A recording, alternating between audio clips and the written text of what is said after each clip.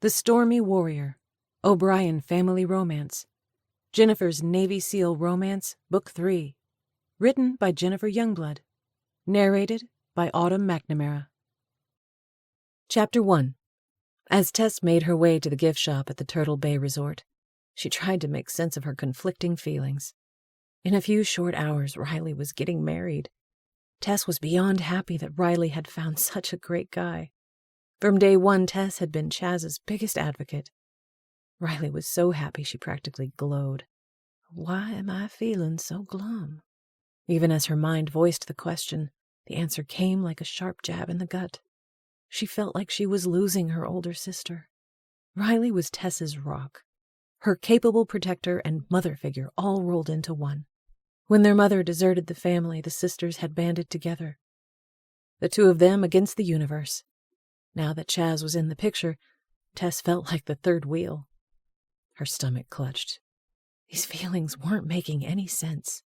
She wasn't losing Riley or Noah, but after today, things would be different. At the end of this trip, Tess would return home to Fort Worth to an empty house. Shortly after Riley got divorced from her first husband, Joey, Tess moved in with Riley and Noah. Tess spent so much time looking after her 8-year-old nephew that half the time she felt like he was her son. The house would be quiet without Noah, silent like the morgue. She shuddered. Maybe she should consider getting a roommate. No, that sounded dreadful. Tess didn't want to share the house with some stranger. She wanted to be free to lounge around and do things on her own terms. Riley and Noah were moving into Chaz's house while Tess remained in the old home place. Tess had always paid a portion of the mortgage, but there was no way she could afford to pay the entire payment. Riley assured Tess that she would help make up the difference. As generous as the offer was, Tess didn't want to be a burden on Riley. Chaz had a ton of money, but still, that didn't mean he was obliged to supplement Riley's family members. Tess let out a long sigh, pushing aside the despondent thoughts. One thing at a time. It would get easier living on her own. She'd done it before when Riley was married to Joey. She could get used to it again. And if not, she could get a roommate. She scrunched her nose. Not something she wanted to think about right now. Tess was Riley's assistant in her personal chef business. They ran the business out of their home. Riley planned to keep the office at the old home, meaning that Riley would spend a lot of time there. That was comforting. The gift shop was tucked in the back of the resort. Like many places in Hawaii, it was an open-air setting, facing the pool. As Tess stepped into the shop, she caught a whiff of chlorine. She made a beeline over to the fruit bin where she grabbed 2 bananas and an orange. The breakfast she'd eaten this morning had long since worn off, leaving her famished. Riley often teased Tess, saying she had the appetite of an elephant. Well, at least she was eating something healthy. When she got up to the register, she grabbed a candy bar and a pack of bubble gum for Noah, and some breath mints for Riley. The wedding was in 2 hours. The family was eating lunch together, but that wouldn't happen until after the wedding. Tess would be passed out from hunger by then. She reached for another candy bar. This one was for her. Better safe than sorry. The package of Reese's Cups looked good. It was the last one. She grabbed it and a bag of barbecue potato chips. It was good to have lots of options. When the sales clerk rattled off the total, Tess inserted her credit card into the reader. A man stepped up beside her. Stocking up, I see. Her heart skipped a beat as she turned to face Caden O'Brien, Chaz's younger brother. Tess had jokingly asked Chaz if he had a younger brother he could fix her up with, never dreaming that the younger brother would be the hunky G.I. Joe standing in front of her. Kaden was sporting a snug-fitting green t-shirt that showcased his rock-hard abs and defined chest. Her mouth went drier than sand as she swallowed. Kaden had a strong resemblance to Chaz, except he was slightly shorter and more muscular. His copper-brown hair was cut in a short military style, making his lean jaw look razor-sharp. When Tess first met him, she'd thought his eyes were blue-green, but today they were greener, picking up the color of his shirt. It went through her mind that she should say something witty or intelligent, but she couldn't seem to make her tongue move. She just stood there, gaping at him. This wasn't her. She was the dating queen. Normally, she played the opposite sex like a fiddle. What in the freak was happening here? You might want to remove that. Huh? He motioned to the card reader. "Oh, yeah." Her cheeks flamed as she pulled it out and placed it back into her wallet. From the minute Tess laid eyes on Caden, a truckload of fireworks had exploded inside her. She'd done what came most natural and turned on the charm, assuming she'd have Caden eating out of the palm of her hand. Not so. The more flirtatious she became, the more distant Caden grew. That's what had thrown Tess for a loop. She didn't know how to handle his disinterest, so she made a point of ignoring him. The crazy part was that everywhere she went, Caden was right there, almost as if he were following her. All right, that was a stretch. Wishful thinking, maybe. It was only natural that Caden would be nearby, considering they were in the same wedding party. She was baffled and irritated at the amusement that flashed over his face. "What?"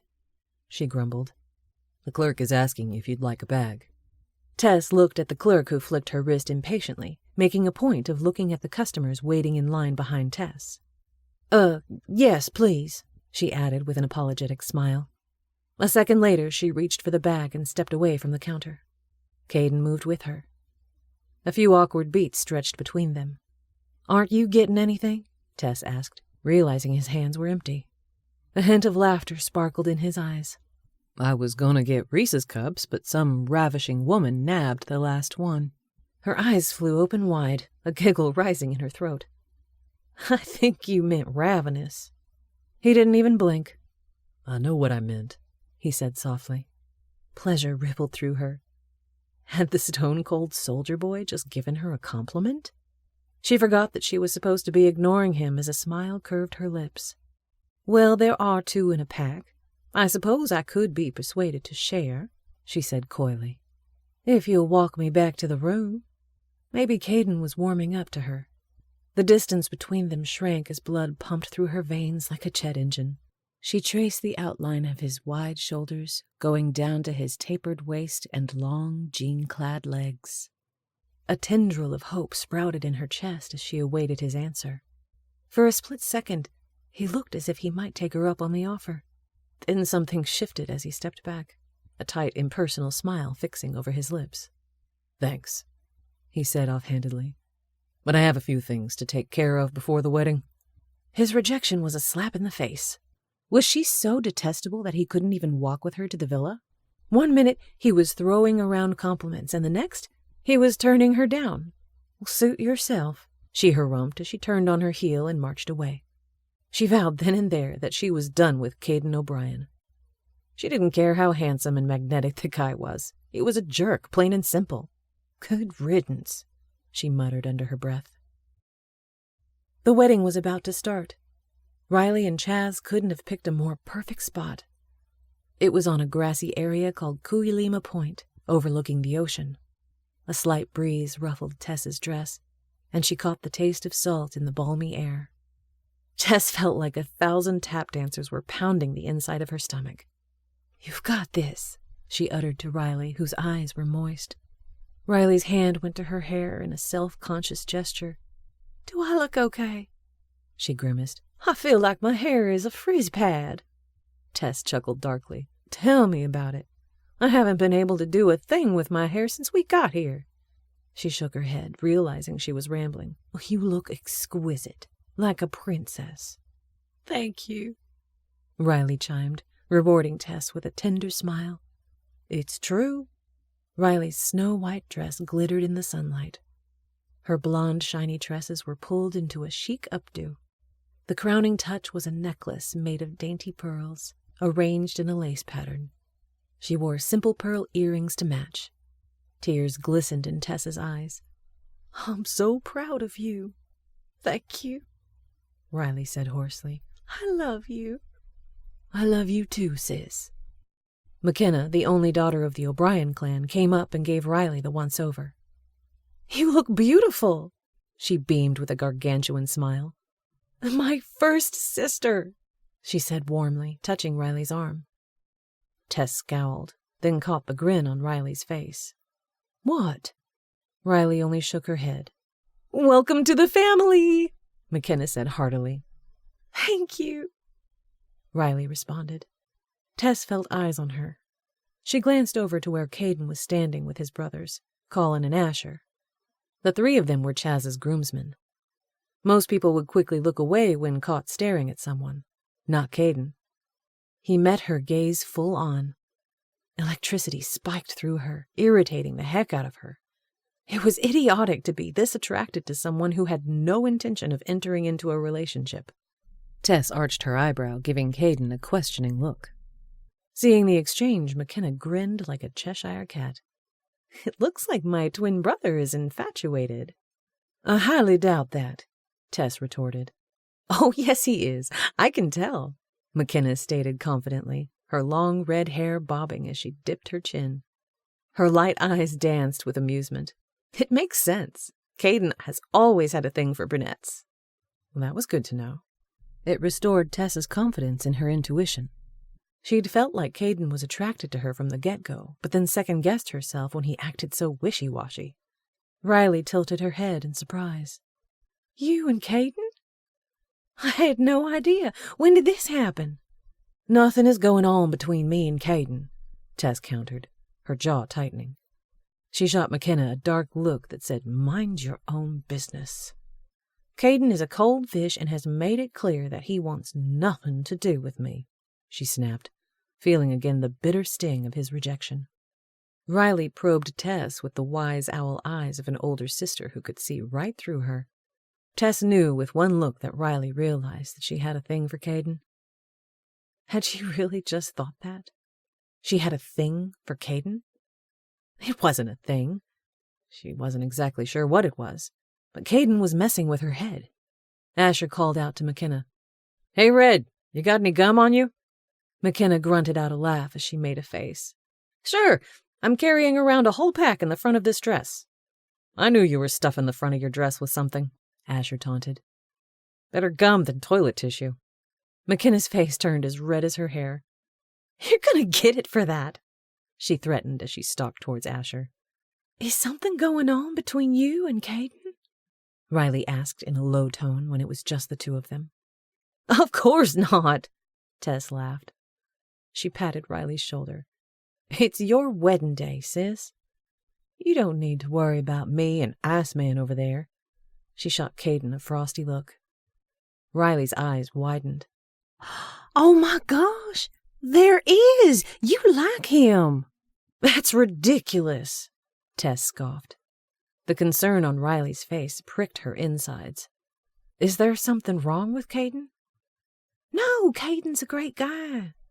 An unexpected wave of relief rushed over Tess. "Well, that's good to know." Riley wet her lips, her voice lowering to a whisper. "I hope Chaz will forgive me for telling you this, because none of the rest of the family knows, but Caden has been through a rough time when it comes to relationships. He had some things to happen." She chewed on her lower lip. "I'm not sure that he would be right for you, Tess." Nancy, the woman in charge of facilitating the flow of the wedding, rushed over in a bluster, her platinum cap of hair swinging with her every step. "If anyone needs to make a last-minute run to the restroom, now would be a good time." She caught hold of Riley's arm, dragging her away. "I'm sorry to interrupt, but we need to go over a few last-minute particulars." Not right for her? Why not? Tess was burning to get the scoop on Caden, but it was Riley's wedding day, not the time to make demands. She forced herself to step back and take a chill pill. She stole another glance at Caden, who gave her a quirky grin. A ridiculous urge overtook her as she stuck out her tongue. He jerked, then laughed, shaking his head like she was an idiot. Tess stomped to the restroom, avoiding any further eye contact with him. When she returned, everyone was lined up to go out. Great! Now Tess would have to stand close to Caden. Her traitorous heart thrummed at the prospect. Nancy thrust a bridesmaid bouquet at Tess, then clapped her hands. "All right, everyone, it's time," she announced breathlessly. The music started. Tess felt Caden's probing gaze on her again and couldn't resist looking his direction. This time his eyes were round as saucers. "Enough of this," she muttered. She stepped up to him, her chin jutting out. "Have you got something to say to me?" "You've got a problem," he stammered, a wild look in his eyes. She barked out a hard laugh, her hand going to her hip. "Oh, yeah? What kind of problem do I have, soldier boy?" He blinked rapidly, motioning with his hand. Your dress, you need to... It took everything in Tess to keep from pummeling him over the head with her bouquet. Really? My dress? He started to say something else, but she cut him off short. Save it, she barked, glancing at Chaz, who was standing tall beside the altar, his face radiating joy. Next, she looked at Riley, standing at the back of the wedding lineup. Riley looked nervous but elated. Their eyes connected for one brief moment as Tess gave Riley a thumbs-up signal. She turned back to Caden. I don't have time for your games. It's my sister's wedding day. Let's go, Nancy cooed, pushing everyone along. Walk slowly and purposefully. The second before it was Tess's turn to stride across the grass, McKenna grabbed her arm. The back of your dress is tucked into your panties, McKenna said, yanking out the fabric. Tess's face burned with humiliation. Thank you. It would have been disastrous for her to walk out in Riley's wedding with her panties showing. Of all the moronic things to do, Tess had a knack for getting herself into the most ridiculous situations imaginable. Caden stepped up beside her and linked his arm through hers, sending a jolt of electricity through her. In their practice session, Asher had been her escort. Caden must have switched with him. Tess's heart did a wild spin as they walked forward. Caden was a pillar of strength and raw muscle beside her, moving in fluid strides. Why didn't you just tell me my dress was tucked into my panties? She stretched a plastic smile over her face for the guests. Caden let out a low, throaty chuckle that rumbled through her chest. I was trying to, but you chopped me to bits. You said I had a problem, she shot back. You did. A big problem. He grinned like a teenager. Not that the male guests would have minded. He scrunched his nose.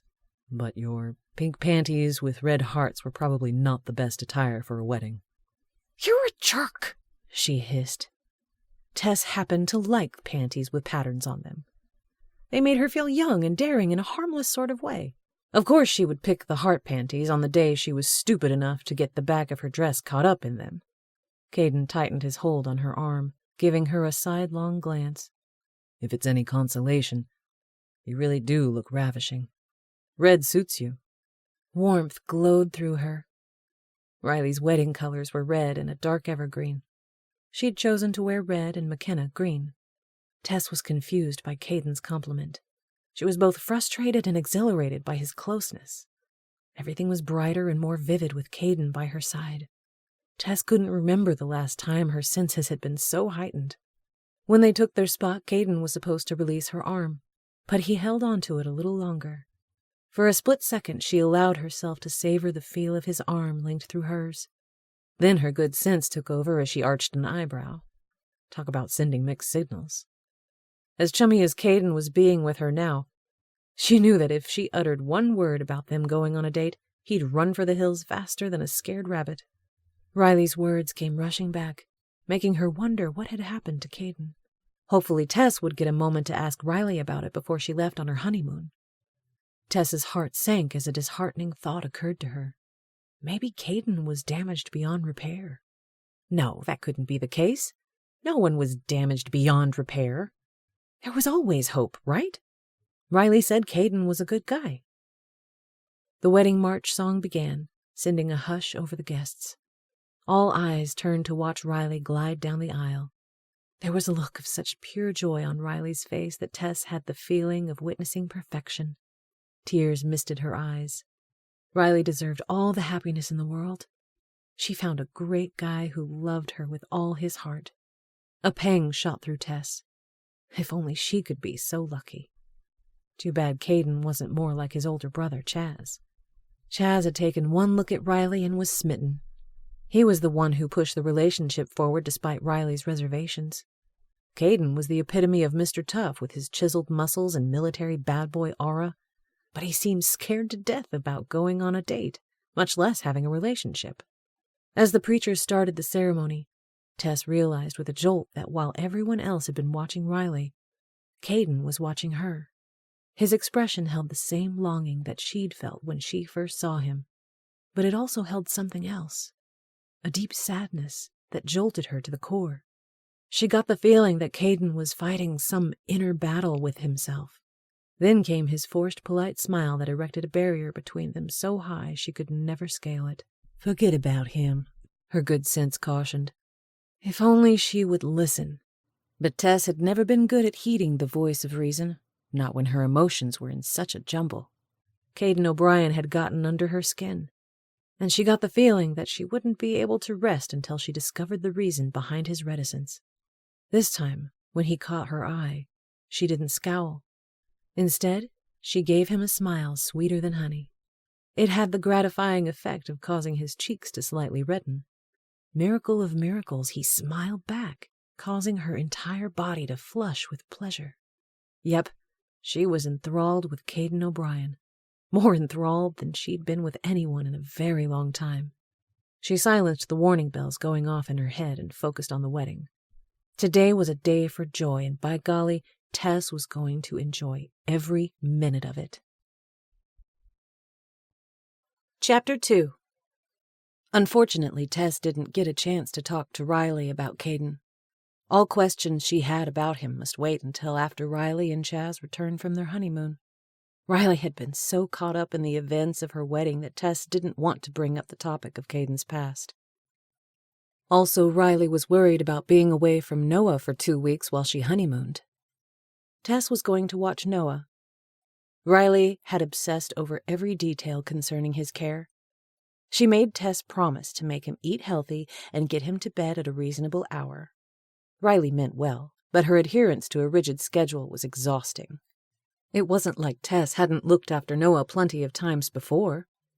But they were in a new place, and Riley was projecting her nervousness over starting a new life onto Noah's well-being, so Tess couldn't blame her sister. Tess planned to stay in Hawaii an extra week with Noah. Chaz's entire family was staying the week, too. Chaz's mother, Effie, and his grandmother, Shannon, had offered to help watch Noah some to give Tess a break. It was always good to have people around that she could count on. Also, Tess was more excited than she wanted to admit at the prospect of having Caden around for an entire week. She lay back on her beach towel and lifted her face to the sun. She and Noah were on the beach in the Bay Area of Turtle Bay Resort. Noah was beside her, building a sandcastle. She glanced at his shoulders, hoping she'd slathered enough sunblock on him. Noah had an olive complexion like his dad, Joey. Still, it was easy to get burned out here, with the wind and intense sun. Her phone buzzed. She sat up and retrieved it from her beach bag. Hello? Tess, it's Julie Baldwin. Hey! Julie was one of Tess and Riley's clients. Tess had met Julie at a hot yoga class. Julie was a health fanatic. When she learned about Riley's personal chef business, and that Tess was her assistant, Julie hired them to cook balanced meals for her family. Tess had been ecstatic about gaining a new client, especially since Julie's husband Reginald was a senator. It was always nice for business to take on influential clients. However, Julie and Reginald lived in a secluded area 45 minutes from Fort Worth. The commute was a bit of a pain with spotty cell service. The biggest negative, Julie was hard to work with. Not only was she needy, but she constantly tried to rope Tess into babysitting her 12-year-old daughter, Mia. Julie equated personal chef with personal assistant. Where are you? The accusation in Julie's tone caused Tess to bristle. Hawaii? Julie's voice rose an octave. What? I thought you were coming over this afternoon. I was calling to see if you could pick up Mia from school on your way over. Tess fought to keep her voice even. We talked about this, remember? My sister got married and I'm staying an extra week for vacation. Normally, Riley would have spent time at Julie's house too, preparing meals. However, since Julie was Tess's friend, Tess had taken the lead on this one. We did? I don't remember. Because you never listen, Tess wanted to say. She could tell when she told Julie about her trip that Julie's mind was already onto something else. This puts me in a bind, Julie said, her voice quivering with concern. I'm stuck in a meeting and won't be able to pick Mia up on time. Meeting? It was probably an exercise class. Julie was fanatical about attending as many classes as she could. Tess rubbed a hand across her forehead. Well, I don't know what to tell you, Julie. We went over this. I know, I'm sorry. Short pause. I just wish there had been better communication. Or better listening, Tess muttered. Excuse me? Julie flung back. Tess blew out a long breath. Julie, we did talk about this, she said firmly. I'm sorry that you don't remember. Also, my job is to prepare meals for your family. I help out with Mia when I can, but babysitting is not part of my job description. Silence came over the phone. Julie, are you there? Tess asked. She didn't want to lose Julie as a client, but she wasn't willing to be a doormat either. When Riley returned from her honeymoon, the plan was to make Tess a partner in the business. The two of them had operated as a partnership from the get-go, but now they were making it official. Tess knew that Riley would be disappointed if they lost Julie, but at this point there wasn't much Tess could do about it. I'm here, Julie exhaled loudly. I'm sorry. This isn't your fault. Dang right it's not, Tess's mind shouted. I'm sure you did tell me. My mind has been so scattered lately with the campaign coming up. Reginald's 6-year term as senator was ending, and he was up for re-election. Tess guessed that would be stressful.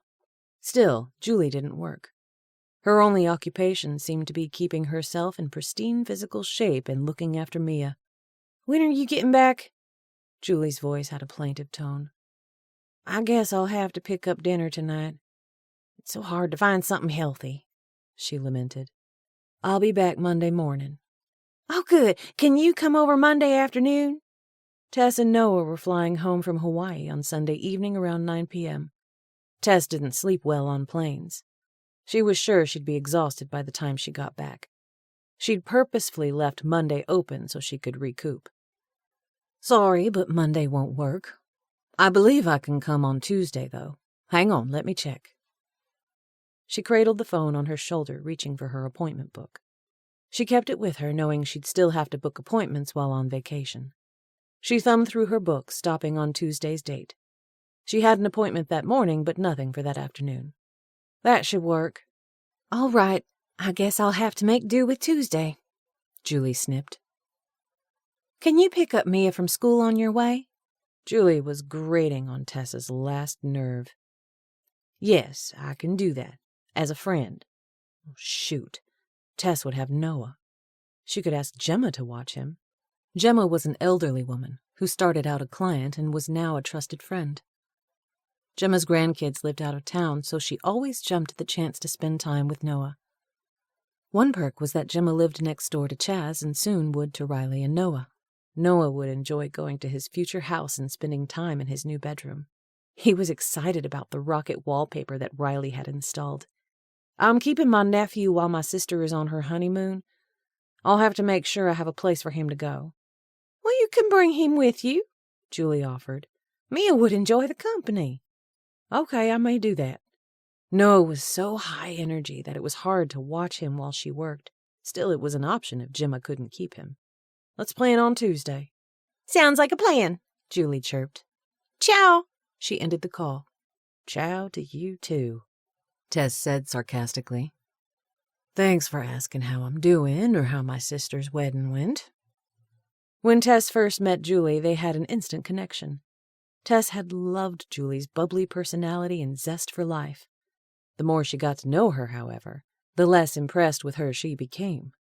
She tossed her phone and schedule book into her bag. She turned her attention to Noah, who was scooping up sand in a pail. How you doing, little man? Good. I'm building a fortress. He went on to explain in great detail about the tunnels and other features he planned to build. The corners of Tess's mouth twitched. Noah was such a cutie. He'd taken the wedding in stride. Tess imagined the transition would be challenging for him, but he was resilient. Also, it helped that Noah loved Chaz. Chaz was the type of father figure that Noah had longed for in his own dad, but never found. Joey, Riley's ex, was a scumbag. The only time he came around was when he wanted something from Riley. More often than not, he used Noah as a bargaining chip. Tess was grateful that Riley and Noah had Chaz. Tess suppressed a yawn. Lying on the beach was making her lazy. Do you want to get in the water? Noah scrunched his nose. No, not right now. Maybe later, after I finish the fortress? All right, just let me know and I'll get in with you. The bay was calm. Noah would be fine going in by himself, especially wearing arm floats, but Riley made Tess promise that she wouldn't let Noah go into the ocean alone. She was about to recline on the beach towel when she caught sight of a familiar person out of the corner of her eye. Her heart flipped. Caden was coming towards her. Wow! He looked like he was right out of the movie Top Gun, sporting a pair of sunglasses and moving with a confident swagger. She willed her pulse to take it down several notches as she pasted on a disinterested expression. Trying to appear as though she wasn't staring, her mind catalogued his black swim trunks and matching black tank top. His ripped muscles moved fluidly under his toned skin with his every step. His legs were long and lean with just the right amount of hair. Caden stopped when he got about 5 feet from her. He spread out a towel and sat down, removing his sandals. Really? He was setting up camp this close, and yet he'd not come all the way over? What was the deal with this guy? She sat there, seething for what seemed like forever, even though it was probably only 5 minutes or so. Finally, she angled towards him. I don't buy it, she said testily. He looked at her as if he'd just now noticed that she was there. Then he let out a hesitant laugh. Oh, hey. She arched an eyebrow, knowing that he'd in fact seen her out here. Hey, Caden, Noah said like a grown-up as he waved. Hey, little man. Noah wrinkled his nose. Little man? That's what Aunt Tess calls me. You two must be sharing the same brain. Tess chortled out a surprised laugh as she pinned Caden with a look. Is that what we're doing here? She wished she could remove his sunglasses so she could see the expression in his eyes. He grinned slightly, but that was it. Tess was half tempted to jump up and move to another location, just to see if Caden would follow. He'd shown up at breakfast this morning, when she and Noah were eating at one of the restaurants in the hotel. He sat one table away from them. When she invited him to join them, he declined. When Caden removed his shirt, Tess's eyes popped. Hubba hubba. Talk about eye candy. His pecs and abs were so chiseled that they looked like a plastic mold on a mannequin. Caden exuded masculinity and toughness, like he could handle himself in any situation. Yet, he was understated, as if he wanted to keep his skills on the down low. He lay back on the towel, a grin tugged at her lips. Strangely, she was glad Caden was out here with her. She just wished he had enough intestinal fortitude to come right out and express his interest. Noah dusted off his hands on his swim shorts. I'm ready to go in the water now. Well, sounds great. She stood. We're going into the water, she said loudly. If anyone would care to join us, that would be great. Caden didn't move a muscle. All righty then, I guess no takers, she snipped, irritation crawling up her neck. She wondered what Caden would do if she marched over and kicked sand on him. She chuckled at the thought. No, even she wasn't brazen enough to do that. I'll join you. Tess jerked as a guy strutted towards her, coming from the opposite side of where Caden was lying. His chest was thrust out like a rooster, and he was so pumped full of steroids, his muscles so large, that his arms wouldn't go down flat beside his waist, but stuck out like the insides of his arms were wet, and he was holding them out to dry. He looked her up and down with open admiration that bordered on leering, his eyes lingering on her chest. My face is up here, she said tartly. He snapped out of his reverie, his eyes racing to her face. A toothy smile spilled over his lips. Hey, babe, the name's Axel. He did a half-nod wave thing that was probably supposed to be cool, but it looked goofy, like he was trying to be a rapper. Tess, she responded. Normally she would have told this overgrown Johnny Bravo to take a hike, but under the current circumstance, he could prove useful. She didn't have to look at Caden to know that he was listening in on the conversation. She could almost feel his angst radiating off him. A smile curved her lips.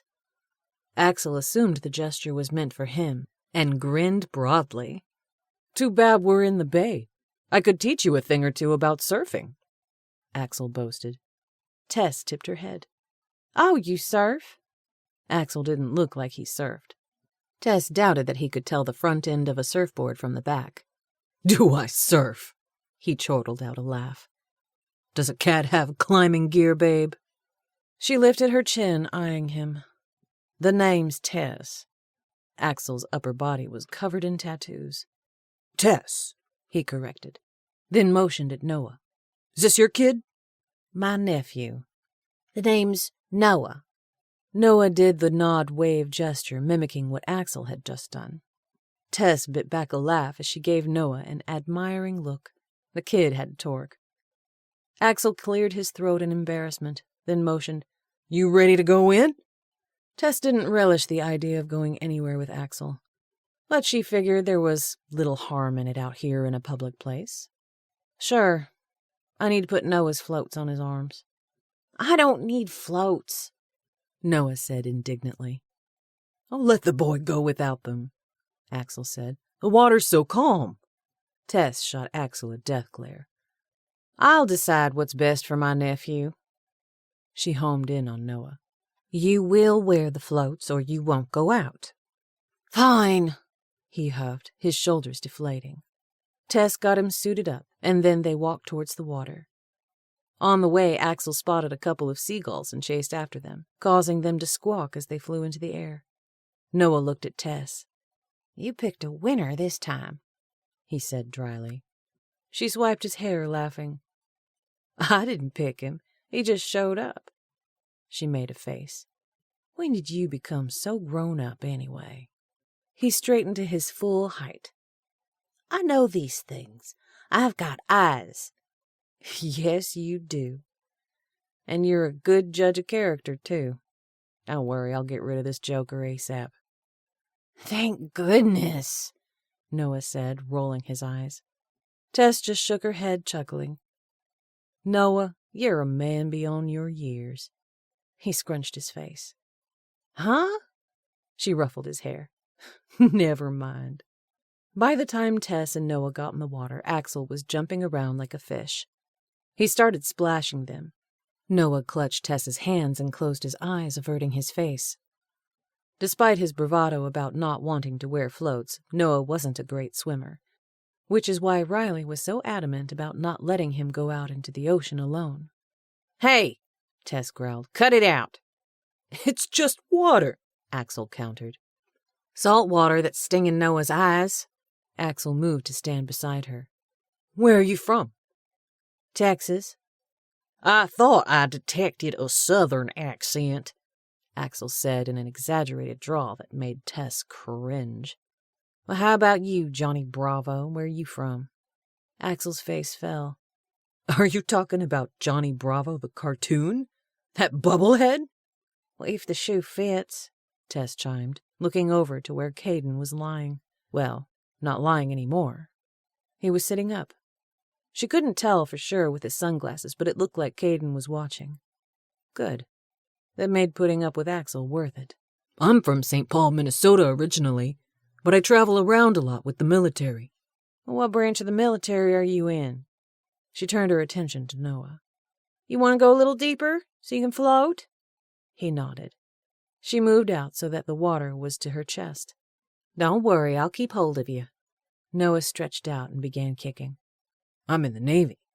A SEAL, Axel said. I'm here on leave. My last mission to Iraq was a doozy. And I'm Cleopatra. Tess fought the urge to laugh. If Caden could hear this, he'd blow a pipe. I would tell you about it, but then I'd have to kill you. Noah's eyes widened with alarm. He's joking, Tess assured him. It's top secret. You have to have government clearance, Axel said as he flexed his arm, presumably to give Tess a show of his biceps. How about you, doll? What do you do? I'm a personal chef. Oh, cool. So is this your first time to Hawaii? Yes. She looked back at Caden, longing to be on the beach with him. Why was he being such an imbecile? He obviously liked Tess, too. They were in Hawaii, one of the most romantic places on Earth. They could have so much fun together if he wasn't so standoffish. If you want to do something rad, you should go out to Goat Island. I could take you there tomorrow. It will give you a thrill you won't soon forget. It was all Tess could do not to laugh in the moron's face. She felt like she was in some parody about how not to pick up on chicks. Thanks, but my schedule is booked for tomorrow, she said lightly. Too bad, Axel purred. Goat Island is right off a main beach that's not far from here. You can walk from the beach to the island. The water is crystal clear with sparkling white sand. We might even be lucky enough to have the island to ourselves. His gaze moved over her, stopping on her chest. Seriously? Tess crossed her arms over her chest to cover herself up. Well, sounds interesting. No way would she go to a secluded island with this bozo. All right, Noah, she said a few minutes later. You ready to go back in? Yep, I have to finish my fortress. Well, we're going back, Tess said breezily. You're welcome to join us, she said to Axel. The only way she had a prayer of making Caden jealous was if he could hear the conversation with Axel. Otherwise, this was a waste of time. Noah looked at Tess like she'd lost her mind. Well, I'd love to, babe. Tess, Axel corrected quickly. When they got back on the beach, Tess motioned for Axel to sit on her left so that he'd be in between her and Caden. Tell me more about your military career. It must be amazing being a SEAL, she said dreamily like she was smitten. Axel bought into it 100%. Oh, it's fantastic. The greatest job on the planet. We get to go to exotic locations around the world with kick-butt weapons saving lives. When Caden scoffed, Tess felt a ping of victory. Axel glanced at Caden like he wasn't sure if the scoff was meant for him. So you just got back from Iraq? Too bad you can't tell me more about that. Tess was a master at turning on the charm when she wanted. She batted her eyelashes and flipped the ends of her hair. She caught a glimpse of Caden's hard expression. Yeah, she was a heel for using Axel to make Caden jealous. Axel had never done anything to her. Sure, he was an egomaniac who was a bane to all womankind. Still, it wasn't fair to manipulate him. Guilt churned in her gut. Yeah, too bad. He winked, giving her a seductive grin. I'd like to talk about our plans. Plans? This guy was clueless about how he came across to the opposite sex. His pretty boy muscles were useless. The kind that would turn to fat in a few years when he stopped taking steroids. What do you have in mind? Tess's heart sank when Caden stood and gathered his things. He gave her a withering look before stalking off.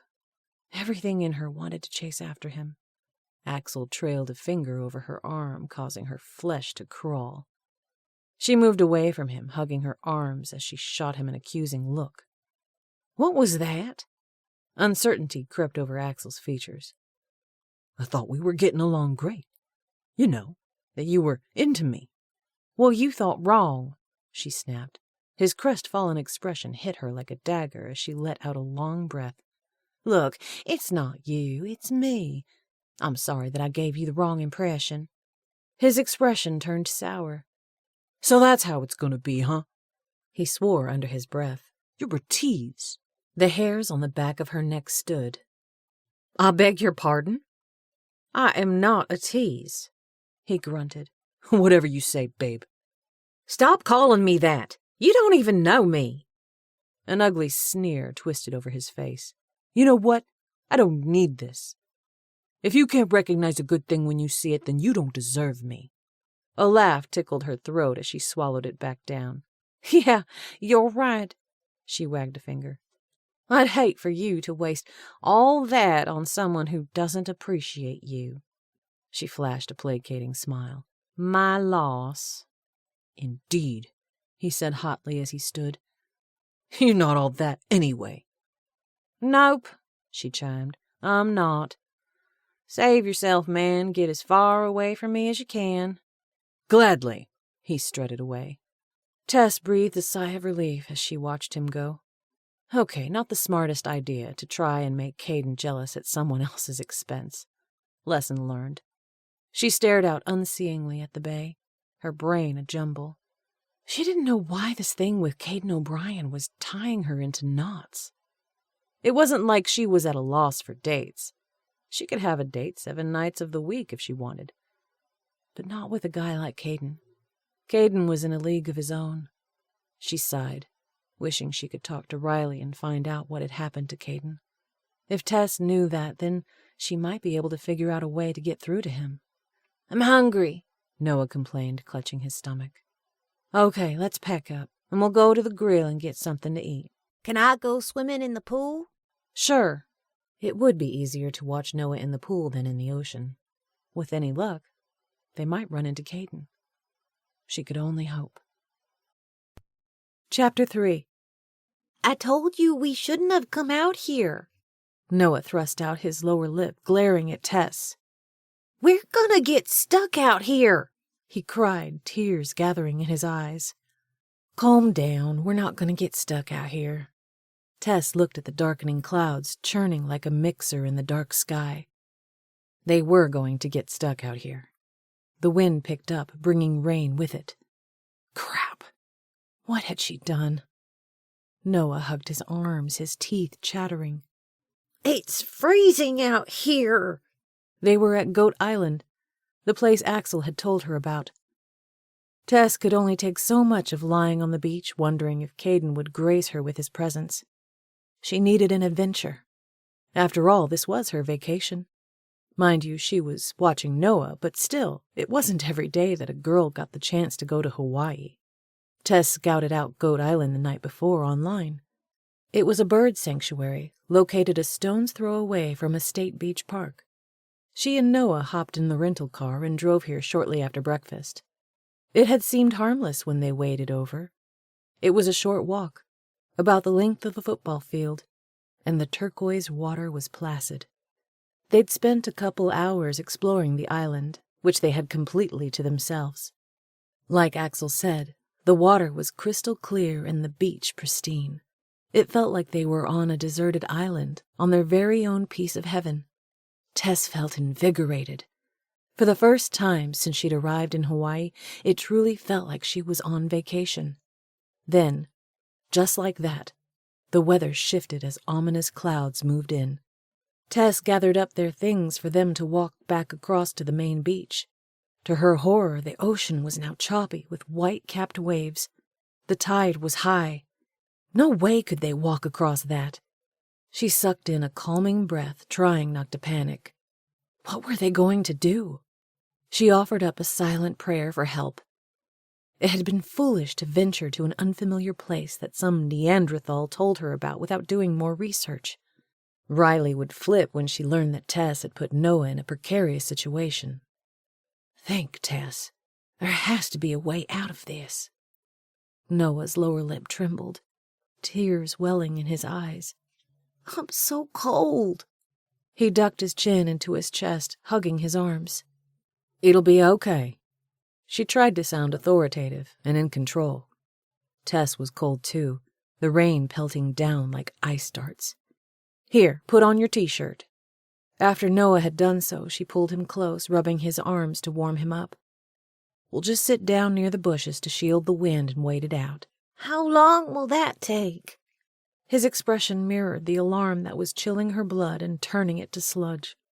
"I'm not sure," she admitted. Please let the storm pass quickly. Even if the storm passed, they had no guarantee the tide would go down. She thought about her phone in her bag. She'd held the bag high over her head as they waded across the reef. She could call someone, but who? It seemed too drastic to call 911, but she might resort to that measure if their situation didn't improve shortly. An image of Kaden flashed through her mind. She didn't know his number. She could call Riley and get it. No, then Riley would panic. Better not do that. Here, let's sit down. They huddled together, their backs resting against the stalks of the bushes. "Hey, look!" Noah said eagerly, pointing. Her heart leapt when she saw a kayak coming their direction. Her eyes rounded like pancakes when she saw who was in it. Caden! She blinked, wondering if she was seeing things. Then it registered in her mind that Noah had just pointed Caden out. She and Noah rose to their feet. "Over here!" Noah shouted jubilantly, waving his arms as he trotted towards the shore. Tess grabbed her bag, the beach towels, and Noah's snorkeling mask before hurrying after him. She reached the shore at the same time as Caden. The wind picked up, slapping her hair against her face and into her eyes. She blinked a few times to clear the stinging. "Would you like a ride?" Caden shouted over the wind. She giggled incredulously at the absurdity of the situation and how Caden was acting like this was everyday business. "If it's not too much trouble," Tess responded, then winced. Not too much trouble. Really? They were desperate for Caden's help. She tried to process what was happening. Had he followed them here to Goat Island? Yes, she was almost positive he had. Had he rented a kayak when he realized they wouldn't be able to get back across? The rain was coming down harder, making Tess feel like a drowned rat. She never would have thought it possible to be this cold in Hawaii. She clamped her mouth shut to keep her teeth from chattering. Caden looked every bit the conquering hero as he nimbly hopped out of the kayak and pushed it up onto the sand. His black t-shirt was plastered to his torso, giving Tess a splendid view of his incredible muscles. The rain pressed his hair flat on his head, making his facial features look even more chiseled. Her blood ran faster, warding off some of the chill. This was like the scene out of Sense and Sensibility, where Mary Ann tripped and fell in the rain, and John Willoughby rode up on a white horse and rescued her. Her heart skittered in her chest. With this one act, Caden had redeemed himself. "I'll have to take you across one at a time," Caden said in a no-nonsense tone. "Let's take you first, big man." He reached for Noah's hand, helping him get seated in the front of the kayak. Uncertainty clutched Tess's stomach as she looked across the water at the deserted beach. "Will Noah be all right by himself?" "We'll be able to see him the entire time," Caden assured her. "He'll be fine." She bit her lower lip, wanting to protest, but knowing there was no other alternative. She'd been such a nitwit to get them into this situation. She nodded. "All right." Caden gave her a reassuring smile. "I promise I'll take good care of him." "Thank you," she uttered, pushing back the grateful tears. Her chest warmed like the sun had taken up residence in the center of her heart. She knew in some instinctual way that she could trust Caden to keep Noah safe. Not because he was a retired Navy SEAL used to eating danger for breakfast, but because she and Caden had some invisible bond that pulled them together despite his reticence in keeping his distance. He'd been drawn to her today, and it had saved her bacon. The kayak ride taking Noah to the beach, and then Caden returning to get her were some of the longest moments of Tess's life. Her eyes remained fixed on Noah standing on the beach, hugging his arms. Tess hoped Noah wouldn't catch a cold, or worse. She shuddered at the thought. Thankfully, the rain had stopped, but the wind was blowing with a vengeance. Shivers rippled through her body. When Caden pulled the kayak up, she hopped into the cocoon-like seat as quickly as possible, depositing her bag and other items at her feet. Her bag was wet. Hopefully her phone would be okay. Tess couldn't worry about that right now. She just wanted to get across the water and back to Noah. She wished there was more than one paddle so she could help. Caden shoved the kayak into the water and got in behind her. The kayak tilted with his movements, moving Tess's body with it. Finally, they were in the water. The current was strong, threatening to pull them out to sea. But it was no match for Caden's strength as he sliced the paddle through the water in smooth, rhythmic strokes.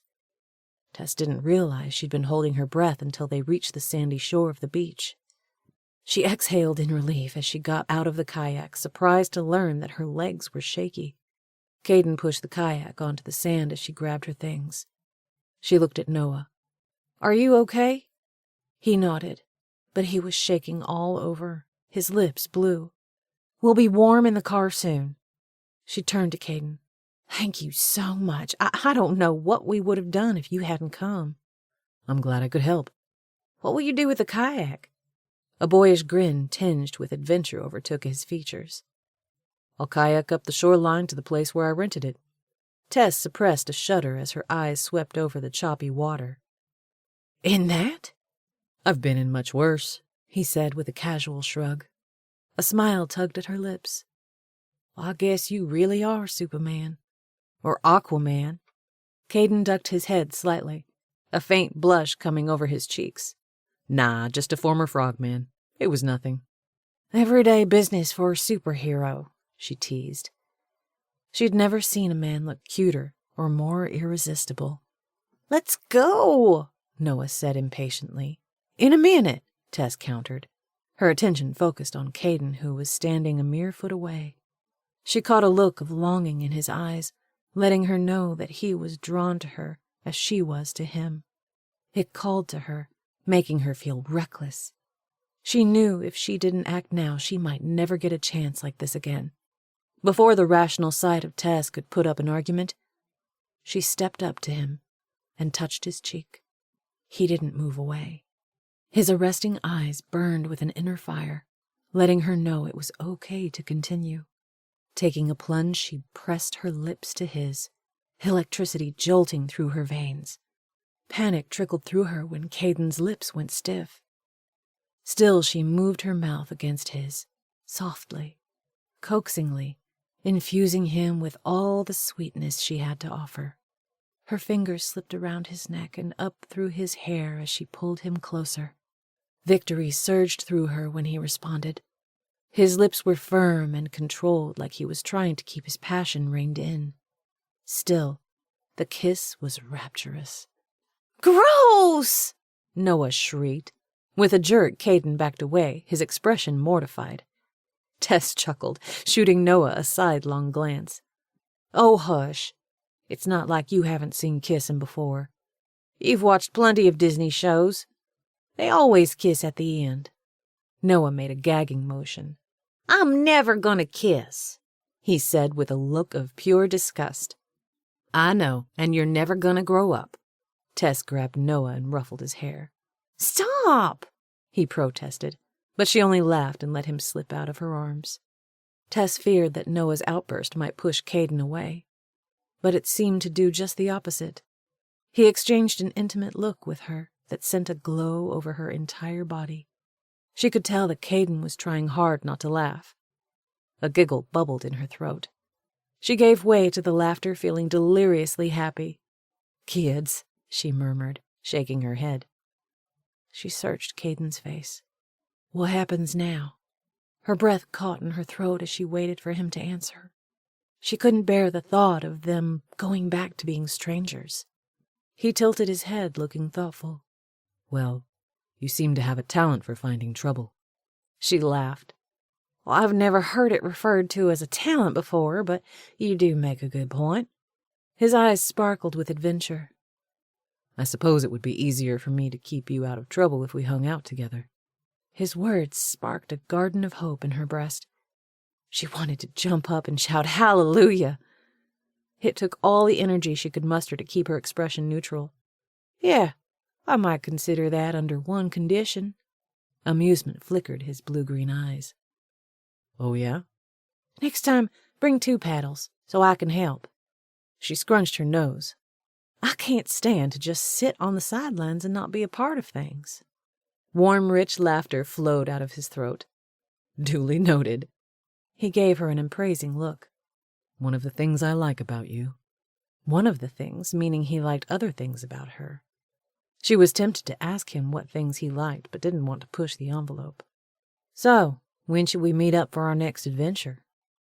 She wanted to pin him down so he couldn't weasel out of his offer. "How about we meet at your villa 3 hours from now? It'll give me time to return the kayak and get a shower." "Sounds great," she chimed. A gust of wind cut through her as she shivered. Noah vigorously rubbed his arms. "Let's go," he pleaded, jumping up and down to stay warm. "All right." She tipped a wispy smile at Caden. "See you in a few." He responded with a lopsided grin. "Sounds like a plan." Even though she knew they needed to get warm, Tess hated to walk away for fear that Caden might change his mind. Then again, she'd put Noah through enough already. Surely Caden would follow through on his word. She motioned with her head. "Let's go, sport." That's all the encouragement Noah needed. Immediately, he trotted up the beach to get to the stairs leading to the grassy area beside the parking lot. Tess got a few steps away before glancing back. She was surprised and pleased to find Caden watching her. He gave her a farewell salute as he turned to push the kayak back into the water. Her heart did a few flips. Caden was an Adonis, the man of her dreams. Riley's words came rushing back. "I'm not sure if Caden is right for you." A sense of foreboding trembled through Tess. She'd dated a lot of guys, more than enough to know if a guy would be right for her. Caden certainly felt right. More right than anyone had felt in a very long time. She squared her jaw. Tess didn't know what had happened to Caden, but deep in her bones, Tess knew that Riley was wrong. Caden was right for Tess, and she was going to prove it. Chapter 4. Caden looked through the double glass doors of his condo at his twin McKenna, who was padding across the grass wearing sunglasses and a swimsuit cover-up, carrying a large bag over her shoulder. Finally. He needed to talk to Graham, but feared McKenna would never leave. McKenna and Graham were sharing a villa. Caden wanted to ask Graham for help, but not with McKenna around. If McKenna knew what he was planning, she'd tease him mercilessly. Caden wanted to spend time with Tess, but he didn't want to broadcast it to his family. The challenging part about having lots of siblings was keeping them out of his business. He pulled his phone from his pocket and looked at the time. He had less than an hour before he was supposed to meet Tess. He rushed out the door and across the path leading to Graham's villa. He knocked once before entering. Graham was sitting on the couch watching TV. She looked up as he entered, a smile lightening her face. "Hello." "Hey." He strode in and plopped down in the love seat that formed an L shape with the couch. Graham reached for the remote and turned down the volume on the TV as she angled towards Caden. "To what do I owe this honor?" she began warmly. Briefly he thought about beating around the bush, but figured Graham would see right through that. He cleared his throat. I was wondering if you might be willing to do me a favor." "For you? Anything," she said blithely, her light eyes twinkling beneath her glasses. Graham was a fireball, basically an older version of McKenna, with her fire engine red hair and thick brogue. His grandmother was Irish through and through. Caden scooted forward, clasping his hands. He could feel his face reddening. "Would you mind watching Noah for a few hours?" Graham blinked in surprise. Then a coy smile stole over her lips. She held up a finger, bent and wrinkled with age. "Ah, I thought I saw you glad-eye in Tess." "Huh?" he asked dubiously. Glad-eye? He had no idea what that meant. "A crush," Graham explained. "Tess is a beauty, and spunky too. I like her," she proclaimed with gusto. She studied him with a frank expression. "I was wondering when you were going to muster up the courage to ask her out." Caden rolled his eyes. "My reserve has nothing to do with courage," he mumbled. No one except Chaz knew about the tragedy that had occurred a year ago. When it happened, Caden shut off his heart completely, vowing to never subject himself to that kind of hurt again. Maybe he was a fool for opening himself up. He'd certainly not planned on it. From the moment he saw Tess, she'd consumed his thoughts. He was sure she thought he was a stalker, lurking around in the shadows. He told himself that it would be better to stay away from her. Yet he couldn't seem to make himself comply with reason. This morning when she left the resort, he'd followed Tess. He watched in part admiration for her grit and part concern for her recklessness as she and Noah waded across the water to the island. Then, when the weather changed, he'd furiously search the web to find a kayak rental place nearby. He'd planned to simply get them to safety and then leave. But then she kissed him. The memory of her soft, supple lips still lingered on his mouth, making him want more. He craved spending time with Tess like he'd craved a good night's sleep during the infamous Hell Week in Bud's training. The smart thing would be to make up some excuse as to why he couldn't keep the appointment, but all he could think about was seeing her again. Caden realized Graham was staring at him with laser-focused eyes, like she had a front-row seat to the stage of his soul. "I'll be happy to watch Noah. It beats sitting here like a bump on a log watching TV," she said with a wry smile. Caden couldn't stop the goofy grin from spilling over his mouth. "Thanks." He shifted, moistening his lips. "Hey, if you don't mind keeping this on the down low, might appreciate it." She laughed. "Don't worry. I won't blab your business to the family."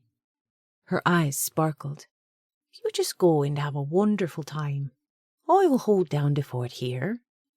Noah and I will get along just fine." "Thanks, Graham. You're the best." Tenderness rose in his chest. Even though Caden often complained that his family was always in his business, deep down, he was grateful for his big, boisterous family, especially Graham, who'd been a fixture in his life since birth. While Caden knew that Graham wasn't getting any younger and wouldn't be around forever, he couldn't imagine not having her here. Even though she was getting up in years, she exuded vitality. "I'm going to meet Tess at her villa, and then we'll drop Noah off here." "Sounds good. We'll get some ice cream at the hotel cafe. How long do you think you'll be gone?" She waved a hand before he could answer. "It doesn't matter. Take your time. You're only young once." She winked. "Don't do anything I wouldn't do." Caden laughed, shaking his head as he half stood, leaned over, and kissed Graham on the cheek. "I don't think I need that much latitude." He imagined Graham had been a force to be reckoned with in her youth. Heck yeah, she was. Same as McKenna. McKenna had been ornery as a goat since the wedding. Caden suspected her dark mood had something to do with the fact that Chaz's football buddy Tate Campbell had left so suddenly. Then again, in all fairness, Caden hadn't exactly been the easiest person to be around. His emotions were muddled because of Tess. Now, however, the storm clouds had cleared. He stood, feeling lighter than air. He had no idea where he hoped this thing with Tess would go, only that he was tired of fighting the attraction.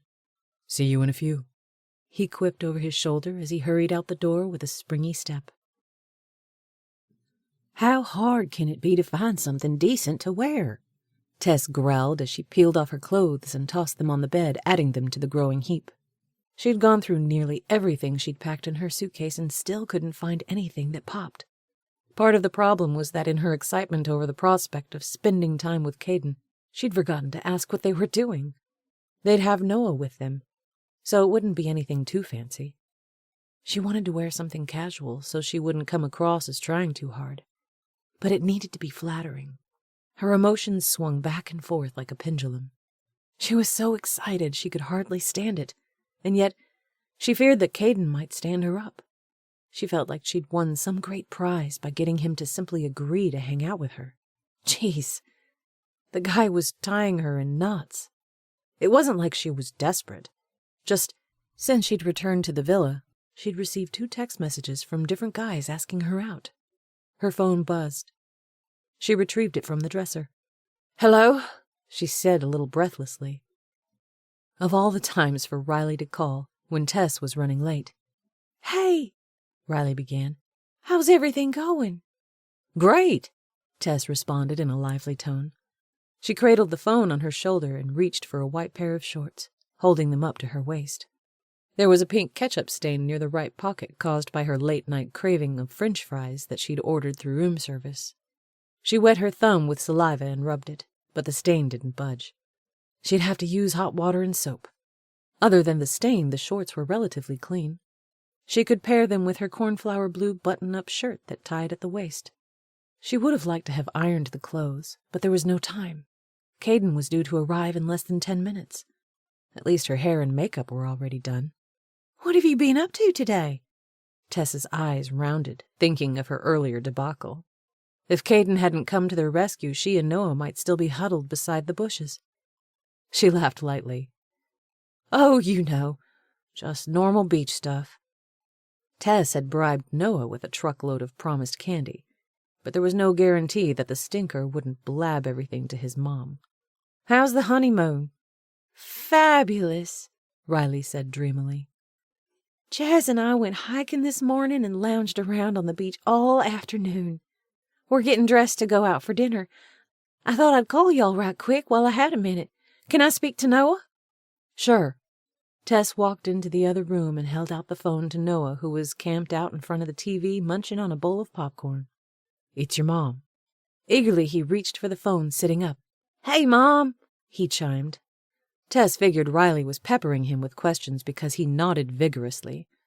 Tess chewed on her fingernail, hoping against hope that Noah wouldn't spill the beans. She looked down, realizing that she was still holding the clothes. No, not holding, but crumpling them into a tiny wad. She smoothed out the wrinkles the best she could, lightly folding the clothes. Tess and I went to the beach. Noah's dark, lively eyes sparkled as he spoke, his hair flopping with every bounce of his head. Uh-huh, he said excitedly. I built a sandcastle. I had chicken nuggets and fries for lunch and ice cream. His eyes widened as he looked guiltily at Tess. Mom says I need to be eating more fruit. Tell her you ate some apples and pineapple, she prompted, rolling her eyes. Her sister could be so neurotic about some things. Noah was a kid. That was the perk of being young. You could eat whatever you wanted and still be perfectly healthy.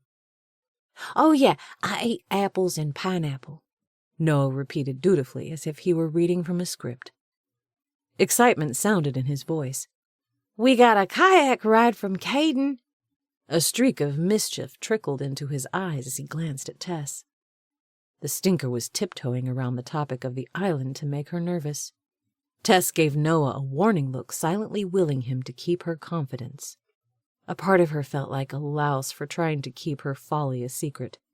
Eventually, she'd have to come clean to Riley, but she didn't want to do it now while Riley was on her honeymoon.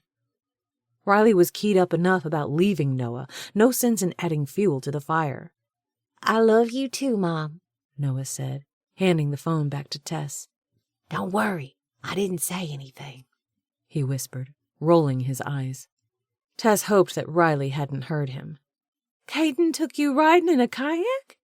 Suspicion rang loud and clear in Riley's tone. That's interesting. Yeah, Tess said casually. He's a nice guy. Riley's voice went a notch higher. Tess, did you hear anything I said to you before I left? Caden's a great guy, but he's been through the ringer. You don't need to get involved with him. Considering his profession and the things he's been through, well, I don't think he's in the right frame of mind to have a relationship right now. You would be setting yourself up for a whole lot of heartache. Quickly, Tess walked into the bedroom, lowering her voice. What happened to Caden? A knock sounded at the door. Crap, Caden was here. The explanation would have to wait. This was becoming a recurring theme, waiting on pins and needles for the rest of the story. Maybe she could persuade Caden to tell her about himself.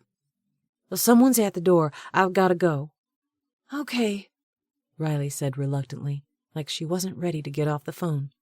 I love you. Love you too. Tess ended the call, looking disdainfully at her shapeless t-shirt and shorts. So much for making a good first impression. She laughed at herself. It was too late for a first impression, but she would like to make a good impression on Caden right now. Sadly, she wasn't going to do that in the sacks she was wearing. She let out a breath, knowing she couldn't leave him standing outside waiting while she got dressed. Caden knocked again more insistently.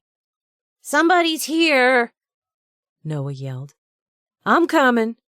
Riley had taught Noah not to answer the door for safety reasons. Normally that was a good thing. Today, however, Tess would have appreciated a few extra minutes to remove the stain from the shorts and get dressed. Oh well, not going to happen. Tess paused, her hand on the door handle as she tried to compose herself. She opened the door, a poised smile forming over her lips. Hey! Her breath caught as she did a little hiccup laugh. Caden looked fantastic, in linen pants and a black button-down shirt. He'd dressed up. Wow! Impressive. She wondered if the outfit she'd selected was too casual. Caden scoped her up and down, a faint crease forming between his eyes. Sorry, I'm not dressed yet. She stepped back and waved. Come in, I'll be ready in a jiffy. Hey, Caden, Noah said in a bored tone, his eyes remaining glued to the TV. An amused grin quivered at the corners of Caden's lips. That must be some TV show. I'm not even sure what he's watching, Tess admitted. SpongeBob SquarePants, Noah supplied in a tone reminiscent of a teacher enlightening dim-witted pupils. Caden's smile widened. My favorite cartoon. Noah scrunched his nose, assessing Caden with a keen eye to see if he was sincere. Really? You bet. Noah's face brightened as he looked at Caden through new eyes. Tess laughed. All right, I'll leave you two with it while I change. Don't change. We love you the way you are, Noah sang, flashing a deviant grin. Those were Tess's words that she always said to Noah. Uh-huh, funny boy, she said dryly. Caden pulled a face. I don't get it. I'll let Noah explain it to you, Tess said, drifting out of the room. She couldn't believe Caden was actually here. Talk about hitting the jackpot. The goal was to not come on too strong so she wouldn't scare Caden away. Again, she wondered what happened to make him so reluctant to have a relationship. Riley's words hissed around her like a sinister snake, stripping away her confidence. Was Tess making a huge mistake? She didn't want to put herself in a bad situation. The last thing she needed was heartache. She knew through Riley that Caden worked for a top-secret security group, and that he was a former Navy SEAL. Caden's profession was reason enough to guard her heart. She pushed the distressing thoughts aside with a forceful breath. She wasn't planning on marrying the dude. She only wanted to hang out with him, share a few laughs. You keep telling yourself that, the smart aleck voice in her head chirped. It felt like it took Tess forever to scrub the stain out of her shorts and dry it with her blow-dryer. When she was dressed, she fluffed her hair and added a fresh coat of lip gloss. Her long, wavy hair was curlier here in Hawaii, and the tipped ends had grown lighter in the sun. She rather liked the effect. Large, hopeful, golden eyes fringed with thick lashes stared back at her. You're such a sucker for a good-looking guy, she said nastily to her reflection. She could no more divert her attention away from Caden than a moth could ignore the lure of a flame. The big question was, would she end up getting zinged by the flame and crumble to dust? Or would Caden turn out to be the very thing the innermost part of her heart had been yearning for? Chapter 5. Tess dressed up her outfit by adding a chunky necklace and dangly earrings. Also, she put on heeled sandals. Even though she was only 5 feet 5 inches tall, it was crazy the number of guys she towered over when she wore heels. She tried to be cognizant of that on dates, especially when going on blind dates with guys she met online. Men often fudged their height on profile pages, much like women did their weight. With Caden, however, the height thing wasn't a problem. Right at 6 feet tall, Caden was perfect. Well, at least his height was anyway. His looks were a 10 and then some. His inner qualities were yet to be determined, but he did get brownie points for the kayak rescue. Although, Tess needed to get to the bottom of the following her around thing. She assumed that in Caden's profession he did lots of surveillance. He probably didn't think twice about applying that to his personal life, but it was a bit unusual. Interesting how the term stalking correlated to the degree that she liked Caden. Had another guy followed her around the way Caden had, Tess might have found it creepy. But with Caden, she found it flattering. Caden's intent seemed to be to keep her safe. Also, he was Chaz's brother, and an O'Brien. The O'Briens were an impressive family. Tess loved the association with them. She picked up on bits of the conversation as she entered the main room. Who's your favorite character? Noah asked Caden. Squidward, Caden said with a straight face. Tess laughed, realizing he was joking. No one's favorite character was Squidward. Noah's jaw dropped to the floor. Ew, how could you like him? He's a lame-o. A pleased grin stretched over Caden's face. Aw, come on now. Don't be too hard on old Squidward. He can't help it if he's a dud. What's a dud? Noah asked. A limo. Tess piped in when she saw Caden's perplexed expression and could tell he was trying to figure out how to respond. Caden obviously wasn't up to speed on the 101 for 8-year-old communication. There was no end to the amount of questions Noah would ask. It was his favorite way to get attention. Caden stood, eyes widening with such appreciation when he saw her that it sent a bubble of satisfaction over Tess. You look fantastic.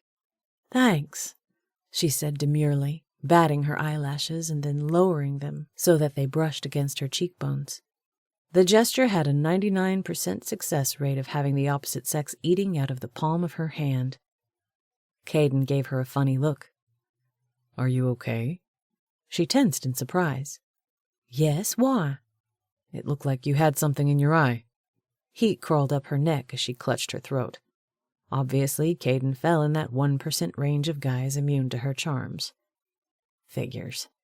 No, I'm okay, she stammered, then caught his flicker of amusement. Her eyes narrowed the second before a laugh rumbled in her throat. Caden was a lot more perceptive than she gave him credit for. He seemed to be able to read her like a book. Tess didn't know if that was good or bad. All right, kiddo, she said to Noah. Time to go. Noah groaned when she reached for the remote and turned off the TV. Can't we just watch the end? Noah asked, giving Tess a pleading look. Please? Hey, I've got an idea, Caden said. Noah gave him a suspicious look. What? How about we go to my grandmother's villa and you can watch the rest of it there? Disappointment sat like bricks on Tess's chest. They were hanging out with Caden's grandmother? Tess liked Shannon, but the idea of spending the rest of the day with her was not what Tess had in mind. Her feelings must have been broadcast over her face like the evening news because Caden gave her a crooked grin. Graham has agreed to watch Noah while we go out. Oh, she laughed in relief. Her heart did a dance when the words sank in. She and Caden were going out on a date. She had to fight the urge to squeal. Well, that's very kind of Shannon to watch Noah. Let's go already, Noah huffed, or the show will be over before we get there. Tess pinned him with a look. Be nice, she warned. Noah sighed heavily, his shoulders deflating. Okay, he said in a sing-song voice of acceptance. Graham has taken you to get some ice cream, Caden said. I'm tired of ice cream, Noah complained. He cocked his head like he'd just had an ingenious idea. Hey, maybe Graham can take me to get a toy like Gemma does. Gemma is Chaz's next-door neighbor, Tess explained. I'm afraid she spoiled Noah rotten. She cut her eyes at Noah to make a point. He stuck his tongue out at her. Caden chuckled. I see the apple doesn't fall far from the tree. Tess wrinkled her forehead. Excuse me? Ribbons of laughter swirled in Caden's arresting eyes. I seem to remember someone else sticking her tongue out recently. She grunted in response, moving into action. All right, Noah, let's get you to Graham's villa. And get a toy? He asked, giving Tess a hopeful look. No toy, she said firmly. You need to be grateful that Graham is getting you ice cream. But I don't want ice cream, he grumbled, folding his arms. He set his jaw in a hard line like he was digging in for an argument. Every minute we stand here is a minute you're missing your show, Tess said.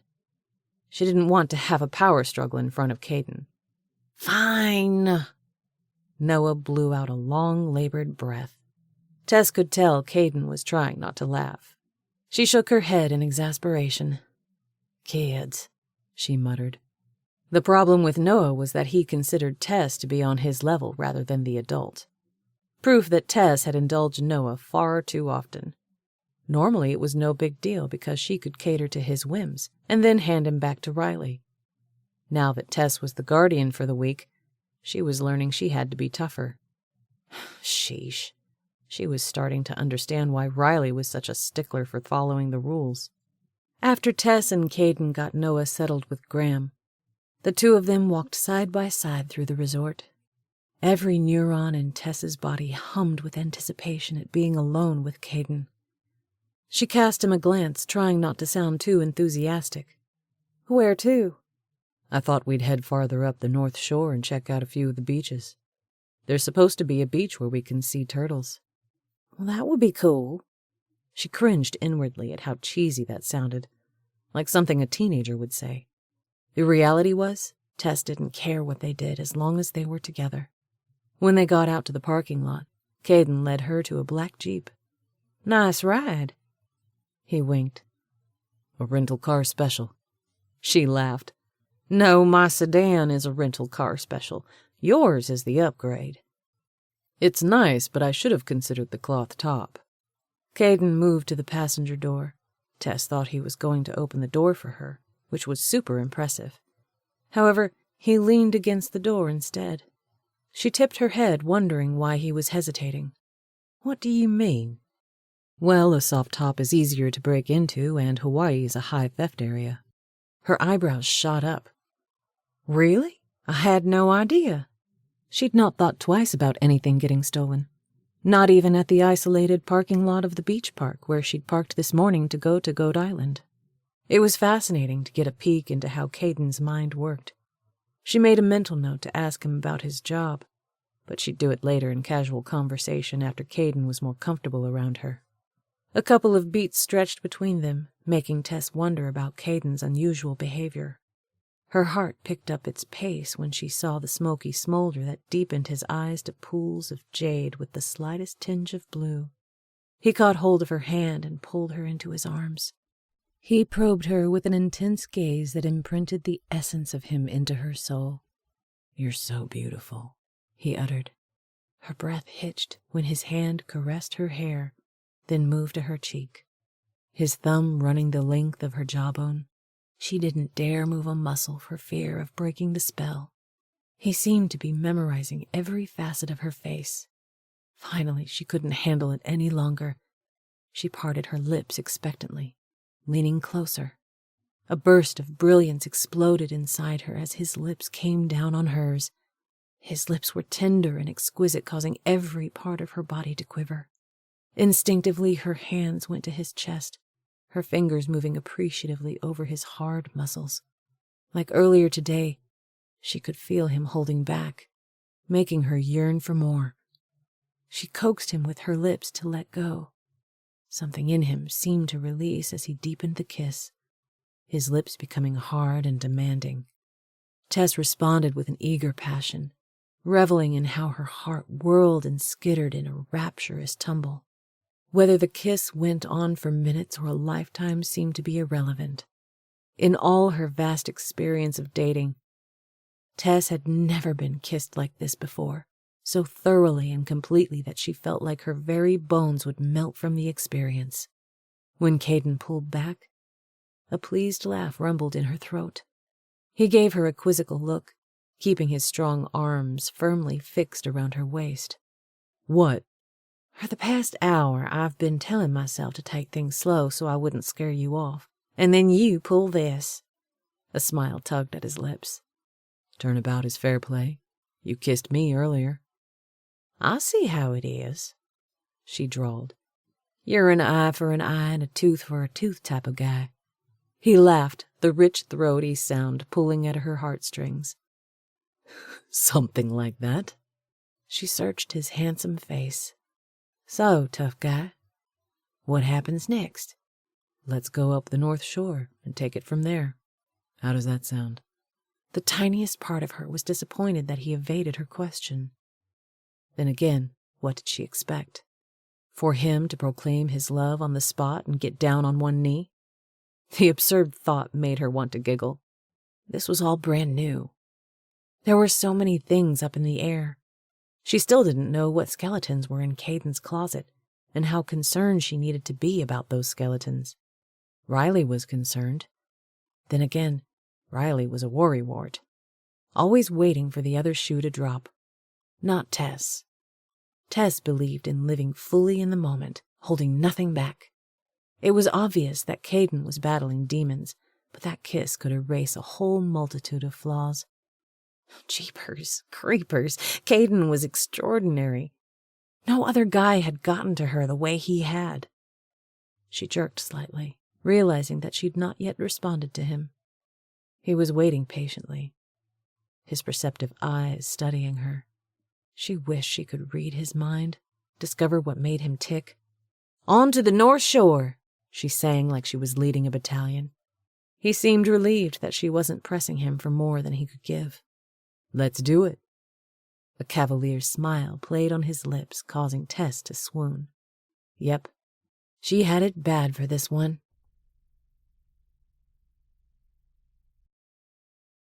Chapter 6. Whenever Caden completed a successful mission or assignment, as they were now called, he felt like he was on top of the world. The sky was bluer, the air cleaner. The world was an untouched bowl of his favorite food, spaghetti, that he could dig into and feast on for days. That's what being with Tess was like. She was zany and fun, not to mention drop-dead gorgeous in a natural golden girl way.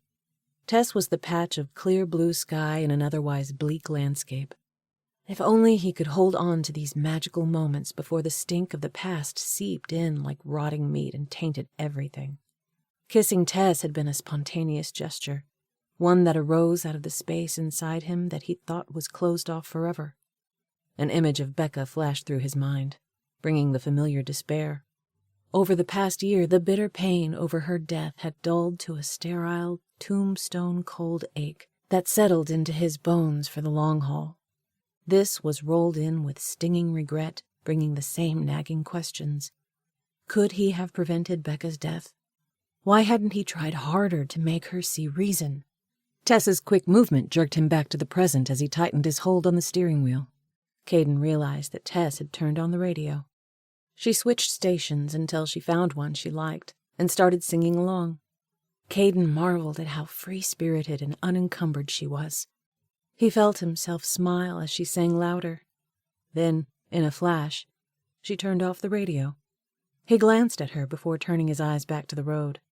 Tess was so unpredictable. In the wake of the music, the silence was oppressive. He rummaged through his brain, searching for something to say. Nothing came to mind. She chuckled dryly. "What?" He looked at her again. Her expression was musing as she angled to face him. "If you ask me, the silent, brooding persona is way overrated." A surprised laugh burst out of him. What? He'd certainly not expected that. In movies and books, everyone goes on about how sexy it is for guys to be aloof and mysterious. I don't agree. A grin stole over his lips. His interest piqued. "All right, I'll play along. Why don't you agree?" "Take us, for example." "Us?" He kind of liked the sound of us. Was it possible to hold on to that patch of blue? One minute we're kissing like there's no tomorrow, and the next, you're staring at the road like a condemned prisoner about to walk the Green Mile to your execution. He tensed, not sure if he should be irritated or impressed that she'd assessed him so accurately. Before Becca's death, he'd been satisfied with his life and career, never thinking that he would ever wish to be dead. However, when he lost Becca, life as he knew it came to a screeching halt. Caden experienced such dark feelings of despair that he wondered if they would consume him. While he was ashamed to ever admit this to anyone, he had at his very lowest wished for death. He didn't know how much of his feelings stemmed from the love he lost, and how much was plain old guilt knowing that he might have saved her. Tess nudged his arm. "There you go again, back down the rabbit hole." Her voice was teasing, but he caught the faint undercurrent of reproof beneath. He offered an apologetic smile. "I'm sorry. I guess I'm not the greatest company." "Do I dare ask what morbid thoughts were swirling around in your head?" Tess had asked the question in a teasing manner, but she couldn't have guessed how close she came to the mark. Morbid was an appropriate description. He shuddered, grateful that Tess couldn't read his thoughts. Otherwise, she'd realize how broken he was and get as far away from him as she could. Had he been a better man, Caden would have held strong and kept his distance from Tess, knowing that he couldn't promise her any kind of future. He didn't believe in dating for the sport of it. His motto had always been to never waste time on anything that didn't have the possibility to yield fruit. Then why was he here now with Tess? Because he was weak, that's why. He was wildly attracted to her and didn't have the strength to keep turning her down. This isn't going to work.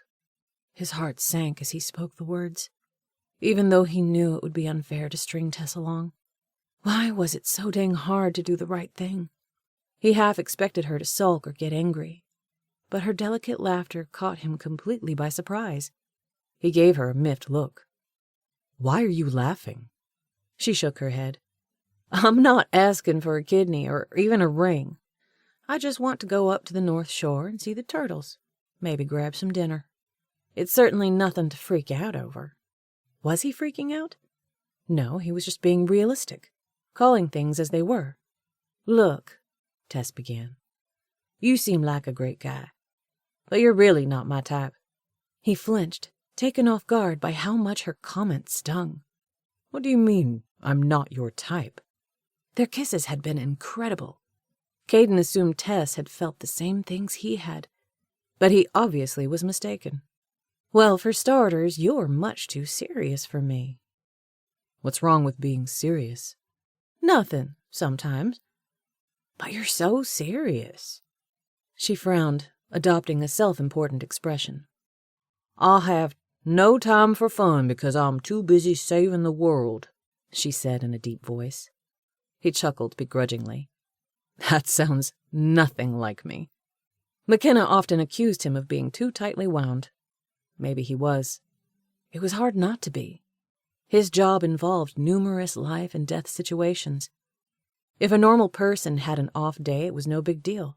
But if he messed up, the consequences could be catastrophic. "It's okay, soldier boy. We all come wired differently." Caden didn't like the mocking tone Tess used when calling him soldier boy.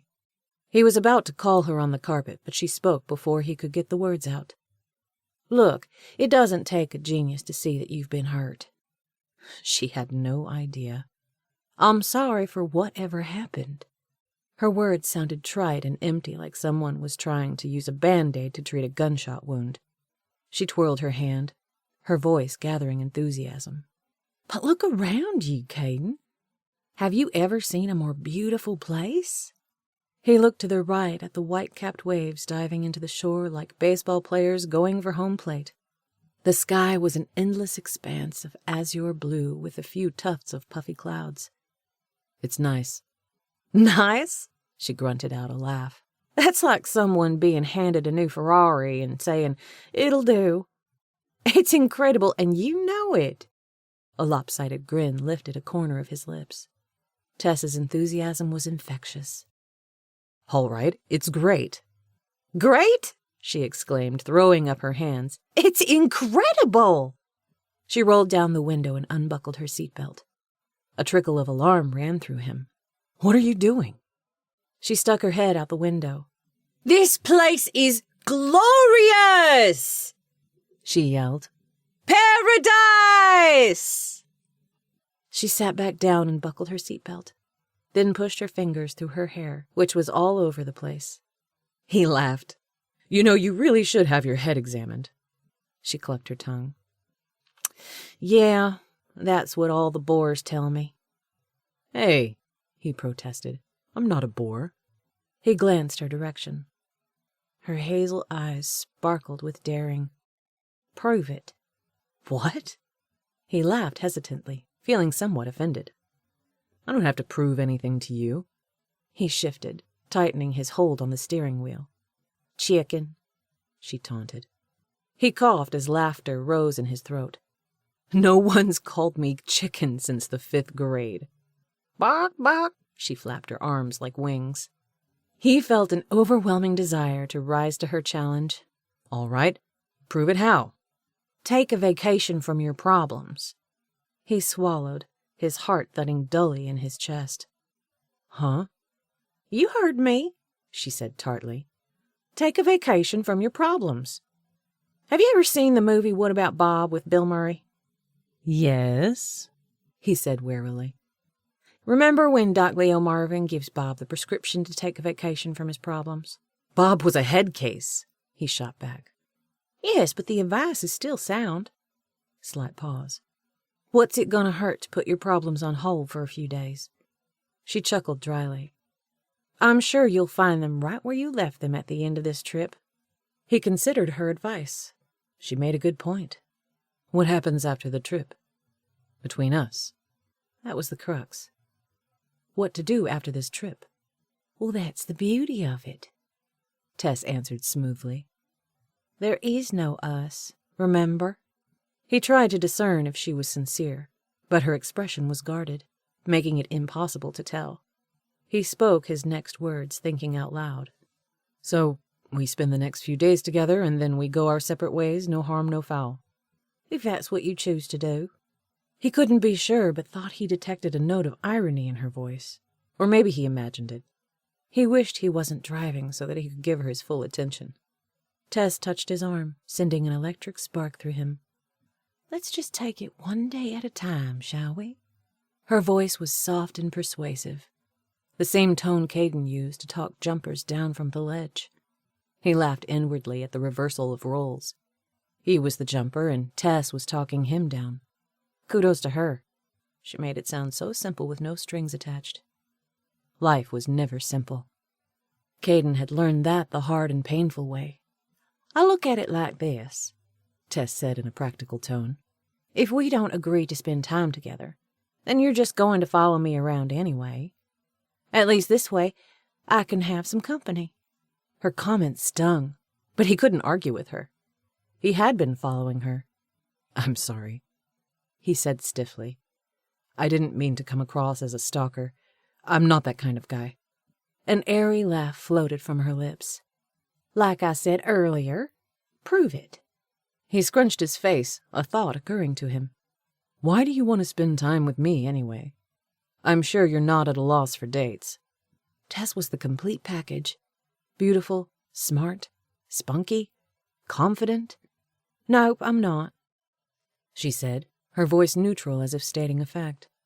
I have men coming out my ears, if you want the truth. A pang of jealousy stabbed through him. He didn't like picturing Tess with anyone else. Her lips were meant for him and only him. He jerked. His thoughts made zero sense. One minute he was telling her he couldn't commit, and then the next he was thinking of her as his. He fought to keep his voice conversational. All right, why me? His jaw muscles grew rigid as he waited for her to respond. Silence. He looked at her. She was twirling the end of her hair around her finger, her expression thoughtful. That's a good question, she finally said. Well, aside from the fact that you're not bad looking. His eyes widened. Is that right? Well, you're not as handsome as Chaz, if that's what you're asking. Well, maybe you should be going out with Chaz, he fired back, peeved that she was dissing on him. She didn't skip a beat. I would, but he's already taken. Was she serious? Talk about a low blow. He was tempted to turn the Jeep around and take her straight back to her villa. Then he saw the wicked grin curling her lips. She was good at verbal sparring. He'd have to sharpen his skills to keep up. Besides, she continued, I'm not into famous football players. She was yanking his chain. Oh? He asked like he couldn't care less. Nah, I prefer moody ex-SEALs. You know, tough guys who step on people's necks and make things happen. I don't step on people's necks. He was surprised at how annoyed she was making him. She trilled out a sultry laugh like she was getting great pleasure out of needling him. He pegged her with a look. Don't think you're going to tap dance your way out of this without answering my question. What question? She asked innocently, batting her eyelashes. She'd looked so dang cute when she did that earlier, which is why he had to tease her about it, to douse the fire that she'd ignited in him. At the risk of being redundant, why me? He gave her a sharp look. Don't give me that drivel about football players and SEALs. She thrust out her lower lip in a pout, showcasing her full red lips, making him want to kiss her again. I'm not evading the question, she snipped. It's just that I don't have an answer for you yet. He grunted. That's a cop-out. It's the truth, she countered. Give me a few days and I'll come up with something. Tess was witty and enthralling. Really? That's the best you can do? Yep, that's it, she sang. My absolute best, she added in mock seriousness. He lifted an eyebrow, the edges of his lips giving way to amusement. All right, we'll play this your way. Good, she said with a large, satisfied smile. In that case, I get to pick the restaurant. He groaned. Am I going to regret this? Yep. Her face creased into a wicked grin. Better get ready, moneybags, 'cause I'm going to order the biggest, juiciest steak they have. Oh, and a side of lobster to go with that. A girl with an appetite. I can dig that. I knew I liked you, she winked. As they drove to their destination, Caden wondered what had just happened. He tried to put an end to whatever this thing was, but Tess had maneuvered around it so skillfully that he couldn't help but be impressed, and a little worried. A few minutes later, he found himself smiling. Tess was something. He rather liked the challenge. One thing was for sure. The next few days would be interesting. Chapter 7. Tess's stomach stretched in protest as she finished off the last bite of the tender filet mignon and washed it down with a sip of Dr. Pepper. She should have stopped eating 10 minutes ago, but it was so good she didn't want to stop. The meal had been outstanding, and the company even better. She couldn't remember the last time, if ever, she was so thrilled about a date. She and Kaden had gone to Turtle Beach, which technically had a Hawaiian name that Tess couldn't pronounce. They'd been fortunate enough to see not one but 2 ginormous turtles sunning themselves on the sand. They, along with a couple dozen other tourists, crowded around the turtles, as close as the wildlife volunteer would allow. Then they went farther up the North Shore and stopped at a couple more beaches before ending up in the quaint historic town of Haleiwa, where they browsed the shops and got some shave ice at a tourist-packed shop. They took their shave ice to a nearby beach park, where they watched the pink and fiery orange sunset. Next, they went to a trendy open-air restaurant for dinner where Tess made good on her promise and ordered a large filet mignon with a loaded baked potato and salad, and a side of lobster. Now that her stomach was full, a warm mellowness settled over Tess. Thank you. That was delicious. The flickering flame from the candle in the center of the table emphasized the hard planes of Caden's rugged features. He was 100% American male, with his closely cropped, deep auburn hair and light dusting of freckles over his nose. Caden's eyes flashed with a hint of amusement. It's hard to believe that a woman your size can put away so much food. Hey, she protested, her lips forming a petulant pout. No fair.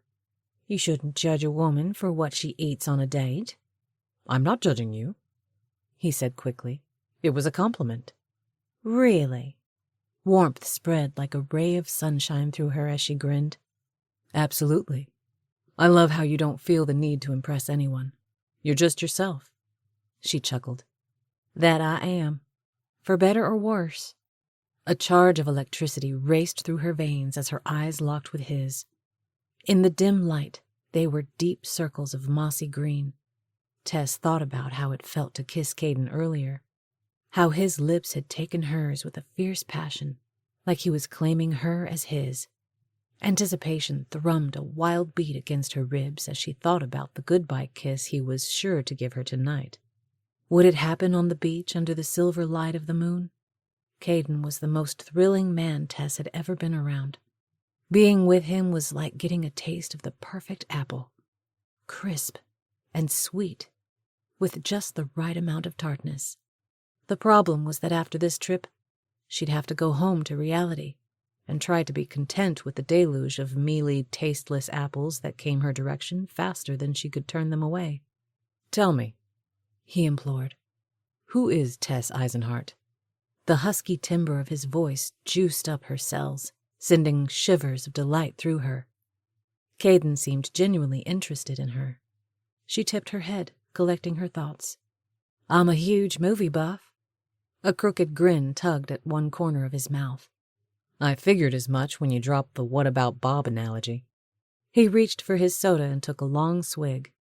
Tess looked at his long, strong fingers curled around his glass. Even his forearms were muscled and manly.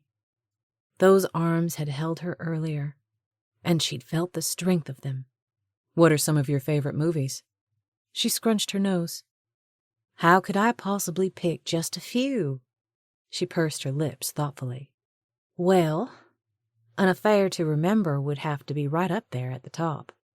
I've never seen that one. Her jaw went slack. What? She flung back, her voice rising. It's the greatest movie ever. It boggled her mind to think that Caden had never seen it.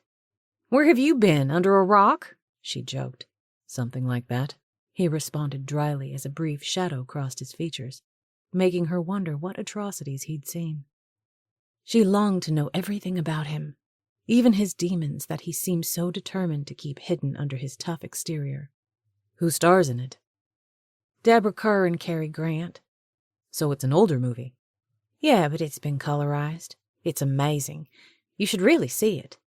He sat back in his seat, his hand absently fiddling with his napkin. All right, but only because you recommended it. Maybe we could see it together sometime, she said casually, her expression belying her interest. I'd like that. She flinched a smidgen at the doubt in her voice. You would? A slow smile stole over his lips, nearly taking her breath away. Is it so hard to believe that I enjoy spending time with you? She blinked rapidly, feeling like a giddy 16-year-old who'd just been asked to the prom by the star quarterback. It took all the effort she could muster to compose herself and squelch the giggle rising in her throat. Sheesh, she was better than this. For all her dating prowess, she was falling to pieces at the slightest bit of attention from G.I. Joe. Tess did the only thing she could think to do, change the subject. What about you? What are your favorite movies? His brow creased slightly as he picked up his drink and circled his straw through the ice. I like The Italian Job. Well, that's a great one, she agreed. And Rambo? Tess's eyes rounded as she giggled. Really? It was so cliché, the tough military guy and Rambo.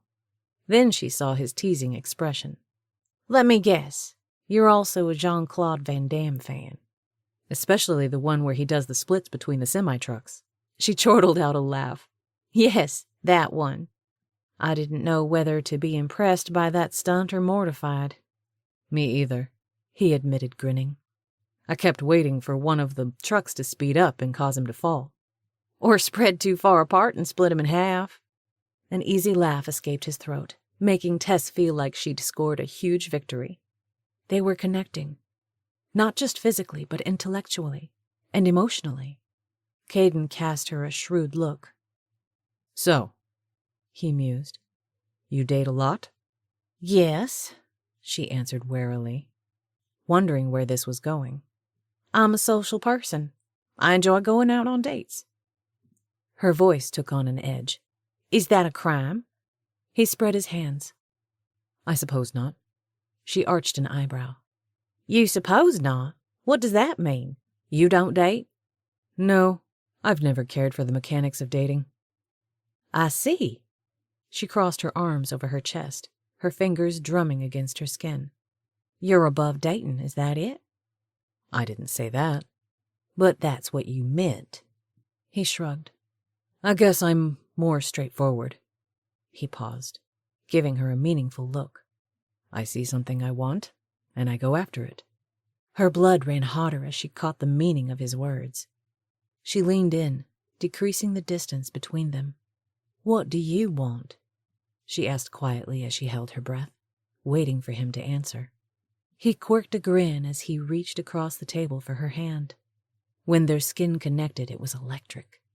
Lightly, he traced circles over the top of her hand with his thumb. What happened to us going out a few times while we're here and then parting ways? No harm, no foul. You're kind of giving me mixed messages, soldier boy. He gave her a pained smile. Yeah, about that. He rested his hand over hers, his voice going hoarse. There are some things that have happened. He paused, swallowing. It's hard to talk about. It hurt to see Caden struggling. We don't have to talk about it right now while we're in the restaurant. You can tell me later, when you're ready. Had she really just given him an out? He smiled in relief, nodding as he glanced around. Yeah, I'll save it for later. He squeezed her hand before releasing it. Tell me about your job, he prompted. You work for Riley? Yes, it started out that way. But she's making me a full partner when she gets back from her honeymoon. Tess didn't know why she felt the need to explain that, but it made her feel better about herself and her career. Normally, she didn't give a flying flip what people thought of her, but she did care what Caden thought. Interesting. That's awesome. Have you always been into cooking? She barked out a laugh. Actually, no. I hated cooking when I was growing up. It was always Riley's thing. He gave her an incredulous look. Really? Then why do it now? She shrugged. I fell into it. I started out with the intent to help Riley, and then realized that I enjoy it more than I ever thought I would. Well, that's good. He paused, and she could see the wheels turning in his head. He was fascinating to watch, all intensity and fire, determined to sift through the pleasantries at record speed to get to the root of who she was. What else do you like to do? Paint. Interest lit his eyes. Paint? Yes, watercolors and some acrylics. Do you paint people or landscapes? Yes, she said enthusiastically, a smile spreading over her lips. Both. His eyes appraised her. That's impressive. Thank you, she murmured, contentment humming over her. I'd like to see your work. Her heart picked up its beat. I'd like that, but I don't have any pictures of it on my phone. She paused significantly. You'll have to come to my house and see them. She tensed when the lines around his eyes and mouth tightened. He seemed to be wrestling with himself, trying to reach some definite conclusion. For a second, she feared he was pulling away from her. She mentally kicked herself for pressing too hard. Then, before she could blink, his expression cleared. All right, he said resolutely. I'll come. She coughed. You will? She still had no idea what had happened to Caden. Whatever the event, it was enough to concern Riley. Tess really did need to start thinking before she left. A teasing smile overtook Caden's lips as he leaned forward, causing everything else to fade into the background. How could she possibly turn him down? The die had been cast from the moment she saw him. She knew instinctively that whatever his problems were, she'd face them head on. What's wrong, Tess? He taunted playfully. Afraid of a little commitment? His eyes radiated adventure, sparking the reckless part of her. She leaned closer, her pulse beating faster. Not in the slightest. Heaven help her, she was going for it. It's settled then. We're doing this. Her heart leapt at the prospect, a smile stretching over her lips. What exactly are we doing? He reached for her hands. Well, for starters, let's get our check, and then we'll find a quiet beach where we can talk. His gaze moved to her lips, his voice going husky. Amongst other things. Tantalizing tingles circled down her spine, her cells swirling in a mad rush of attraction. Sounds good to me. Chapter 8. After Caden paid the check, he and Tess were leaving the restaurant when Caden received a call. He pulled his phone from his pocket, the corners of his lips turning down in an apology. I'd better take this. It's from my boss. No worries, she said breezily. I'll just meet you in the Jeep. He flashed a grateful smile as he tossed her the keys. I won't be long. He turned his back to her. Hey, Sutton, he said briskly. Tess strolled to the car, her feet barely touching the ground. She couldn't believe how quickly things were moving with Caden. If someone had told her before she got to Hawaii that she would be starting up a serious relationship with the guy she'd just met, she would have laughed. She assumed she'd play the field for a few more years, and then eventually settle down. Her thoughts halted in their tracks. Was this thing with Caden serious? She replayed his words in her head. Yes, it certainly sounded that way. Caden wasn't the type to play around. Was she ready for a serious relationship? No sooner had the question entered her mind than the answer came. Yes, she was ready. It was amazing how quickly she'd come to that conclusion when the right guy came along. It had happened the same with Riley and Chaz. Once they met, there was no turning back. She smiled, thinking how the only direction she wanted to go with Caden was forward. She'd just hit the clicker to unlock the Jeep and was about to open the door when she realized someone was behind her. She turned around, assuming it was Caden. "That was fast," she said with a breathless smile, then jerked. It was Axel, the pompous peacock from the beach at Turtle Bay Resort. Axel was only a few inches from her, his hulking frame looming like a sinister shadow. It raced through her mind that it was now dark outside with only the lights from the restaurant illuminating the parking lot. A sneer twisted his mouth. "Well, well, if it isn't Miss High and Mighty." Tess's heart dropped to her stomach when two other guys stepped up beside Axel. She guessed from their GI haircuts and overly muscled bodies that they were military. The predatory look in Axel's eyes caused her blood to chill. Tess backed closer to the Jeep, holding out the clicker like it was a sword. "What are you doing here?" she demanded in a voice more forceful than she felt. Axel laughed. "Is that any way to greet a friend?" She lifted her chin, eyes shooting daggers through him. "You're no friend of mine." He stepped even closer. She caught the stench of alcohol on his hot, rancid breath. The other men also moved in. Axel looked her up and down, undressing her with nervy eyes. Tess's gut churned. She felt like a piece of meat dangling between cutthroat wolves. Where was Caden when she needed him? Fear lodged so thick in her throat that she could hardly swallow. She offered up a silent prayer for help. Axel touched her hair. She jerked back like he'd scorched her with a hot poker. "Leave me alone," she seethed, hoping her anger would dissuade him. But he only laughed, a cobra encircling its prey. "Caden, help!" Tess screamed, then pressed the panic button, causing the alarm to go off. Axel wrenched the clicker out of her hand and turned off the alarm. "Nice try," he growled. "What you say we spend some time with me and my boys, Tess?" A vindictive smile curled his lips. "I'll show you just how thorough Navy SEALs can be." In a quick movement, his hand went around her neck and up the base of her head, where he grabbed a handful of hair and yanked it viciously. Tess yelped in pain.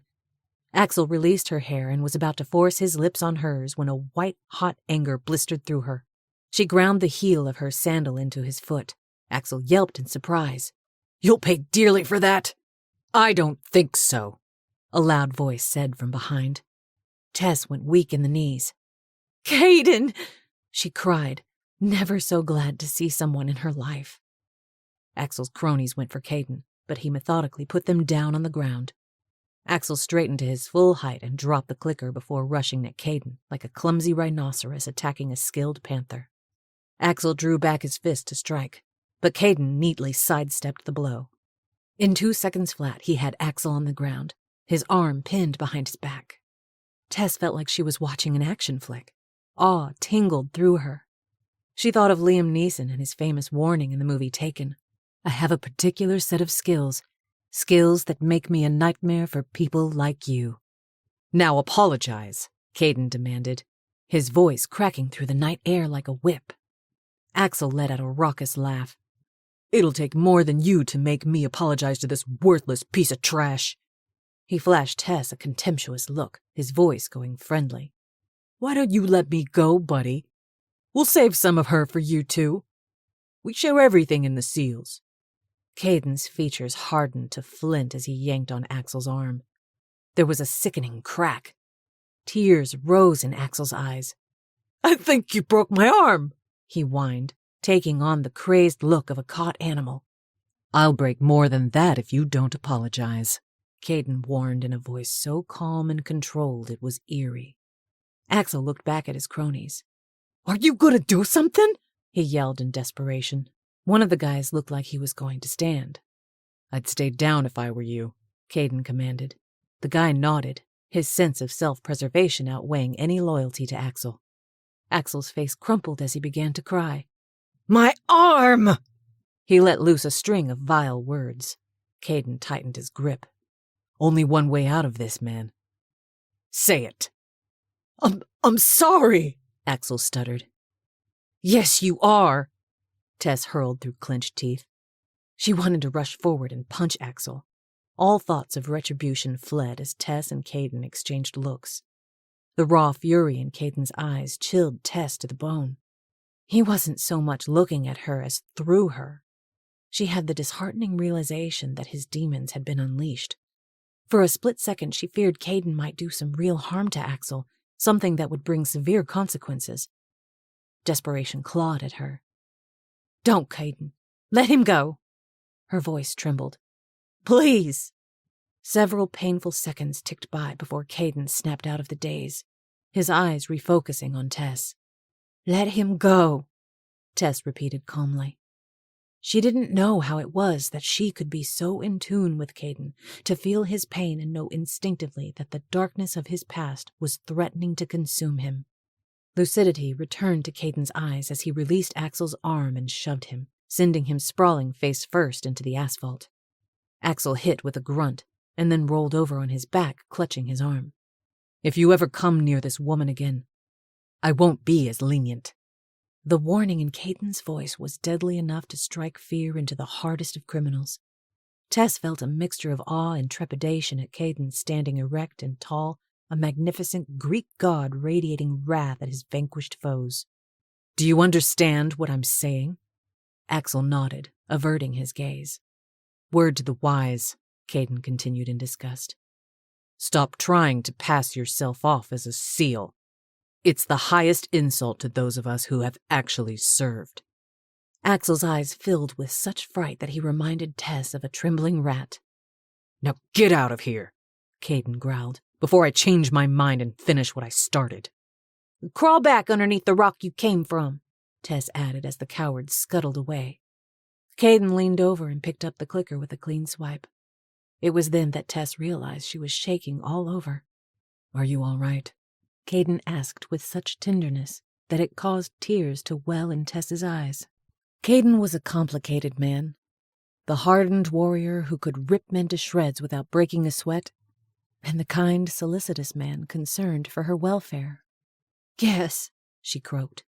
Caden opened the passenger door. "Let's get you inside and away from here." Numbly she nodded, climbing into the Jeep. With fumbling hands, she buckled her seatbelt and clasped her hands tightly in her lap. Caden got in and started the engine. As he drove out of the parking lot, he gave her a concerned look. She forced a rubbery smile, trying to hold back the tears. She was glad it was dark, so Caden couldn't see her expression. She didn't want to think about what would have happened if Caden hadn't come to her rescue. And she certainly didn't want to think about what Caden would have done to Axel if she hadn't talked him down. They drove in silence for a good 15 minutes before Tess could trust herself to speak without breaking down. "Thank you," she said quietly. Even in the near darkness, she saw a marble form at the corner of his jaw. "Nothing gets my blood boiling like bottom dwellers who prey on the innocent." She gurgled out a laugh, clutching her neck. "I don't know if I exactly qualify as innocent." The words cut coming out of her mouth. Still, her conscience wouldn't allow her to remain quiet. Caden gave her a quizzical look that bordered on irritation. "What do you mean?" She clenched her hand so tight that her fingernails dug into the palm of her hand. "If I hadn't..." Her throat closed as she swallowed and tried again. She moistened her lips, shifting in her seat. "If I hadn't shown Axel some interest at Turtle Bay Resort and then turned him down flat, he wouldn't have come on to me tonight." He grunted. "Is that what you call his behavior? He practically mauled you." His voice hardened. "Nothing you could have possibly done justified that animal's actions." "The only reason I even gave Axel the time of day was to make you jealous," she said miserably, her face flaming. Long pause. "I know," he said matter-of-factly. She thought she saw a ghost of a smile cross his lips but couldn't be sure. Tess wasn't the least bit surprised that Caden had seen right through her charade. He glanced at her. "If it's any consolation, it worked." A pleased smile stretched over her lips. "Good." He grunted out a surprised laugh. It dispelled some of the tension. Tess looked unseeingly at the dark, curvy road before angling towards Caden. She had to say something about his fury. "Did you break Axel's arm?" He tightened his grip on the steering wheel. "I suspect I just popped it." Her shoulders relaxed a fraction. She ran her tongue over her bottom lip, which felt drier than a lizard's skin. She tried to figure out a way to navigate this delicately. "For a second, there was a certain look in your eyes." She shuddered, hugging her arms. "You had me worried. What happened to you?" she blurted. A thick silence filled the space between them. Even though they were in the same vehicle, Tess felt like Caden had slipped beyond her reach. Her heart hurt for him, and her. Maybe Riley was right. Caden wasn't ready for a relationship. Maybe he'd never be ready. A cold, hard fist squeezed her heart, making her feel such a bitter disappointment that it brought tears to her eyes. "I owe you an explanation," Caden said so quietly that she wondered if she'd only imagined that he'd spoken. "Let's go back to the resort and I'll tell you everything." His voice was flat and devoid of emotion. "Sounds good," she said somberly. The evening had started out so well, like nothing bad could touch them. Tess had been excited about their budding relationship. Now, everything felt tainted. Who was she kidding? Whatever happened to Caden had happened long before this date. The demons were already there. The skirmish with Axel had merely brought it to the surface. It was good to get things out in the open, so Tess would know what she was dealing with. Riley had tried to warn her about Caden, but as usual, Tess hadn't listened. Stony silence descended between them as they headed to the resort. Tess knew she needed to learn about Caden's past, but she dreaded it.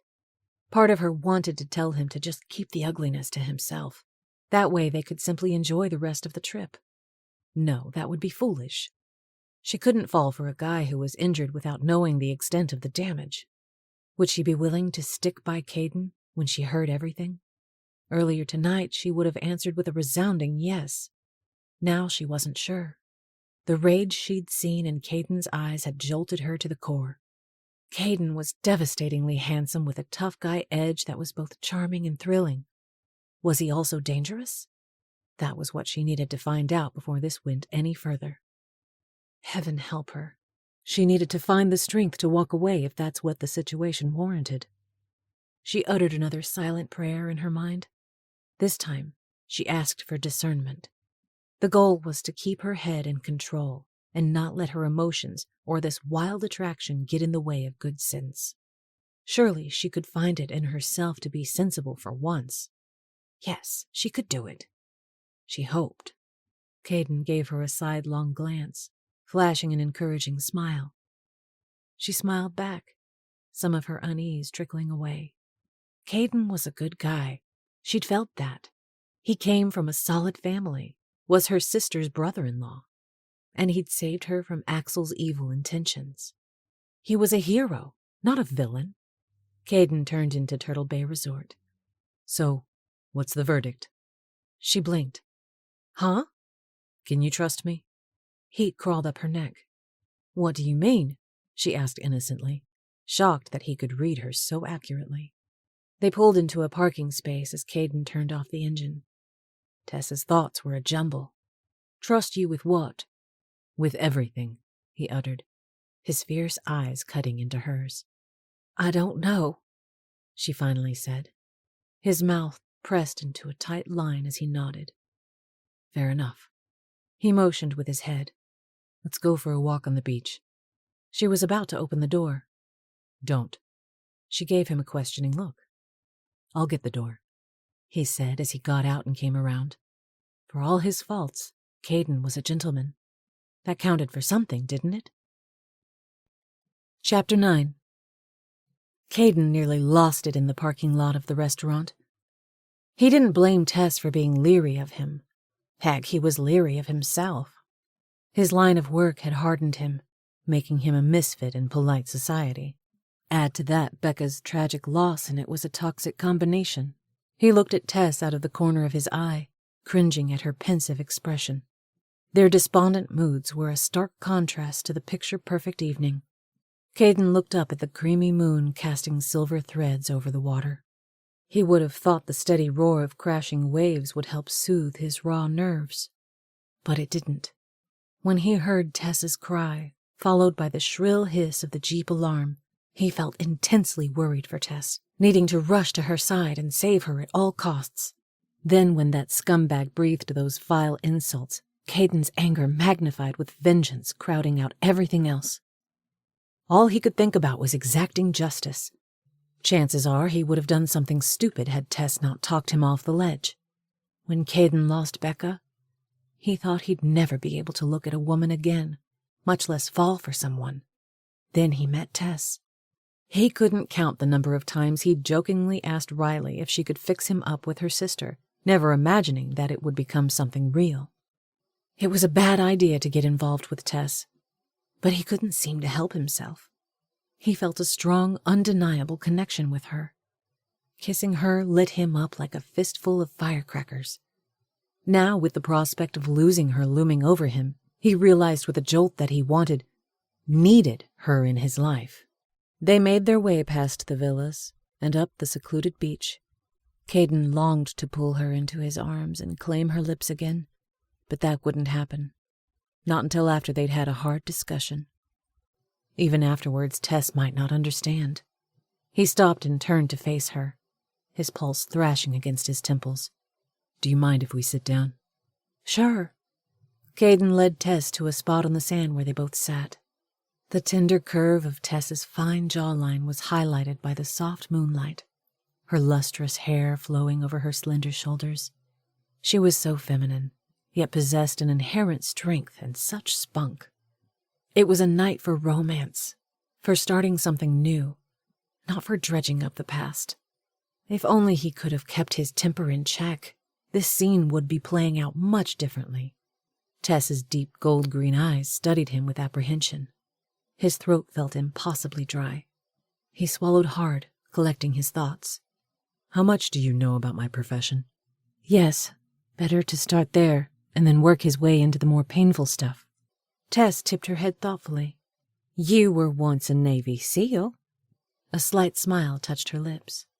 "As evidenced by your frustration over Axel and his buddy's pretense." He pushed a hand through his hair. "Yeah, that burns me up." Some of his residual anger came rushing back as he offered a rueful smile. He felt a fraction of relief when she smiled back. Maybe all was not lost after all. Realizing he was getting sidetracked, he jumped back to the heart of what he needed to convey. "After retiring from the SEALs, I went to work for a security group based out of San Diego. I purchased a condo there." He hesitated, the painful memories cutting sharp ribbons through him. "One night I was sitting on my back deck relaxing, when the sound of sobbing drifted over from the place next door. That's when Becca first came on my radar." The all-too-familiar guilt cloaked him like a hot blanket. It was so hard to talk about this. He was telling Tess things he'd not told anyone. She placed a hand over his, giving him a reassuring squeeze. The warmth of her seeped into him like a comforting balm.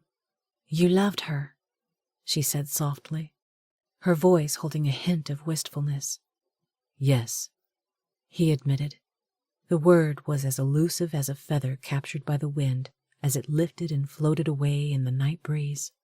He searched Tess's face, feeling the need to reassure her that the past was the past.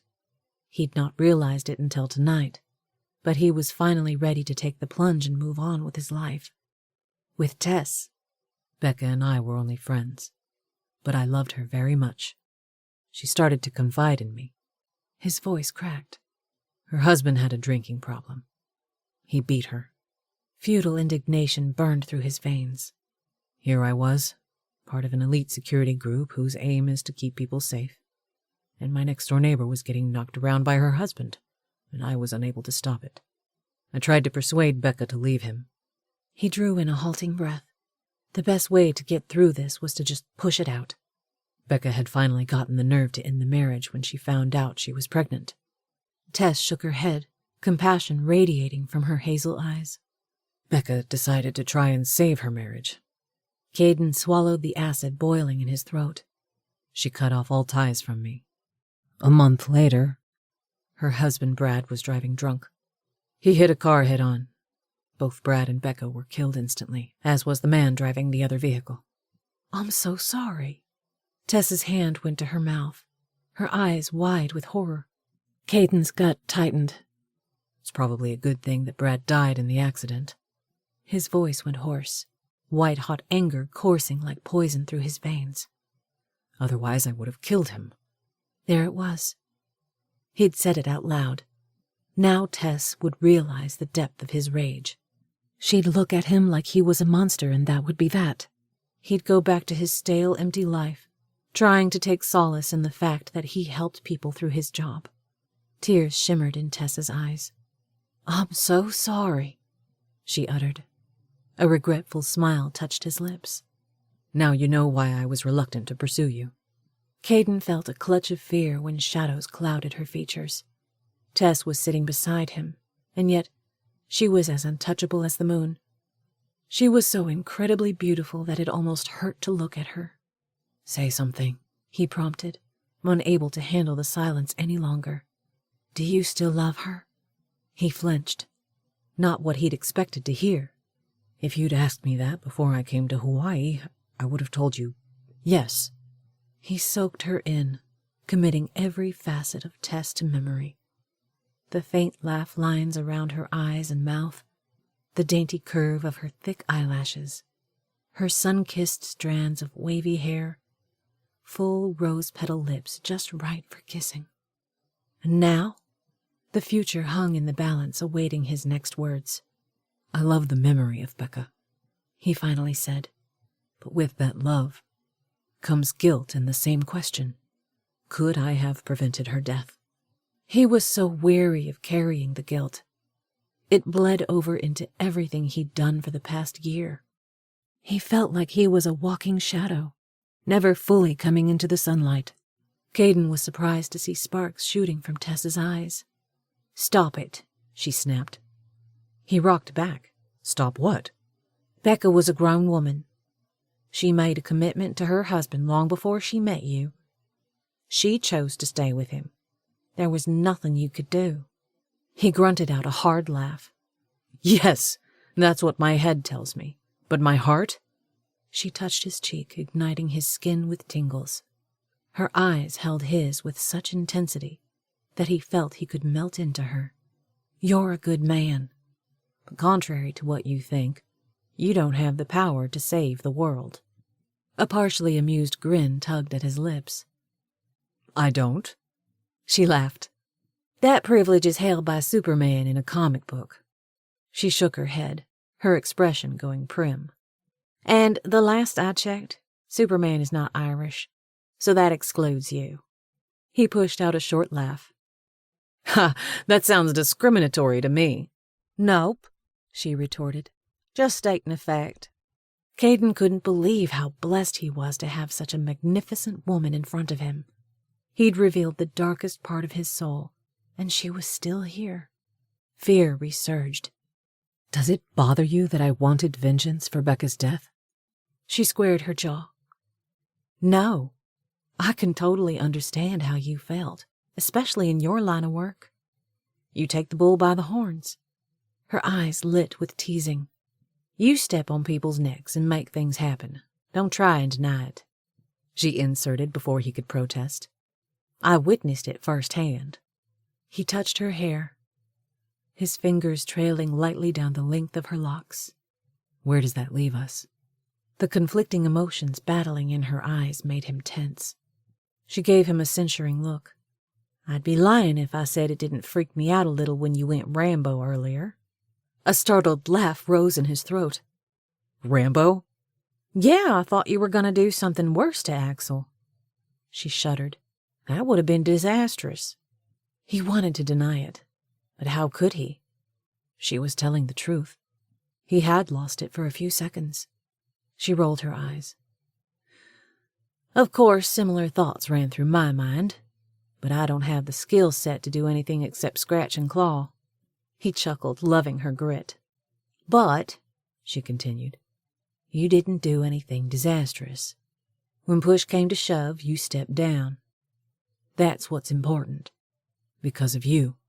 A pleased expression overtook her features. True. She cocked her head, a smile ruffling her lips. See, that means you need me.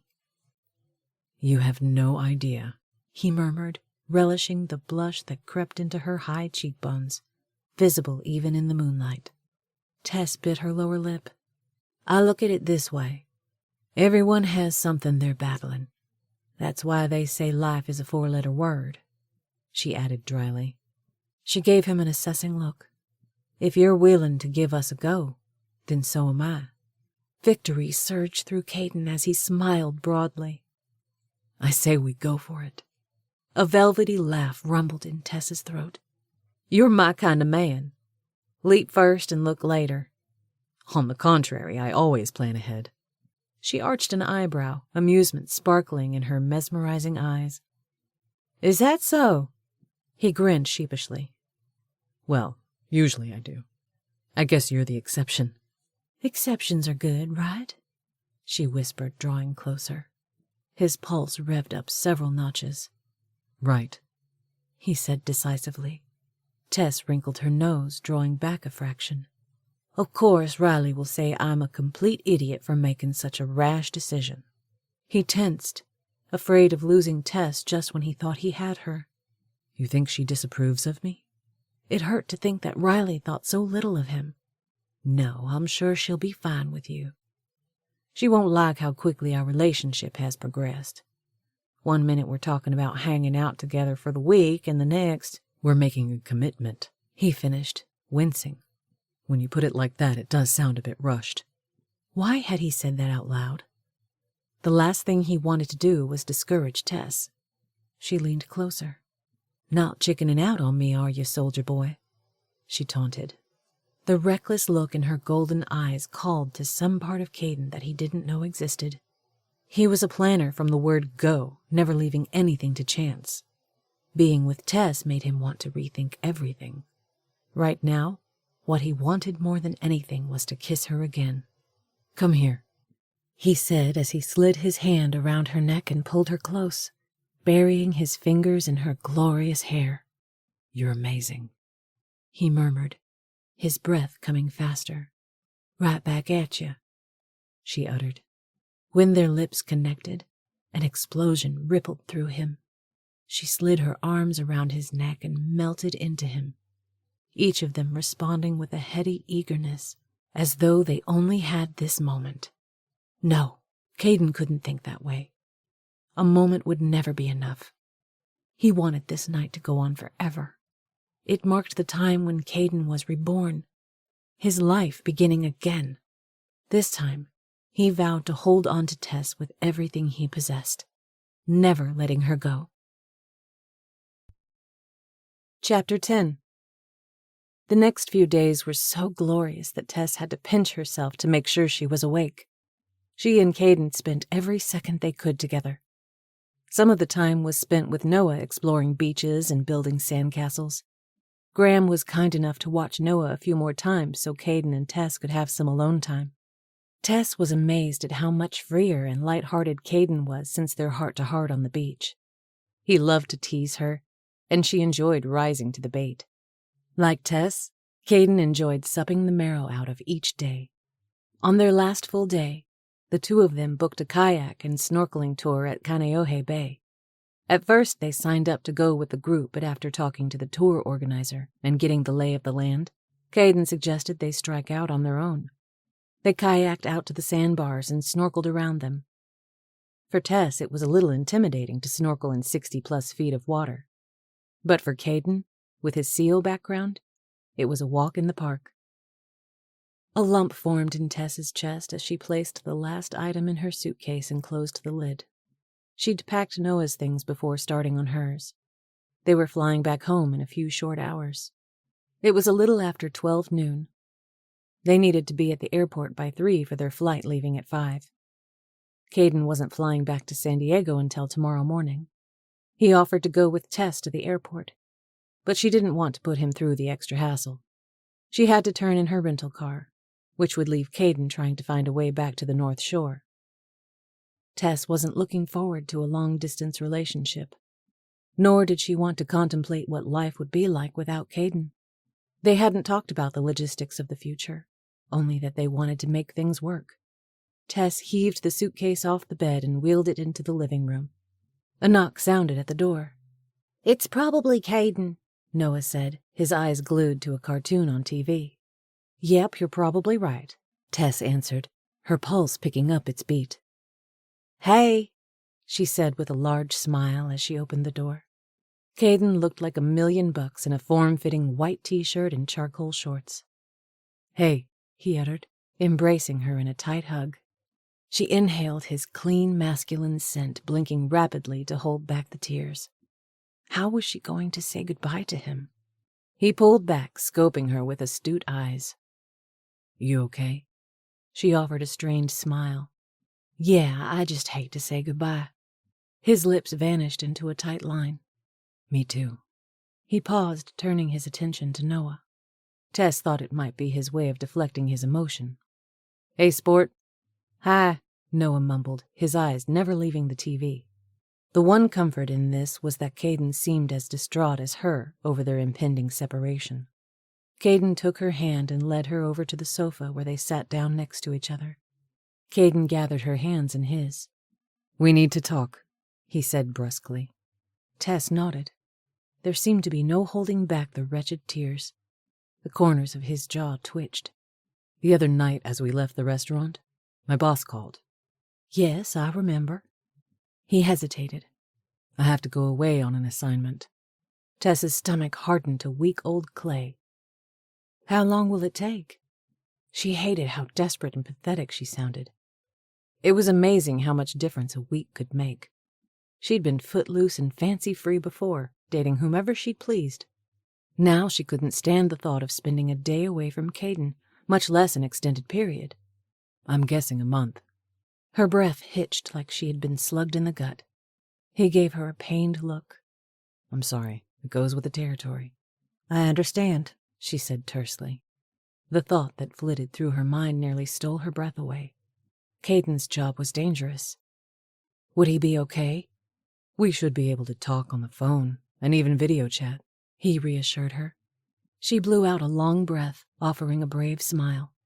"I guess that's what I get for falling for a soldier boy," she teased. But the joke fell flat, even in her own ears. "As soon as the assignment is over, I'll come and visit for a few days." "Okay," she said, feeling a little better about the situation. Something inside her demanded that she speak her next words. "Do you think we're going to be able to make this work?" A fierce light came into his eyes as he tightened his hold on her hands. "We have to. It's the only thing that makes sense. I won't lose you." She wished she could bottle up his confidence and carry it with her, something to hold on to when she was back home, alone. Her heart was on a renegade, sadistic roller coaster, 1 minute rising to the sky, and the next plummeting to the ground. "You asked what it was about you that I found so appealing?" "Yeah." A crooked grin tugged at his lips, making him look so boyishly adorable that it cracked her heart. Tess fought to keep her voice even. "You're fun and adventurous." She winced inwardly, thinking how it sounded like she was writing copy for a travel brochure. How was she supposed to put in words how she felt about Caden? Not to mention the fact that you're easy on the eyes. She tried to push out a laugh, but it got caught in her throat as tears filled her eyes. "The main thing I appreciate about you is how you make me feel." Tears rolled down her cheeks. "I like us," she croaked. Gently he wiped her tears with his thumb, cupping her face. "This isn't the end. Only the beginning." Oh, how Tess wanted to believe him. But she had an unreasonable fear that the fairy tale would come to a calamitous end the minute she left this magical island and went back to real life. She slid her arms around his neck, pulling him closer, trying to absorb every bit of him she could. His chiseled arms were strong and protective around her. If only they could stay this way forever. "Get a room," Noah grunted in disgust. Tess and Caden laughed as they reluctantly pulled away from each other. "Your mother would freak if she heard you say that," Tess said, shooting Noah a warning look. He made a face. "Yeah, I know." He made a point of exhaling loudly. She already did. Tess's eyes rounded. And yet you're saying it anyway, you little stinker. Noah rolled his eyes in exasperation. Yeah, because I can't stand to watch you bawling like a little baby. A giggle bubbled in Tess's throat. I guess I am pretty pathetic, she lamented. She was grateful to Noah for lightening the mood. Caden laughed, looking at Noah. Things will look a lot different in a few years when you have a girlfriend. Yuck! Noah stuck his finger in his throat, gagging. That'll never happen to me, he scoffed with self-righteous indignation. Sure it won't, Tess responded dryly. She motioned with her eyes to the patio. Should we continue this conversation in private? She would not leave here without getting a few long, shivery kisses beforehand. Caden stood and pulled her to her feet. He linked his fingers through hers, leading her towards the patio. We'll be right outside, Tess said to Noah. Noah nodded, his attention going back to the TV. Tess traced the outline of Caden's broad shoulders, committing them to memory. Being with him had been heaven. Now she was being thrust back down to dismal earth. Emotion lodged thick in her throat, but she swallowed it back down, refusing to give in to it. She needed to be strong and put on a good face. There would be plenty of time later when she was alone to fall apart. Right now she needed emotions of steel. She wanted to savor her remaining time with Caden, not spoil it by blubbering like a child. Besides, if she allowed herself to cry right now, she might never stop. Tess took in a deep breath, praying for strength. When she and Caden sat down on the outdoor sofa, she managed to give him a genuine smile. She figured he could see right through her, that he knew her emotions were a mess. But what could either of them do? They had grown-up responsibilities in the real world. Responsibilities that would keep them apart for a good month, maybe more. She wanted to ask Caden what would happen after the month was over. She couldn't fathom the thought of leaving Fort Worth. Riley and Noah were her world. Also, there was the business. Tess was excited about becoming a full partner. Would Caden be willing to relocate? So many questions, but now was not the time. You're so beautiful, Caden uttered, stroking her face. When his lips claimed hers, fire licked through her veins, pushing away the questions. She got lost in the feel of his demanding lips pouring everything into the kiss. She didn't want to think about the future and what might happen, but only about the here and now. In this moment, she was experiencing exquisite perfection. The trick was to lengthen out these final moments as long as they possibly could. Chapter 11. Tess glanced up from her computer screen as Riley strolled into the room and plopped down in her chair in front of her computer. True to her word, a week after returning from her honeymoon, Riley made Tess a full partner. Tess had taken on several new responsibilities, which was good because it gave her something to do other than brooding over how desperately she missed Caden. Riley removed her purse from her shoulder and dropped it on the floor beside her, suppressing a yawn. Good morning. Good morning, Tess replied in a chipper tone. She took a brief assessment of her older sister. Normally Riley was all put together, but this morning, her blonde hair was pulled back in a simple ponytail, and she was wearing jeans and a t-shirt. Faint, sunken circles lingered beneath her eyes. You don't look like you slept a wink last night. It's the newlywed phase, isn't it? A coy smile played on Tess's lips. I know it's hard for you and Chaz to keep your hands off each other, but you really should try to get a little sleep. It was fun to watch Riley's face flame cherry red as she rolled her eyes. Did you really have to go there? Riley scoffed, her hand brushing against her jeans. Tess could tell from Riley's prim reaction that there was an element of truth to her statement. I'm glad you're happy, sis, she said, tenderness rising in her chest. You deserve it. Riley smiled, a contented glow flowing over her face. Thank you. Her eyes took on a dreamy expression, and Tess could tell she was thinking about Chaz. Tess chuckled inwardly, turning her attention back to her computer. A second later, she felt Riley's eyes on her. What? Look at you, all dressed up. What's the occasion? Work, of course. Tess rolled her eyes. What else? It's not like she didn't dress up. Sometimes. Riley raised an eyebrow. It wouldn't have anything to do with the fact that a certain O'Brien is video chatting with you tonight? Tess couldn't stop a smile from spreading over her lips. Nope, it has absolutely nothing to do with that. Uh-huh, Riley drawled with a laugh. Is Caden still coming into town next week? Yep, that's the plan. Tess had hardly been able to contain her excitement. Next Tuesday would make 4 weeks since she'd left Hawaii. 4 long, agonizing weeks without Caden. He'd left Hawaii and gone to the Cayman Islands for 2 weeks doing some sort of security work. Then he took an impromptu trip to Alabama to help his twin sister McKenna with one of her cases. Tess had hoped that he might come here to Fort Worth. But Caden was in the middle of something critical and couldn't pull away. Tess wasn't sure where Caden was now. He told her it was somewhere in the U.S., but he couldn't say where.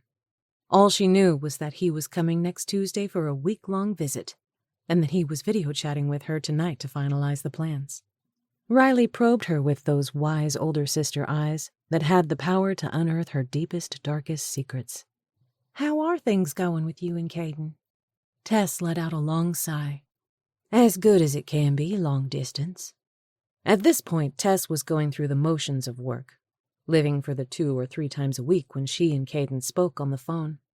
Riley nodded, her lips forming a taut line.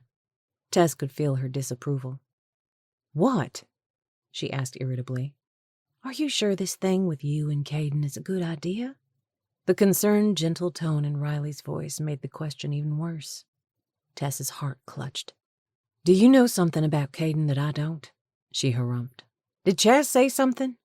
When Riley returned from her honeymoon, Tess had questioned her in depth about Caden. Riley's narrative of what happened to Caden was almost word for word what Caden told her. No, Chaz didn't say anything. He dearly loves his brother and thinks he's the greatest thing on the planet. Tess's shoulders sagged in relief. I just hate to see you pining away for Caden. Her expression brightened. Hey, here's an idea. You and Caden could continue your relationship, but you could keep it more casual so you can still go on a few dates. I have no desire to go on dates with other men, Tess replied through gritted teeth. She forced a smile. I'm perfectly fine. She could tell from the doubt written all over Riley's face that she didn't believe her. She let out a long breath. Look, I know I've been grumpy lately, but I assure you I'm dealing with it. Riley gave Tess a searching look. Have you and Caden spoken about the future? No, Tess admitted. I'm hoping that we'll get a chance to discuss it next week. Riley shifted, her features tightening, letting Tess know there was more she wanted to say. What? She demanded. Caden's profession is so dangerous and unpredictable. Chaz says he goes all over the world, sometimes at a moment's notice. I'm just not sure how that would work with a family. Tess's first impulse was to lash out at Riley in defense of Caden, but she knew Riley only had her best interest at heart. And Riley did have a good point. Tess folded her arms tightly over her chest. Look, I'm not sure how this will all work. I never meant to fall for Caden. She pushed forward to mask the tremble in her voice. It just happened. Her eyes pled with Riley's. You, of all people, know what that's like. Riley offered an understanding smile, her eyes softening. The O'Brien brothers are hard to top. Yes, they are, Tess agreed, barking out a short laugh. I just don't want to see you get hurt, Riley continued. Tess's lips quivered with amusement. You're just freaking out because this is the first time you've seen me go gaga over a guy. That's true, Riley acknowledged. She shook her head. You could never do anything the easy way, she lamented. A laugh gurgled in Tess's throat, breaking up some of the tension. Sadly, that's true. I seem to have a knack for doing things the hard way. She shrugged. Oh well, it is what it is, right? Her tone was flippant, belying the turmoil within. Right. Riley sat up straight and shifted into business mode. What's on the agenda for today? I'm going to Sue Wilkinson's house at 10. Do we have all the supplies for her? Yes, I picked everything up last night, for her and Gemma's job. Good, I'll go to Sue's, and then head over to Gemma's after I pick up Noah from school. You've got 3 jobs on your docket today, is that correct? Yes, the Bennetts at 9, and the Crownovers at 1. After that, I'm going to the Baldwins at 4. Riley made a face. I hate that you have to go there so late. It's such a long drive back, and the cell service is so patchy. I always worry about you on that long deserted road by yourself. You won't get home until after 8. No worries, Tess said lightly.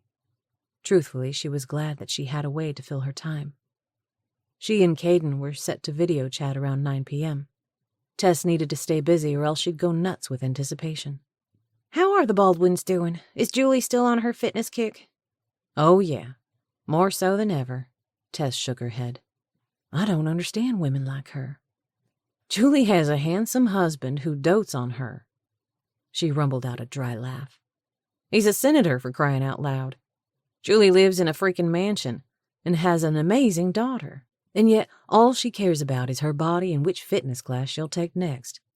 $10 says that Julie calls and asks me to pick up Mia on my way out to her place. Irritation trickled down her spine. Did I tell you that Julie called me when we were in Hawaii? Tess charged on before Riley could reply. She had the nerve to ask where I was and to tell me that I'd put her in a bind because I couldn't pick up Mia. Riley's eyes widened as her head swung back and forth. You told me about that. I don't understand that woman either. Do you think we should stop working for her?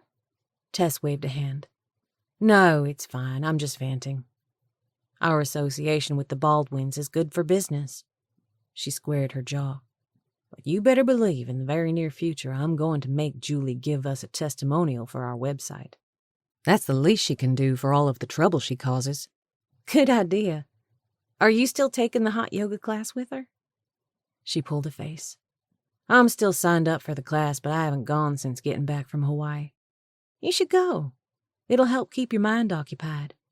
Tess's eyebrows shot up. And give me something to do other than pining away for Caden? Is that what you're getting at? Riley lifted her chin. Well, if you want to put it bluntly, then yes. You need to continue with your regular activities in case... She bit her lower lip like she regretted saying the words. Tess's stomach tightened as she glared at Riley. In case Caden and I don't work out? Her voice took on an edge. Is that what you're saying? I don't want to fight about this, Riley countered in an even tone. It was crazy how fast the hot anger flared. Tess felt like she was roasting from the inside out. You need to let it go about Caden, she warned. You've stated your point loud and clear. Tess, Riley began in a placating tone. I didn't mean to upset you. I only have your best interest at heart. They'd been tiptoeing around the subject for the past several weeks and were finally getting it out in the open. That was fine by Tess. Her chest heaved up and down, the words shooting like bullets from her mouth. I stood by you 100% when you fell for Chaz. I was your biggest cheerleader. She shot Riley an accusing look. Is it too much to ask you to do the same for me? Tess, Riley said, her expression plaintive. Chaz and Caden may be brothers, but they're not the same person. Caden's profession alone is cause for concern. Add to that his tragic past. Her words dribbled to silence, a stricken look on her face. Of course I'm worried. You're my baby sister. Her expression took on the fiery look of a she-bear. It's my job to worry about you. Some of the anger drained away as Tess nodded curtly, trying to dissect why she'd gotten so angry. The next thoughts that rushed through her mind nearly stole her breath away. Maybe she was ultra-sensitive to what Riley was saying because deep down she feared Riley was right. Maybe she and Caden wouldn't work out. She clenched her fist. No, she had to think positively. Tess had to hold on to the wonderful memories of their time together. No guy had ever made her feel the way Caden did. What they had was real as the confines of time and space. They'd chat tonight, and he'd come next week. Riley would see. All would be well. Tess was sure there were plenty of other guys in Caden's line of work who had families. Caden could do it too. I know you care about Caden. Riley sighed heavily. I should have just kept my mouth shut. Time seemed to slow to a snail's pace as they eyed one another. Finally, Tess forced a smile, her words coming out unconvincingly flat.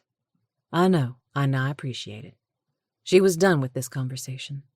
For the first time in more days than Tess could count, she'd woken up excited about the day. Now, thanks to Riley, all her fears and insecurities had returned with a vengeance.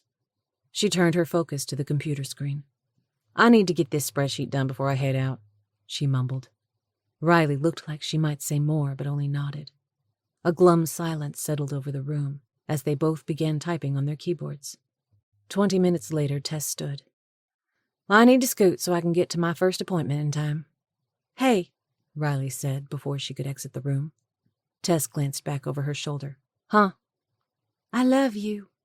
The sincerity in Riley's voice soothed away Tess's remaining anger as she offered a truce smile. "I love you too." Whether they agreed or disagreed, they were still sisters, business partners, and best friends.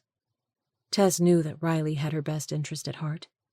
If the situation were reversed and Chaz had all the baggage Caden had, Tess might be worried too. There was only one solution. She'd just have to make things work with Caden and prove Riley wrong. Chapter 12. What's the difference between an adverb and an adjective? Mia raised up and grabbed a handful of popcorn from the bowl in the center of the island, and then sat back down on the bar stool, tucking her leg underneath her. Lanky, with long brown hair and dark eyes, filled with an insatiable curiosity, Mia bore a striking resemblance to her dad, as opposed to Julie, a petite blonde. Tess routinely came to the Baldwins once, if not twice a week. Every time she was home, Mia stayed right up underneath Tess, probably because she was desperate for attention. Tess didn't mind. She enjoyed having some company while she worked. She put down the chopping knife and wiped her hands on her apron, also reaching for some popcorn as she tried to figure out the best way to answer the question. It had been a gazillion years since Tess was in school, and even then, Tess was way more interested in boys than her studies. Luckily, she had a decent grasp on grammar. If Mia had asked her a math question, Tess would be clueless. An adverb describes a verb, and an adjective describes a noun or pronoun. "Thanks," Mia said with a quick grin that showcased her dimples as she reached for her pencil and leaned over her worksheet, scribbling the answer. "You're welcome." Tess smiled, a feeling of warmth bubbling in her chest. She wished she could scoop Mia up in her arms and in one fell swoop infuse her with all the love and tenderness that her parents seemed unwilling or incapable of giving. Tess reached for the carrots and began chopping them for the salad. Lasagna was baking in the oven, the spicy smell of tomato sauce drifting through the kitchen, tingling Tess's senses. Next, she'd put together a chicken pot pie, which could be popped in the oven tomorrow. The chicken was already cooked. Tess had made enough for the pie and a pan of chicken enchiladas to be baked later in the week. She glanced at the clock on the microwave. 6:15 and still no sign of either Julie or Reginald. So much for Julie getting home 30 minutes after Tess and Mia arrived at 4 p.m. Tess planned to leave the Baldwin house no later than 7:15, so she'd have time to stop by a restaurant and grab something to eat before she went home. She couldn't exactly leave Mia here alone. Mia was 11 going on 20. Still. The sound of the garage door opening filtered into the kitchen.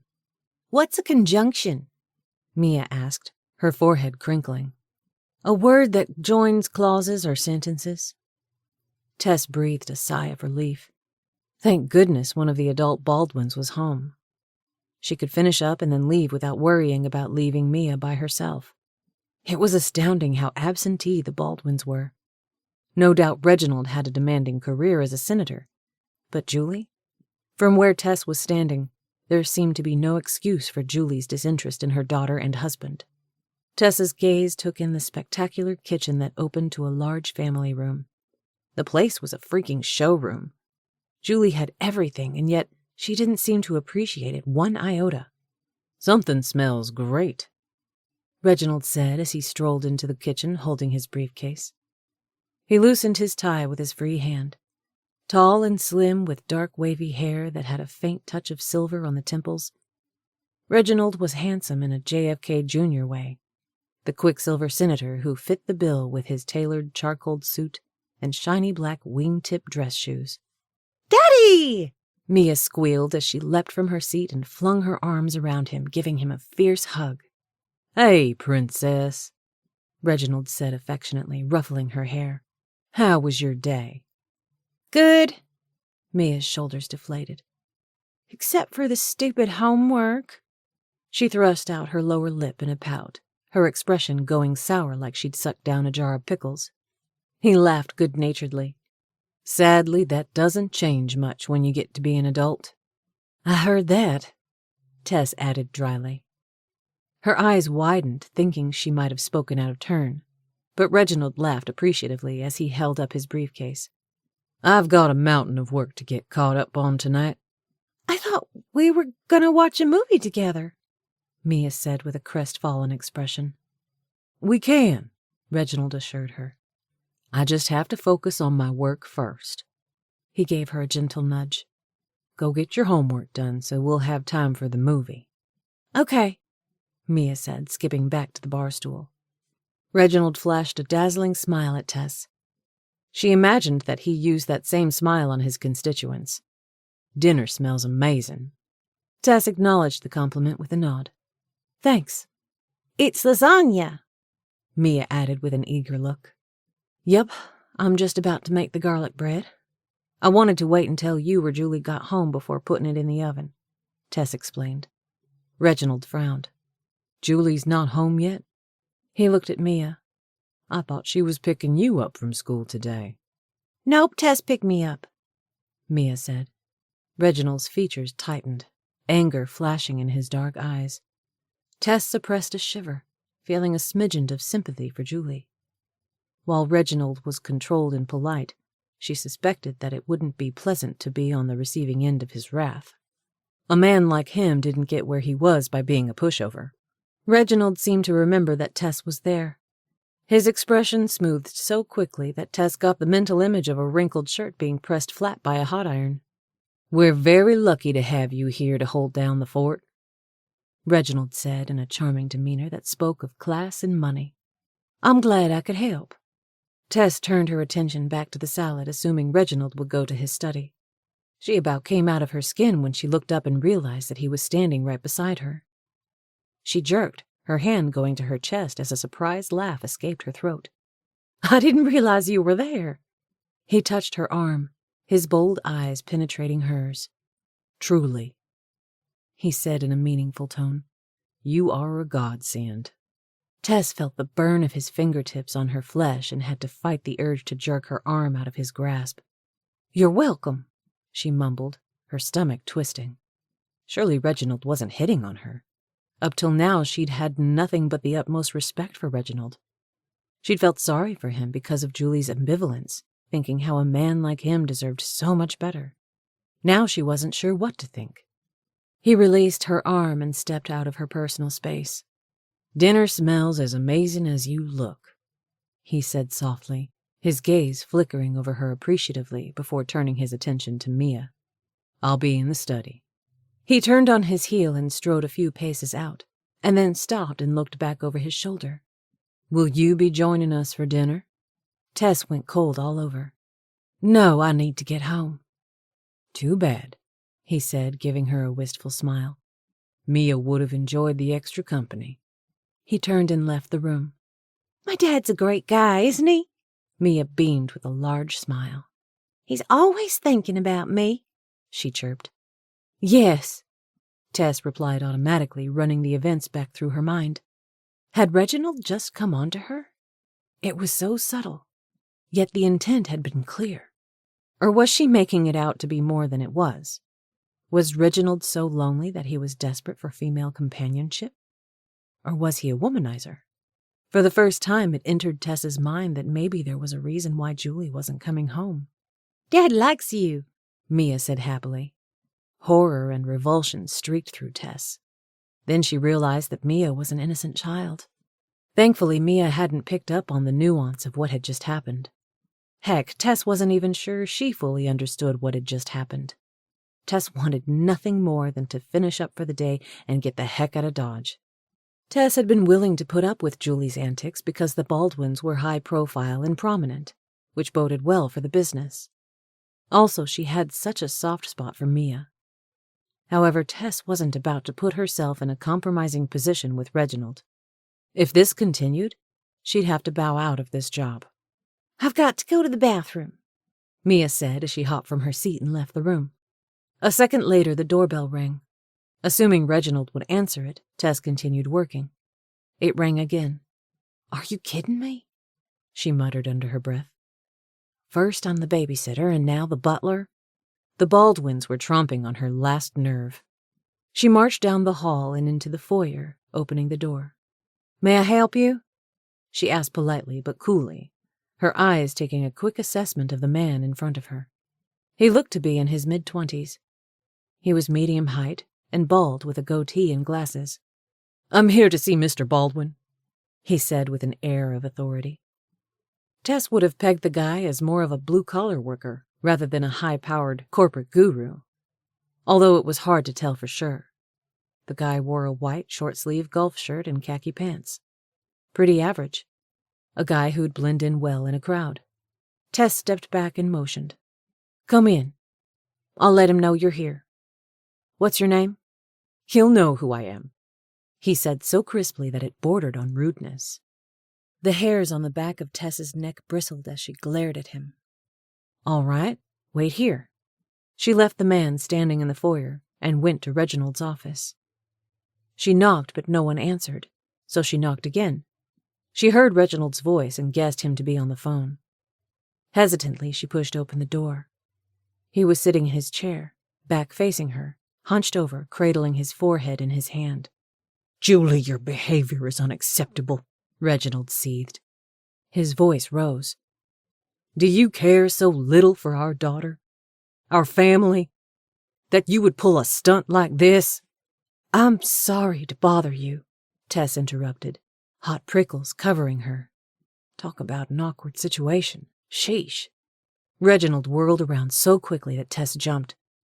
He pulled the phone away from his mouth, placing his hand over the receiver. His face was a deep purple red, the veins in his neck pronounced. Then, before Tess could take her next breath, a cool mask of professionalism slipped over his features. "What do you need?" His tone was impersonal and coated with irritation over having been interrupted.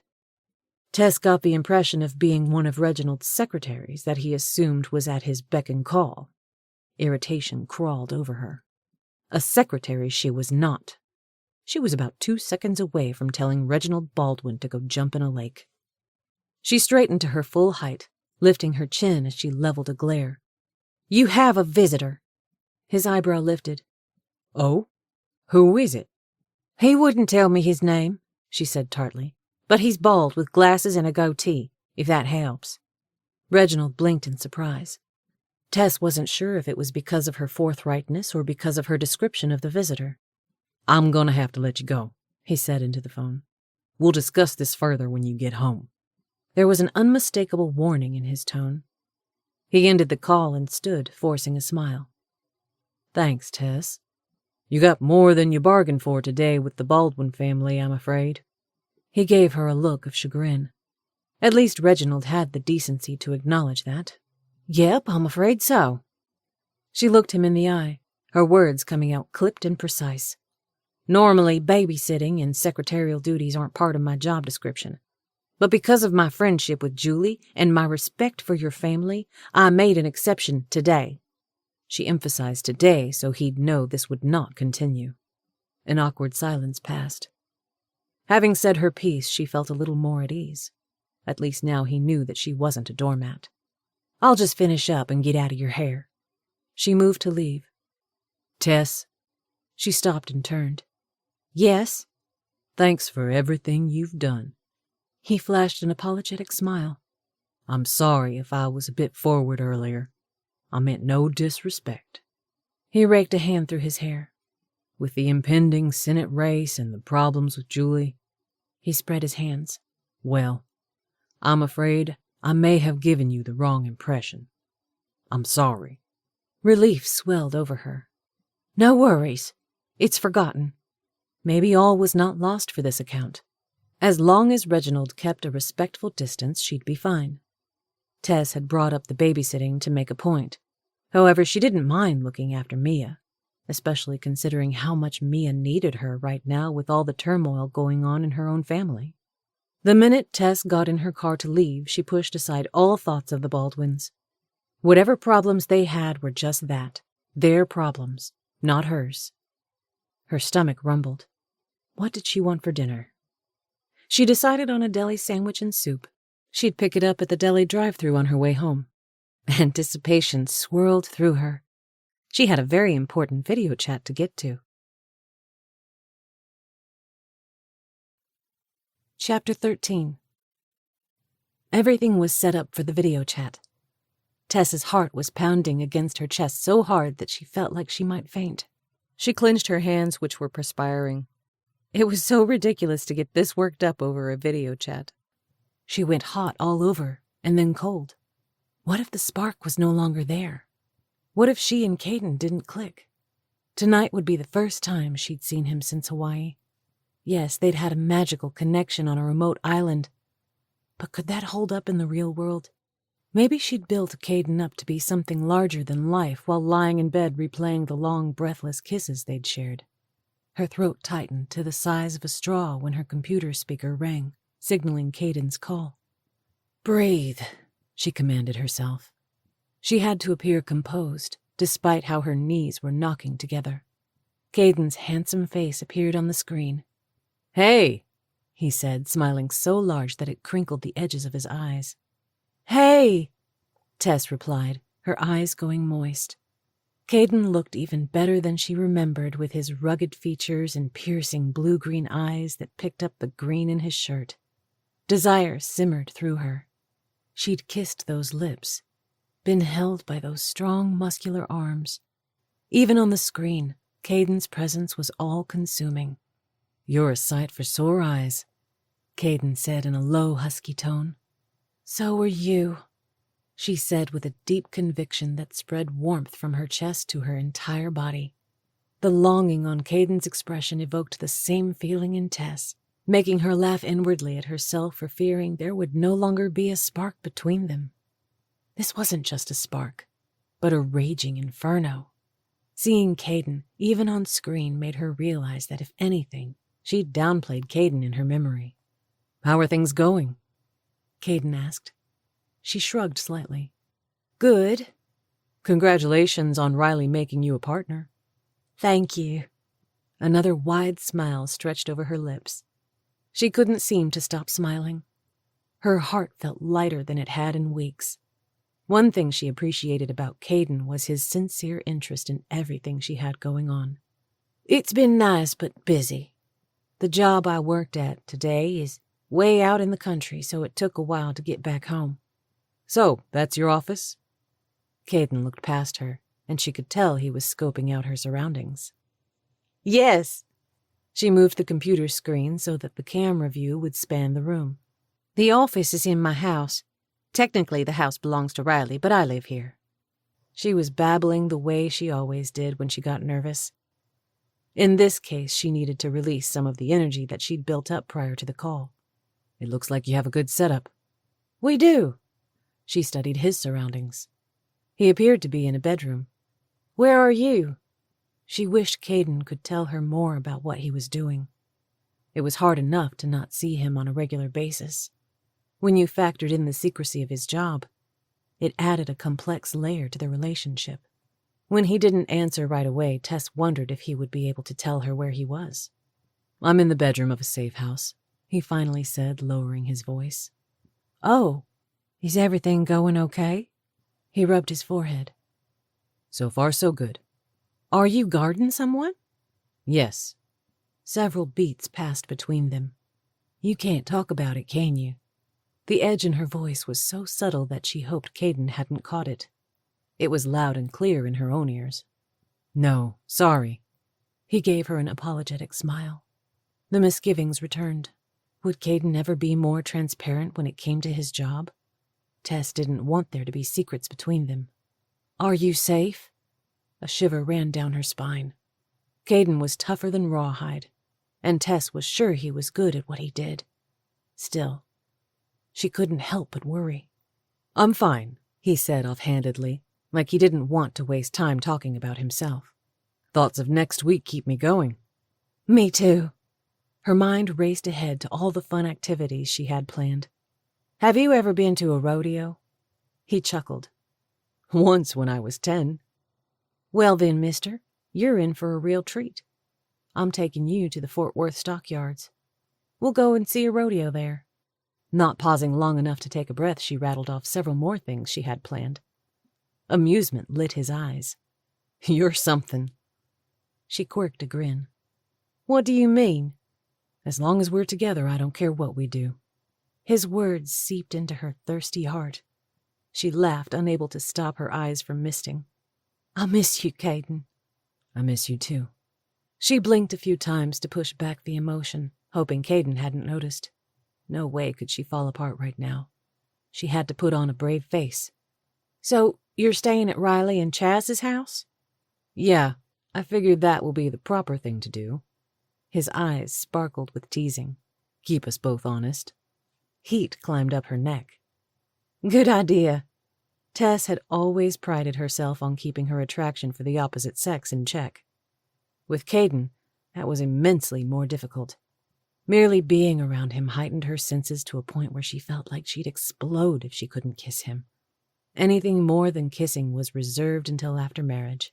Even though they hadn't discussed it, Tess got the feeling that Caden held to the same standard. Having Caden stay at her place would be far too tempting for both of them. Silence stretched between them, with Tess's brain frantically searching for something intelligent or witty to say. She couldn't ask Caden about his work, and she didn't want to bore him to tears by blabbing about hers. Caden gave her a probing look. "I know the long-distance thing has been the pits." His brow crinkled. "My work schedule has made it worse." He ran a hand through his hair. "We should have done a video chat sooner." "Yes," she agreed. "It would help if we could do this more often." "Are you okay?" She forced a smile. "Sure," she responded quickly. His penetrating eyes found hers, and she got the feeling he was staring into the darkest corner of her heart. "With us?" She flinched. "I'm surviving," she said hoarsely, unable to stop a tear from dribbling down her cheek. His lips formed a tight line. "I'm sorry. Things will get better." "Will they?" Her words came out sounding accusing. That wasn't her intent. She'd been looking so forward to this chat and wanted it to remain positive. She'd known the situation before she began a relationship with Caden. They lived in separate states. He had a dangerous job that required secrecy. While she understood all those things with her head, her heart was having a difficult time coming to terms with them. He offered a reassuring smile. "Yes," he answered with such absolute conviction that it helped dissipate some of her worries. "I don't know what I expected, but I didn't realize it was going to be this hard," she admitted. He let out a long breath, his lips forming a grim line. "Are you having second thoughts?"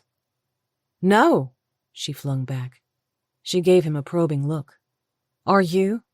A fist twisted her gut as she awaited his answer. Caden had been open with her about his past. Tess knew he was scarred. She firmly believed that, given time, her love could help heal him. She blinked, realizing that she just labeled their relationship as love. A beautiful, brilliant smile curved his lips. Not for 1 second. Relief bubbled out of her in a half laugh. "That's good." A glow of pleasure ran through her. Tess heard knocking as Caden turned away from the screen to face the door behind him. It opened as a woman stuck her head in. She looked to be in her early 60s. "I'm sorry to interrupt," the woman said, looking at the screen. "No worries," Caden replied. But Tess could tell the interruption rattled him a little. It seemed she was already skilled at picking up the subtleties of his feelings. "Wes is grilling burgers. Would you like one?" "Sure, that would be great," Caden answered quickly. Tess figured that he would probably answer affirmatively to whatever the woman asked so he could rush her out the door. The woman's eyes lit with interest as she looked at the computer screen, a playful smile lifting the corners of her lips.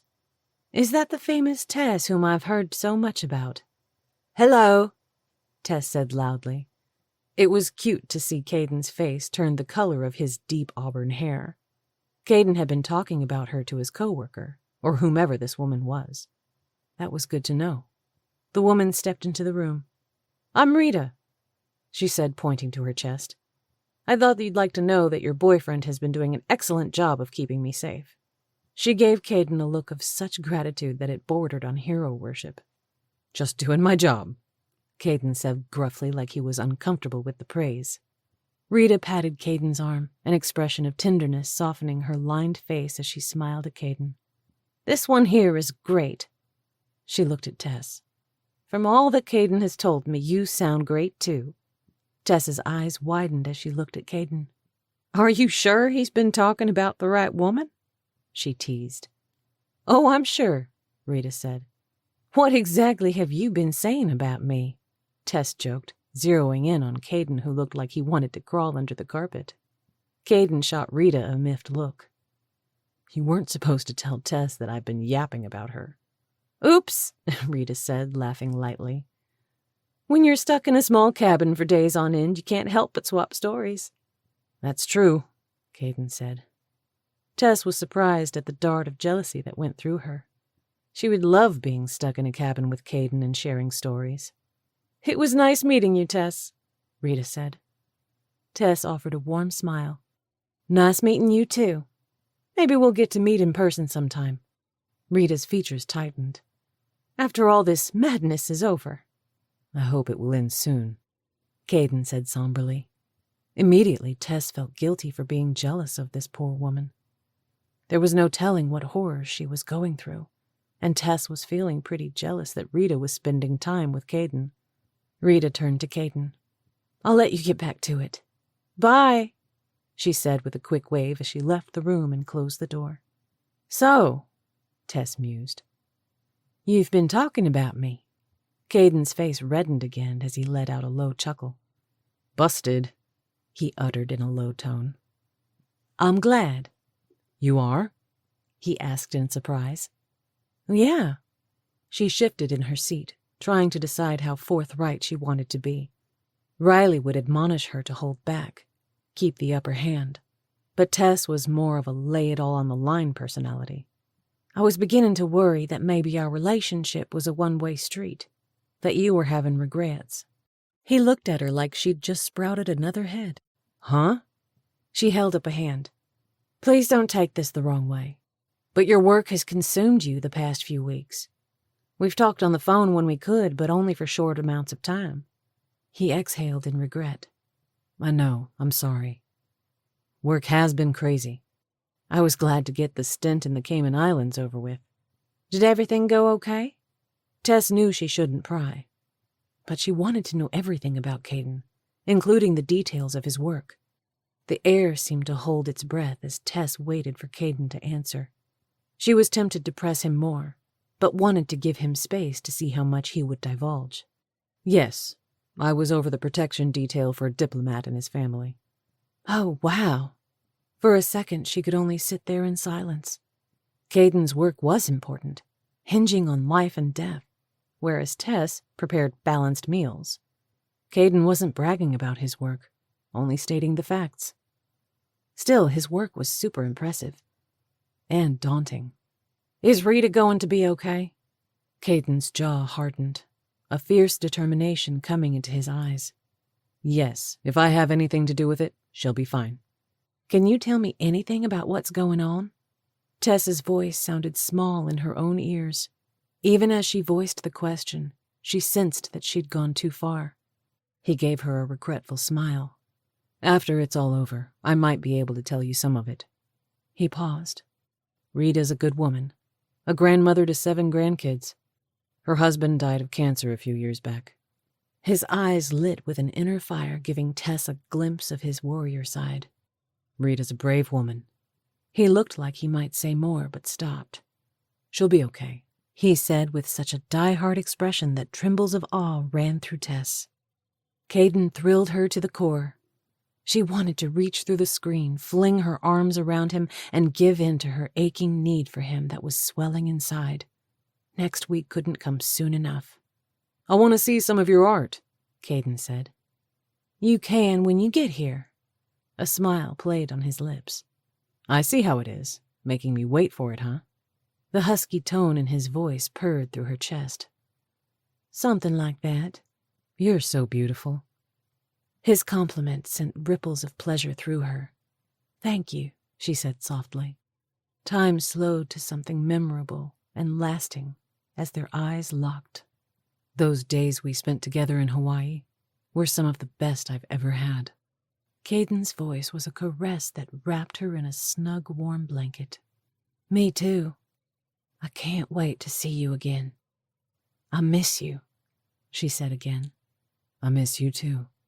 A crooked smile tugged at his lips. "I'm falling hard for you, Tess Eisenhart." Victory swelled in her chest. "I'm falling hard for you too." They spoke for another 15 or so minutes, mostly chit-chatting. When Caden said he needed to go, Tess's heartstrings tugged. She didn't want to end the chat, but knew it was inevitable. "I'm looking forward to next week." "Me too," Tess said. "Sleep tight." "You too." "Bye." Caden gave her such a pure, radiant smile that she wanted to capture it so she'd have something to carry her through until next week. "Bye," Tess said, tears coming to her eyes as she ended the call. Then she laughed at herself for being such a sap. The video chat had been amazing, but now the room was suffocatingly quiet. She wished that Riley and Noah still lived here. No, that was selfish. Tess was happy for Riley and Noah with their new life. She arose from her computer. She'd go into her bedroom and watch a movie before going to sleep. With any luck, she'd dream of Caden. The bleak prospect of spending the next few days without Caden stretched before her like a long black road of monotony. She sighed wistfully, an image of him flashing before her eyes. Riley's words about Tess needing to get out more rushed back. Tess was becoming a dull person. She needed to rediscover the vibrant person she'd once been pre-Caden. After all, Caden would swoop into town for a week, and then he'd be off on another work adventure while she remained here, pining away for him. A while later, as her eyes closed and Tess drifted off to sleep, she decided that she'd go to her hot yoga class tomorrow morning. A bit of exercise would do her good. Chapter 14. Talking to Tess had been great, but Caden missed her even more. He could tell their separation was especially hard on Tess. She was a social creature, used to constant companionship. While Caden couldn't stand the thought of her going out with other guys, he felt guilty for clipping her wings. Next week they'd have to do some serious talking about the future. Caden wasn't sure what the future held for him and Tess, but being apart from her was torture. He'd freaked out a little when Rita stuck her head in the door, but it had turned out well. It gave him a small window to tell Tess what he was doing without divulging any critical details, which could potentially put Rita at risk. Caden trusted Tess implicitly. Still, the less she knew about his work, the safer Tess would be. Rita was the former secretary of an influential Chicago businessman with suspected ties to the Ferrari crime family. Rita came into work on a Saturday to get caught up on filing and stumbled upon Frankie Moretti as he executed his own first cousin with a bullet to the head. Rita fled to the police, who immediately put her in protective custody. An investigation was open, but Frankie had deep connections on the police force. The safe house was attacked. An officer managed to get Rita to safety. Unfortunately, the officer was shot saving Rita and later died of the wound.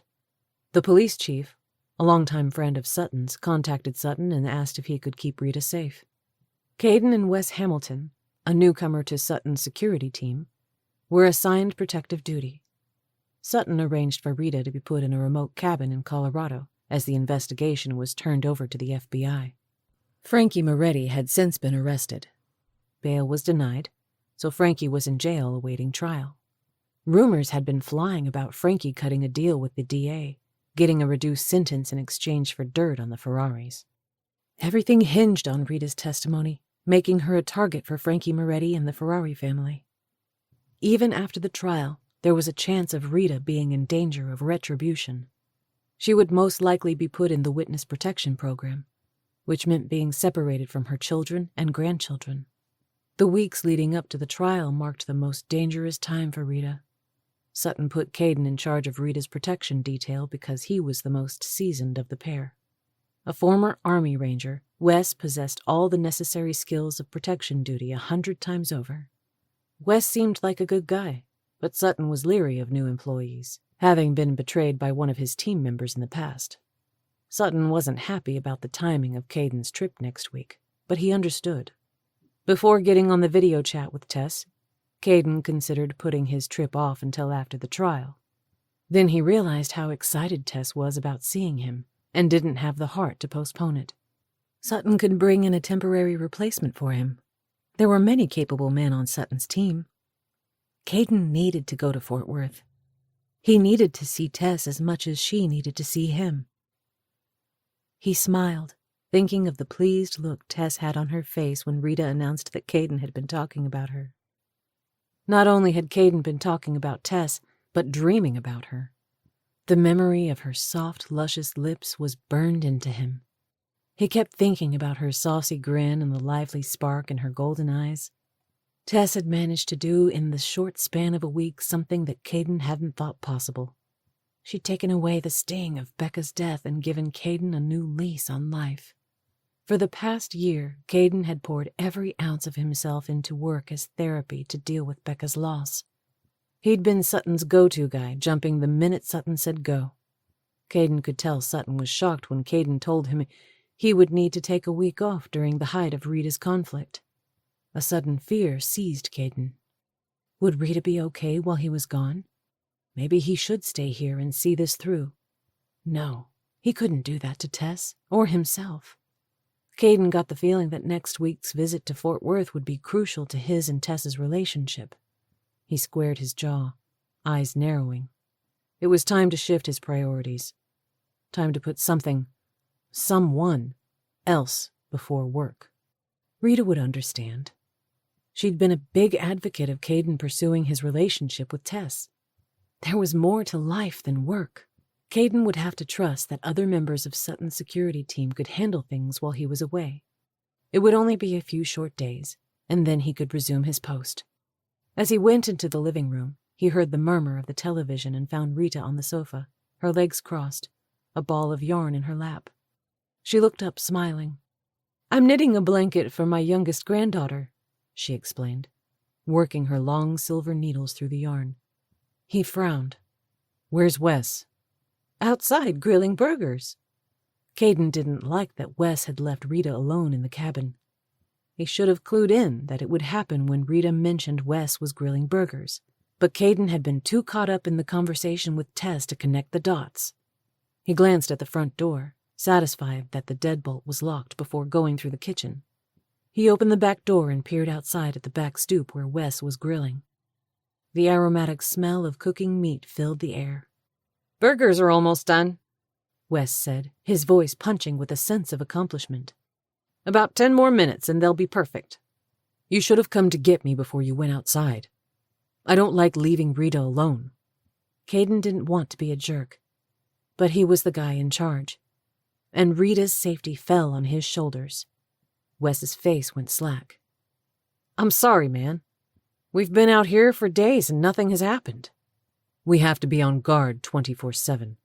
All it takes for disaster to occur is for one of us to get lackadaisical for a split second. The threat against Rita is real. We can't let our guard down. Ever," he finished pointedly. Wes's shoulders fell. "You're right. It won't happen again." He smiled contritely. "Sorry, man." Caden nodded. "It's all right. No harm done. I'll see you inside," he said brusquely as he stepped back and closed the door. Wes was still wet behind the ears. Caden made a mental note to mention to Sutton the necessity of sending someone tenured to take his place next week. He returned to the living room and sat down in the recliner near the couch. "How did your conversation go with Tess?" Rita asked, her light eyes glimmering with interest beneath her glasses. "Really well." Rita reminded Caden of a more docile and grandmotherly version of Graham. "She seems like a nice girl," Rita said with a matronly smile. "She is." "You miss her a lot, don't you?" "Yes," he admitted. "It's good that you're going to visit her next week." Rita turned her attention back to her ball of yarn, her needles clicking with deft movements. Caden frowned. I'm excited to see her. But, Rita prompted, looking up from her work, but I hate the thought of leaving you, especially before the trial. Caden's stomach tightened. He wished he could be in both places at once. He couldn't remember the last time he'd felt this torn over a decision. Rita made a psh sound. I'll be fine. It's only a few days. I'll make sure that Sutton sends one of his best men to replace me. He squared his jaw. You have my word on that. Thank you, Caden. Her eyes went soft around the edges. I really appreciate you going the extra mile. A shadow crossed her features. I'll just be glad when this ordeal is over. Caden's heart clutched as he looked at the beginnings of the pink and white blanket spread over Rita's lap. Rita's children and grandchildren were her life. What would happen to her when she could no longer see them? Caden couldn't imagine never being able to see his family again. Sure, he and his siblings often fought like cats and dogs, but Caden loved them dearly. Even his oldest brother Colin, who was a royal pain. An image of Tess flashed through Caden's mind, and he realized with a jolt that she was fast becoming a focal point in his world. Visiting her next week was the only thing that made sense. Every inch of him longed to see Tess again, to pull her into his arms and crush his lips to hers. He missed her feistiness and how she challenged him at every turn. Tess was someone that Caden could build a life with. He blinked, unable to believe his own thoughts, but there it was. Everything will be fine, Rita assured him. You'll see. Caden smiled. Rita's tone reminded Caden of a mother comforting her child on the first day of school. Yes, I believe you're right. Thank you for being so understanding. Normally, Caden made a point of keeping his distance from clients, but Rita was different. He considered her a friend, especially after all the time they'd spent together cooped up in this cabin. It's a shame I can't just stuff you in my suitcase and take you with me to Fort Worth, he joked. Rita laughed. Don't tempt me. She exhaled a heavy sigh. I'm getting tired of staring at the same four walls. Caden pulled a face. I feel your pain. How about a game of checkers after dinner? Rita peered at him over her glasses, her eyes twinkling with amusement. Are you sure you're ready for another round? Rita had won 3 out of every 4 games she and Caden played. I suppose I'm just a sucker for punishment, he said, shaking his head. She gave him an astute look. No, you're a sweetheart who's too much of a gentleman to beat an old woman at checkers. Caden rocked back, surprised that Rita could see right through him. He'd worked hard at throwing the games and didn't realize Rita was onto him. You're too smart for your own good, he said, wagging a finger. She chuckled wisely. When you get to my age, you start to figure out how things work. Something in the way Rita spoke the words made Caden suspect that she knew exactly how this would all play out. She was too smart not to know that she'd have to go into witness protection after the trial. Rita had to know that meant she wouldn't be able to see her kids and grandkids. He marveled at her strength and bravery to be willing to testify against Frankie Moretti, despite the risk and sacrifice. Rita admitted that for several years she suspected that Frankie was up to no good, as she described it. But her job was comfortable, and Frankie paid her well. Caden could tell that Rita felt guilty for not going to the police until her hand was forced. Maybe testifying against Frankie was Rita's way of atoning for that guilt. Caden knew all too well how guilt could eat a person from the inside out. You're a good woman, Rita Reiner.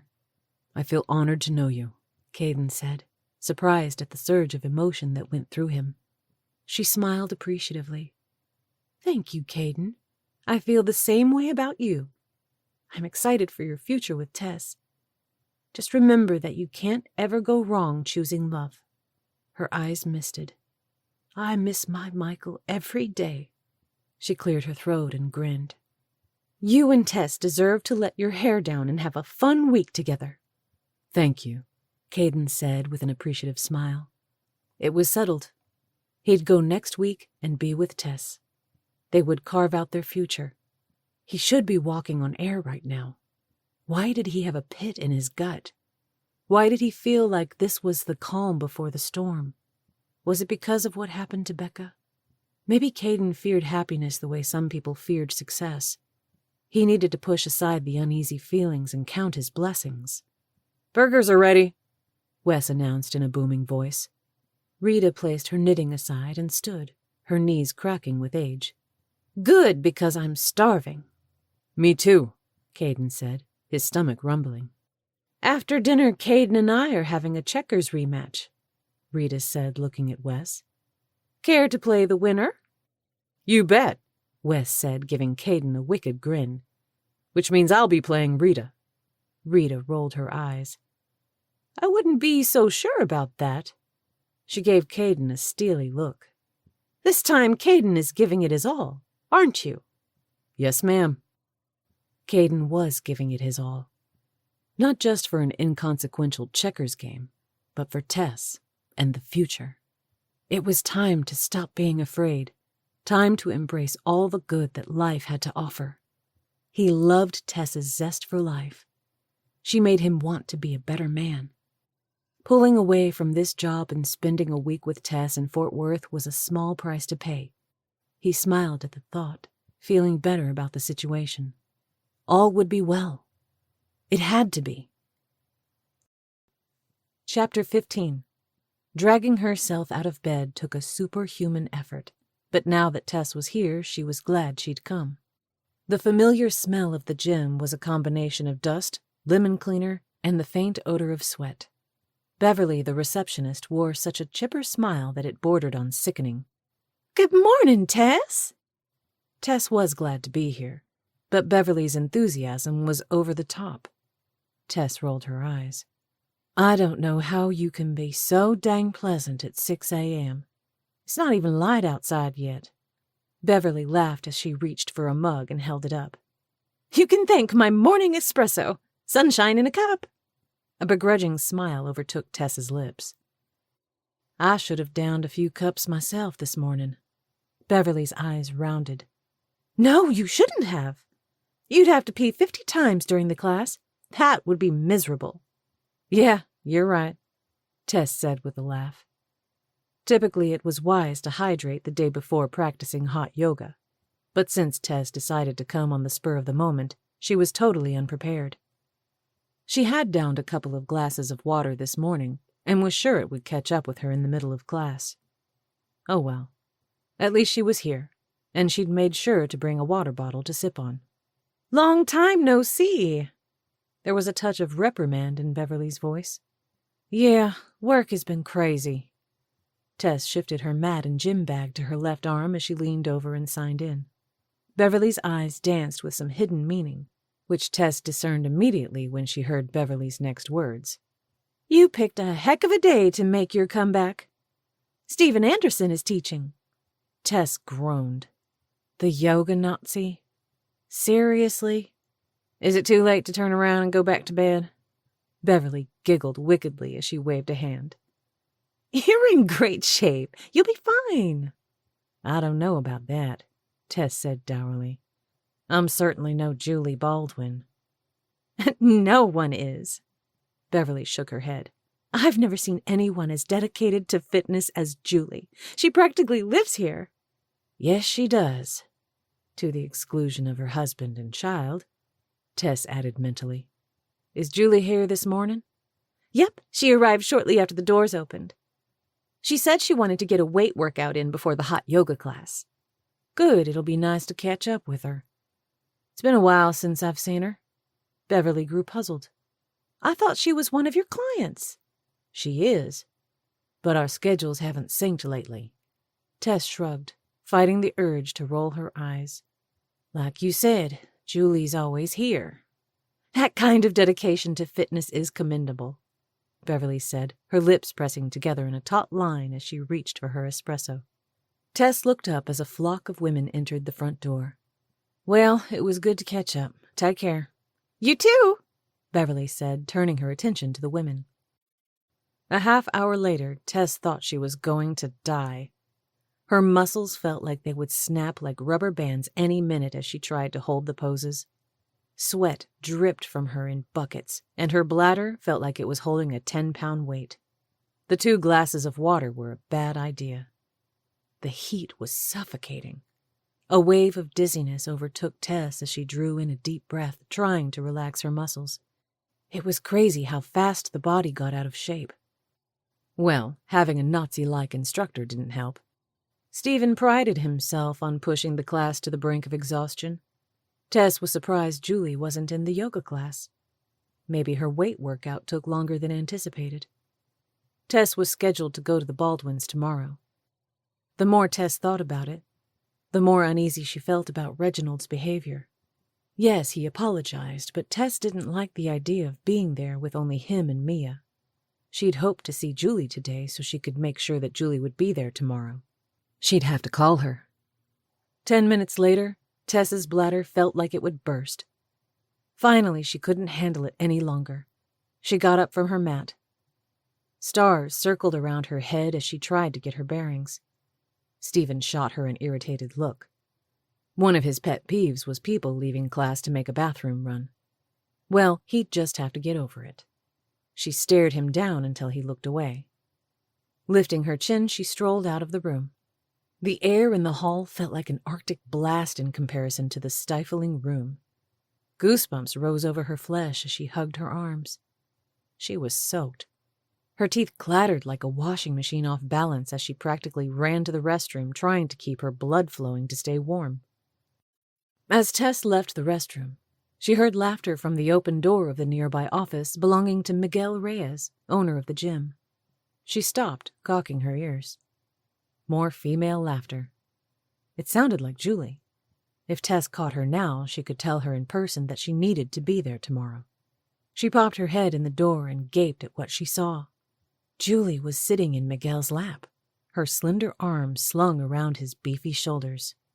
Julie's back was to the door, but Miguel saw Tess. He jumped guiltily. His reaction prompted Julie to turn around. Julie's eyes about popped out of her head. "Tess!" she said, her hand clutching her neck as she got off Miguel's lap. Tess's feet were frozen to the floor, her eyes wider than saucers. Then the disgust took hold. Now Tess knew why Julie spent so much time at the gym. Why she was hardly ever home. "We need to talk about your job," Tess said, her jaw tightening. Julie glanced back at Miguel as an exchange passed between them. Tess was surprised to see compassion and concern on Miguel's face. A little over 6 feet tall, Miguel was classically handsome, an Antonio Banderas type with olive skin, dark eyes, thick blue-black curls, and a perfectly sculpted body. All the women at the gym swooned over him, but he was totally disinterested in their attentions, to a point where it became a running joke. It seemed that Miguel had set his cap on a prize jewel, a senator's wife. "Miguel, would you mind giving us a minute?" Julie asked in a squeaky voice. Miguel stood and went to Julie's side. He placed a protective hand on her arm. "Are you okay?" He threw Tess a dark look like she was in the wrong. The insinuation lifted the hairs on Tess's neck. Her hand flew to her hip, and she met Miguel's gaze full on. "I'm not the one having an affair." Miguel's face turned a shade darker. Julie hiccuped a startled, high-pitched laugh. Her face drained to the color of chalk, making her look like she might pass out. She forced a smile.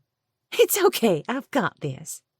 Miguel's jaw worked, and he seemed to be weighing the validity of her statement. Finally, he nodded, leaving the room, but not before shooting Tess another scathing look. Panic simmered in Julie's light eyes. "You're not going to tell Reg about this, are you? Please, he won't take it well." An incredulous laugh gurgled in Tess's throat. Most men wouldn't take this kind of news well. She was disappointed in Julie, and she felt pity for her. A shiver ran down Tess's spine. Her skin was cold and clammy. She was freezing. "I didn't mean to fall for Miguel," Julie said with a wild look in her eyes. "It just happened. He gets me." It was all Tess could do not to laugh in Julie's face. She couldn't believe Julie had played the "he gets me" card. Tess held up a hand. "Look, this is none of my business." Whatever's going on between you and your husband doesn't concern me. I just don't like being put in the middle of it." Julie began wringing her hands. "I know. I'm so sorry. You've been such a big help to me with Mia and the meals." "Yeah, about that. Under the circumstance, I don't think it's a good idea for me to continue working for you." Julie's face caved into itself. "Please don't say that. I need you now more than ever." Tears rushed to Julie's eyes, her breath coming faster. "Mia would be devastated if you didn't come back. Having you there to make meals has helped me keep my sanity." "Mia is a great girl, but she's your daughter." "I know." Julie shifted from side to side, biting her lower lip. "I'll double your pay." "It's not about the pay," Tess responded. "Double? That would certainly help the business. No, it wouldn't be right to exploit the situation." Tess felt like Julie was putting her in a hard position, playing on her sympathy. "I'm in love with Miguel." She straightened her shoulders, a resigned expression coming over her. "I'm leaving Reg for him. I plan to tell Reg everything. I've just been waiting for the right time." "Is there ever a good time to tell your husband that you've been having an affair?" Julie blinked rapidly. "I know how awful this looks." Her voice quivered. She opened her hand and Tess saw crescent indentations in Julie's palms from her nails. "Reg and I haven't had a real relationship in years." Her eyes hardened. "Reg only cares about his precious career and how a divorce will affect his re-election." Tess didn't know what to say. Julie gave her a pleading look. "Please stick with me a little longer. It'll be hard enough for Mia when Reg and I split. She'll need you there as an anchor. Mia doesn't have many friends. She talks about you nonstop." Tess made a face. Really? She'd done nothing extraordinary with Mia. Only spent time with her. Showed interest in the things Mia liked. That was the problem. The poor girl was starved for attention because her parents were looking after their own selfish pursuits. "I'm a personal chef, not a caregiver or counselor," Tess argued. "Give me a few more weeks, until the end of April." Her voice faltered. "There are things—" She looked at the door, then back at Tess. I can't go into it right now." Something flickered in Julie's eyes. Fear? Apprehension? Regret? Tess couldn't pinpoint the emotion. She had the impression that Julie was a drowning person trying to clutch onto her to save herself. "My boyfriend is coming into town next week. I'll be taking the entire week off." Shock registered on Julie's features. "An entire week?" "Yes," Tess said firmly, holding her ground. Julie nodded glumly, giving Tess a beseeching look. "After that?" Tess let out a labored breath. The woman was impossible. "Okay, I'll give you until the end of April." "Thank you." Julie breathed in relief. She reached for Tess's hands and squeezed them. "You can't know what this means." Julie's hands were frigid, making Tess even colder. "Can I count on your discretion?" Tess hated being put in this position. She felt slimy. "I won't say a word to anyone. Like I said earlier, this is between you and your husband. It doesn't concern me." Julie flashed a grateful smile. "Thank you. You're a good friend. You're coming tomorrow afternoon, right?" "Yes, that's the plan," Tess said dryly. She held up a finger. "I do have one stipulation." Julie's eyes widened. "Yes?" "I want you to be there." But I haven't been staying at the house. I told Reg I needed space." That must have been what Reg was referring to over the phone when he spoke of the stunt Julie was pulling. "Either you're home when I'm there, or our deal is off," Tess said firmly. "Why is it so important for me to be there?" Julie asked, looking puzzled. Crap. Tess didn't want to go into Reginald coming on to her. She refused to get dragged into the middle of the Baldwins' drama. "You're the one who hired me. I expect you to be there. It's the least you can do." "Sure, I'll be there," Julie said offhandedly, like her mind was already off on something else. "Good. I'll be there at 4 p.m. tomorrow. I'll meet you at your house." Yes. Tess got the impression of talking to an empty shell, like Julie was agreeing to anything just to keep her on the hook. I won't be able to pick up Mia tomorrow from school. You'll have to make other arrangements. Okay. Julie gave her a grateful look. Thank you for everything. Tess nodded, ready to end the conversation. I better get back to the yoga class. See you tomorrow, 4 o'clock at your house, she said, hammering in the commitment before hurrying back to class. Tess went through the motions of doing yoga while her mind replayed the conversation with Julie. Miguel Reyes was the complete opposite of Reginald. Maybe that's why Julie was drawn to him, because he was the newest flavor. It was hard to have any respect for a woman who would toss aside her husband, claiming she'd fallen in love with someone else. Tess wished she'd never met Julie or agreed to take her job. She'd do as she promised and continue working for the Baldwins until the end of April. After that, she would cut ties. Her thoughts went to Caden and their video chat. Tess had enjoyed dating lots of guys. However, unlike Julie, Tess was a firm believer in making a commitment and then holding to that commitment. She smiled, thinking of how she wouldn't mind making a long-term commitment to Caden. He seemed to feel the same way about her. She couldn't wait until next week to broach the topic. By the end of the yoga class, Tess had pushed aside all thoughts of Julie and Reginald. She felt relaxed and calm, ready to face the day. As she walked out to her car, her skin prickled with the sensation of being watched. She scoped the parking lot and spotted a man sitting in a beige sedan. Was that who'd been watching? The man was too far away to get a clear view. But there was something familiar about him. When the guy realized Tess had spotted him, he turned away. She quickened her pace to get to her car, letting out a sigh of relief when she was safely locked inside. What was it that was familiar about the man? She ran the snapshot image she'd captured through her brain. Was the guy a member of the gym? Maybe Tess happened to catch his eye as he came out, or she could have been in his frame of vision. It wasn't until she got home that something clicked in her brain. The guy had visited Reginald Baldwin the day before. The bald man with glasses and a goatee. She drew her brows together. Could that be right? Yes, she was almost positive it was the same man. Tess couldn't imagine why the man would be interested in her. She jerked as something else occurred to her. Maybe the man was watching Julie. Chapter 16. Hello, Mia, Tess said as she set down the bag full of groceries on the island. She glanced around. Where's your mom? Mia stepped up beside Tess and peered into the grocery bag. What you making for dinner? She asked eagerly. A chicken pastry puff, sautéed veggies, and a mandarin salad. Sounds good. Guess what? Mia said. What? Her eyes lit up like twin stars. I'm gonna be in the spelling bee. We had to try out, and I made the cut. Congratulations. That's fantastic. Will you come and watch me? When is it? Next Wednesday at 10 a.m. Tess wrinkled her nose. I'm sorry, but I can't. I have a friend coming in from out of town, and we already have plans.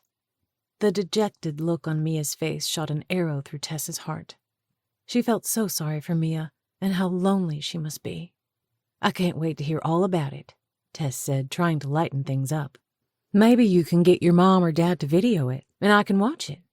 Mia brightened. That's a good idea. Where's your mom? Tess asked again. Mia shrugged. She wasn't here when I got home. She's probably at one of her exercise classes. She didn't pick you up from school? No, I rode home with Amy and her mom. Amy and I have math class together. She lives 4 doors down. Mia grinned, showcasing her braces. I'm going to see if Amy and I can have a sleepover sometime. Mia talked a mile a minute, but Tess didn't hear a word. She fought the urge to scream. So much for Julie's word. Is your dad here? Yeah, he's in his office. Tess's stomach tightened. Just what Tess had been trying to avoid, being here alone with Reginald. Tess had told Riley about Julie and her affair. Then she mentioned the subtle way that Reginald had come on to her. Riley had listened, wide-eyed, shaking her head in disbelief. Why did you agree to go back? Riley had asked. Tess explained how she was going back mostly for Mia. Then she assured Riley that Julie was going to be here. Yeah, right. Tess thought about calling Riley to see if she could come over, but Chaz and Riley were taking Noah to a movie this afternoon. Tess hated to throw a monkey wrench in that. The best option was to prepare tonight's dinner and forgo the other 3 meals she'd planned to make for the next few days. That way Tess would only be here an hour. You gotta see my new craft set, Mia said, skipping off to get it. Tess had just put on the chicken to cook when Reginald came into the kitchen. "Hello," he said, his eyes glowing like Tess was the greatest thing on the planet. He wore black dress pants and a white untucked dress shirt with no tie. He had on socks but no shoes. Of course he'd get comfortable in his home, but for some reason, Reginald being more casual made the situation feel even more intimate and stifling. "Hello." Sheesh, talk about awkward. Tess couldn't look at Reginald without thinking about Julie cuddled up with Miguel. Was it wrong not to say anything to Reginald? Tess didn't want to get in the middle of that chaos. Neither did she like being alone in the kitchen with him. Reginald went to the fridge and retrieved a bottle of Perrier sparkling water. He removed the cap and took a long swig. He relaxed against the counter, much too close to her for comfort. "What's for dinner tonight?" "Chicken puff pastry, sautéed veggies, and a mandarin salad," she said automatically, repeating everything she'd just listed for Mia. "So, Tess, what do you do when you're not working?" His tone was friendly, conversational. Had Reginald not come on to Tess before, she wouldn't have thought twice about chit-chatting with him. Now, however, everything felt menacing. "I video-chatted with my boyfriend last night." Better to throw that out there so Reginald would get the hint, loud and clear, that she was taken. "Oh!" His features tightened. "Yep, he's coming to see me next week. I'm so excited I can hardly stand it," she gushed. His eyes moved over her like he was soaking her in. "He's a lucky man," he uttered. Tess felt icky all over. Reginald was powerful, used to getting what he wanted, but he was about to be sorely disappointed. Tess had tried to do this the nice way, but obviously that wasn't working. This had to stop here and now. Her hand flew to her hip as a white-hot anger coursed through her veins. "I'm not sure why you're throwing compliments around, but you need to know that I'm off limits." His eyes widened, and then he tilted his head back and laughed. When he spoke, there was a hint of condescension in his tone. "It's a sad day when a man can't give an innocent compliment." She arched an eyebrow. "It certainly didn't feel innocent." "In case you haven't noticed, I'm a married man." Tess wasn't sure how to answer. "You're a married man whose wife is about to leave you," her mind screamed. She thought again of the man with the goatee at the gym the day before. Had Reginald sent him to the gym to spy on Julie? Maybe Reginald already knew Julie was having an affair and was looking for her replacement. A shiver ran down her spine. Surely Reginald didn't think Tess would be interested in him. The only man Tess had eyes for was Caden. She desperately wished he was here. If Reginald took one look at Caden, he'd know he didn't stand a chance. "You're right," she finally said in an even tone. "You are married. Not only is your wife my friend, but I have the highest respect for the sanctity of marriage." She looked him in the eye. "Which is why I must ask you to refrain from whatever this is." She tugged her shirt collar. "It makes me uncomfortable." Tess wasn't sure how she'd expected Reginald to react to her rebuke, but was floored by his appraising look that bordered on adoration. Had he not just heard the words coming out of her mouth? If so, he must have totally missed the point. "Yes," he said heartily with a broad smile. "I agree 100%. It's commendable to see a woman who values the institution of marriage." His brows furrowed. "Too bad my wife doesn't share that same sentiment." He paused, tilting his head thoughtfully. "If only she were more like you." The doorbell rang. Reginald took another swallow of Perrier and set it down on the island. "That's my campaign manager. We'll be tied up for the next hour." He gave her a wistful smile and spoke under his breath. "Moxie, brains, and beauty. He shook his head. Like I said, your boyfriend is a very lucky man. You be sure and tell him I said so. He winked and strolled away with a confident step. Tess just stood there with her jaw dropped onto the floor, wondering what in the heck had just happened. Conversation between Reginald and his manager floated in from the foyer as they moved into Reginald's office. A second later, Tess switched into high gear as she worked frantically to make dinner so she could get out of here. She didn't know what kind of game Reginald Baldwin was playing, but she didn't want to be here when he got out of his meeting with his campaign manager. Chapter 17. Thankfully, Tess managed to get dinner cooked and then skirt out the door before Reginald emerged from his office. There was still no sign of Julie. Tess planned to call her when she got home. Enough was enough. If Julie couldn't keep her word, then Tess didn't feel obligated to work through the end of April. Her heart went out to Mia, and it pained Tess to leave her in the lurch. But she couldn't take any more of Reginald's advances. Tess could only imagine how Caden would react if he knew a senator was hitting on her. Yikes. She'd better keep that info to herself. She drove down the Baldwins' long driveway, through the security gate, and turned onto the lonely stretch of road. The Baldwins certainly valued their privacy. As she drove along the rural highway leading back to the city, her gaze traveled the expanse of the vast fields dotted with cattle.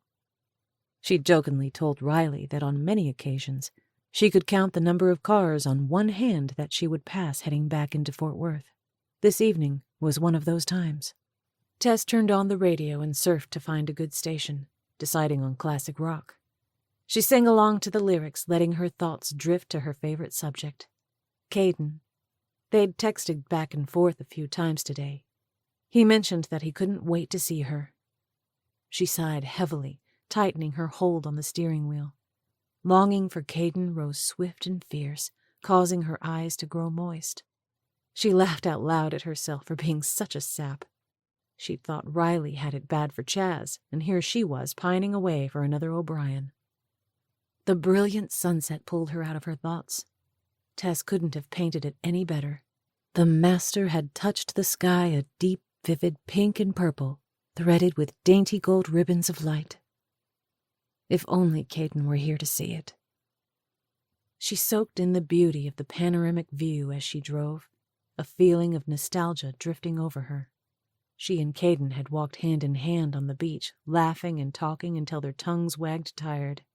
When the evening came, they kissed long and hard under the silver light of the moon. She touched her lips. The memory of those magical moments wrapping around her like a euphoric cocoon.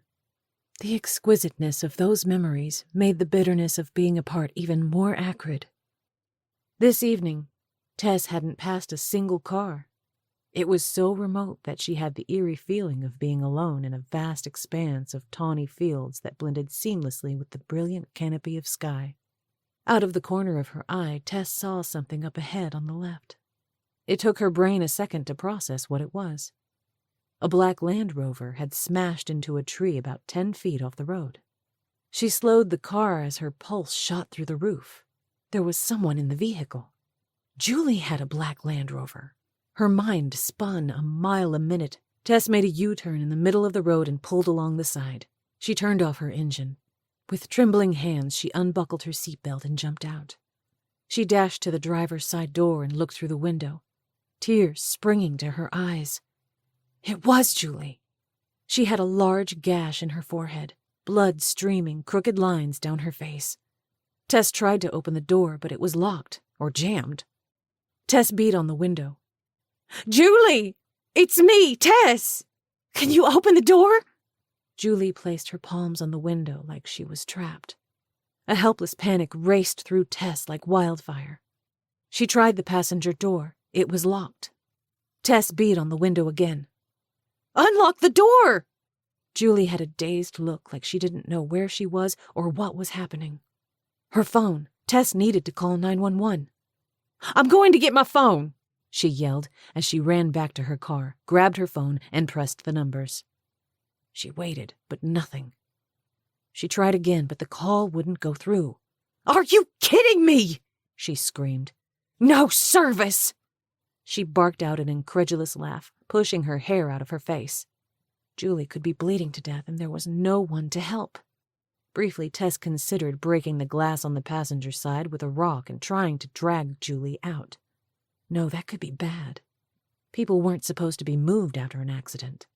She jumped in her car and started the engine. She made another U-turn headed towards town and punched the accelerator. Surely Tess wouldn't have to drive far to get a signal. Of course, she had no idea how long it would take the paramedics to arrive, way out here in the boonies. She drove for what seemed like forever, even though it was probably only a couple of miles. Finally, she had a signal. When the 911 dispatcher answered, Tess screamed out her emergency, trying her best to describe where the accident was. As soon as she got off the phone with the dispatcher, Tess turned around to go back. She uttered a silent prayer for help. Heavenly Father, please let Julie be okay. Please let the paramedics get here quickly. Tess felt like she was in the middle of a nightmare. She kept seeing the crazed look in Julie's eyes, blood gushing from her forehead. Dusk was settling in, bringing with it an overwhelming gloom. It tore Tess up thinking of Julie trapped inside her car. When Tess got back to the scene of the accident, she was relieved to see a white minivan parked on the side of the road several car lengths in front of the Land Rover. Tess figured the van had driven past the accident and then stopped, realizing what had happened. She was glad someone else was there to help. She parked on the side of the road a few paces behind the accident. A man was beside the driver's side door, his back to her. Tess jumped out of her car. "Is she okay?" she asked as she rushed forward. The man spun around like Tess had startled him. Tess froze in her tracks, her heart leaping into her throat. It was the bald man with the goatee. Time seemed to halt as their eyes met. A terror such as Tess had never known struck the center of Tess's chest when she saw the cold look of fury on the man's face. In a flash, her mind collected the facts as her feet moved backwards to get to her car. The man was dressed in all black. The driver's side window was smashed, the man clutching a crowbar. His hands were covered in blood. She might have assumed he was trying to help, but her instincts screamed, "Run!" Her body trembled with the knowledge that the man would come after her. The next events must have happened quickly, but for Tess, her mind stalled to a snail's pace, as if experiencing everything in excruciatingly slow detail. The wail of a siren piercing the stillness of the evening. The man flinching like a bucket of ice-cold water had been tossed on him. A moment of indecision on the man's face that changed his murderous expression to that of a hunted dog as he looked past Tess and tightened his grip on the crowbar. Then he took off sprinting, jumped in the van, and peeled off. Tess's head whirled as she turned around and saw several firemen leap from the truck and race into action. She stood in stunned silence, watching, her intuition already knowing what her head didn't want to accept. It was too late. Julie was already dead. Chapter 18. Here, this will help take the edge off. Tess reached for the cup of steaming hot herbal tea that Riley held out to her. After answering questions from the police, Tess had gone straight to Riley and Chaz's house. Thankfully, Noah was asleep. Tess was glad her nephew wouldn't see her in such a pitiful state. Riley sat down in the seat next to Chaz. The three of them were in the kitchen, seated around the table. Tess curled her fingers around the cup, appreciating the warmth. None of this felt real. She kept expecting to wake up, only to discover that it had been a terrible dream. "What happens from here?" Chaz asked. "I told the police officers who arrived at the scene everything that happened. They took my statement and said a detective would be in touch." Chaz frowned. "What about the man you saw? Do the police have any leads on who he is?" Tess shrugged. "It all happened so fast. I'm not sure." A deep crease formed between Chaz's brows. "Did the police offer you any protection?" "No," Tess uttered, the scope of the situation hitting her full force. She could identify the man. She'd seen him at the Baldwins, the gym, and then at the scene of the accident with blood dripping from his hands. The horrified look on Riley's face mirrored Tess's fears. Shivers ran down her spine. With shaky hands, she lifted the mug to her lips and took a sip of tea, hoping it would warm her up. It had been several hours since the accident, but Tess was still stone cold. "Do you think Reginald had anything to do with Julie's death?" Riley asked. Tess shook her head slowly back and forth. "I honestly don't know. The man with the goatee came to the Baldwins' home to meet with Reginald, and I saw him as I left the gym yesterday. I felt someone watching me, and saw the man sitting in a beige sedan in the parking lot." A concerned look passed between Chaz and Riley. Tess didn't have to be a genius to know that she'd been unwittingly thrown into a hornet's nest. The death of a senator's wife was bound to cause an uproar. "Did you tell the police that?" Chaz asked. "Yes," Tess answered fiercely. "Good," Riley said, clenching her jaw. Chaz cocked his head. "What does Caden say about all this?" Tess jerked. "I haven't told him." Riley and Chaz shot her incredulous looks. "Why?" Riley pressed. Irritation crawled over Tess. "Because it just happened," she snapped. "I came straight here and haven't had a free minute to contact him." Chaz gave Tess a pointed look. "I suggest you contact him right now and get his take on the situation. Caden could look into Reginald." "Also, he could come here and keep you safe," Riley added. Tess wanted Caden here more than anything, but she didn't want to be a burden. Caden is in the middle of an important job. Tess thought of Rita. Riley's eyebrows shot up. "I would venture to say that your well-being is more important to Caden than any job." Riley eyed Tess, daring her to disagree. "I just don't want to blow anything out of proportion," Tess said. "A senator's wife is dead," Riley argued. "You saw the man who did it. That man is at large. You don't know if Reginald, a very powerful and influential man, had anything to do with his wife's death." Her voice grew harder than 10-year-old taffy. "I am appalled that the police haven't offered you any protection." "I agree," Chaz said, his jaw tensing. "In fact, if Caden wasn't in the security business, I'd hire someone to protect you." A laugh rose in Tess's throat, but she managed to contain it. She felt like the fingers of hysteria were clawing at the base of her skull. Her mind couldn't seem to come to terms with the fact that Julie was dead. Poor Mia. Her heart clutched as her mind raced back through the events of the night. When the police arrived on the scene, Tess told them in a high-pitched, frantic tone how she'd come upon the accident and that Julie had been alive. Tess explained how she drove down the road to get a signal to call 911. Then she told the officers about the bald man with glasses and a goatee. A shiver slithered down her spine as she saw again the savage look in the man's eyes. Had the paramedics not arrived, there was a good chance Tess wouldn't be here right now. Like she told the police, the man had busted out the driver's window. Julie's neck was broken. Tess had no doubt that goatee man had done it. Julie's blood running down her face. Blood on the man's hands. Would the man come after Tess? A wave of nausea overtook her as she put down the cup and stood. "I think I'm going to be sick," she groaned as she stumbled to the restroom. She doubled over the toilet and puked. Her stomach heaved again and again until there was nothing left but acid. Riley stepped up behind her and put a hand on her shoulder. She reached for the hand towel hanging on the rack and ran it under cold water. Then she pressed it to Tess's forehead. Tess held the wet towel, sucking in a ragged breath. Her throat was raw and scratchy. "I'm okay," Tess said, mostly to herself as she put the towel down on the sink vanity and stood up straight. She caught a glimpse of her haggard reflection, skin pale as alabaster, hollow, scared eyes ringed with dark circles. She looked at Riley's reflection, their eyes locking. Seeing her older sister's expression of concern and sympathy caused tears to pool in Tess's eyes. She'd not cried a drop since learning that Julie was dead. Now, however, Tess couldn't hold in the emotion. It gushed out of her in a long sob as she buried her head in Riley's shoulder. Riley held her and let her cry until her tears were exhausted.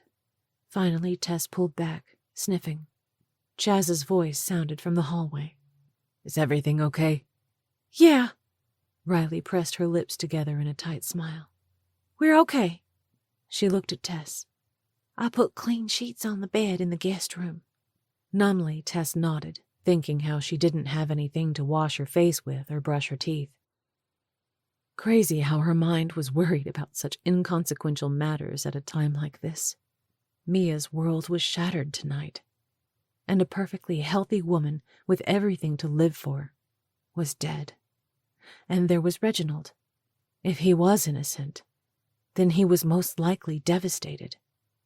If he was guilty, nausea rolled over her again. She pushed aside the dreadful thoughts, willing herself to take things one step at a time. The longing for Caden was so strong that it was physical, but if she called him right now, she'd fall to pieces. A throbbing headache pulsed relentlessly across the bridge of her nose. "Do you have any ibuprofen?" "Yes, I'll get some for you," Riley said. "Thanks," Tess mumbled. She needed painkillers and a good night's rest to calm her nerves. "You need to call Caden," Chaz said, leaving no room for argument. "I will," Tess assured him, "first thing in the morning." Another look passed between Chaz and Riley. "What?" Tess demanded, glaring at them. "I'm exhausted," she said, her voice growing hoarse.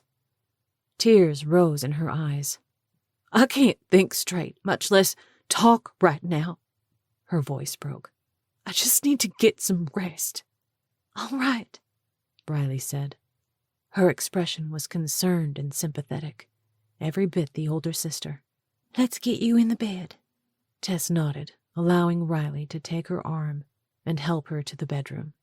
She wanted to fall into bed and pretend this day had never happened. For a moment, right after Tess awoke the next morning, she felt light and unencumbered. Then, the events from the evening before rushed back with such a vengeance that her chest clutched in an iron grip, making it hard to breathe. She closed her eyes, willing herself to get a grip. She took in a ragged breath and prayed for help. The warm feeling of peace that flowed through her was more comforting than words could express. Tess had always been a religious person and was so grateful for the power of prayer.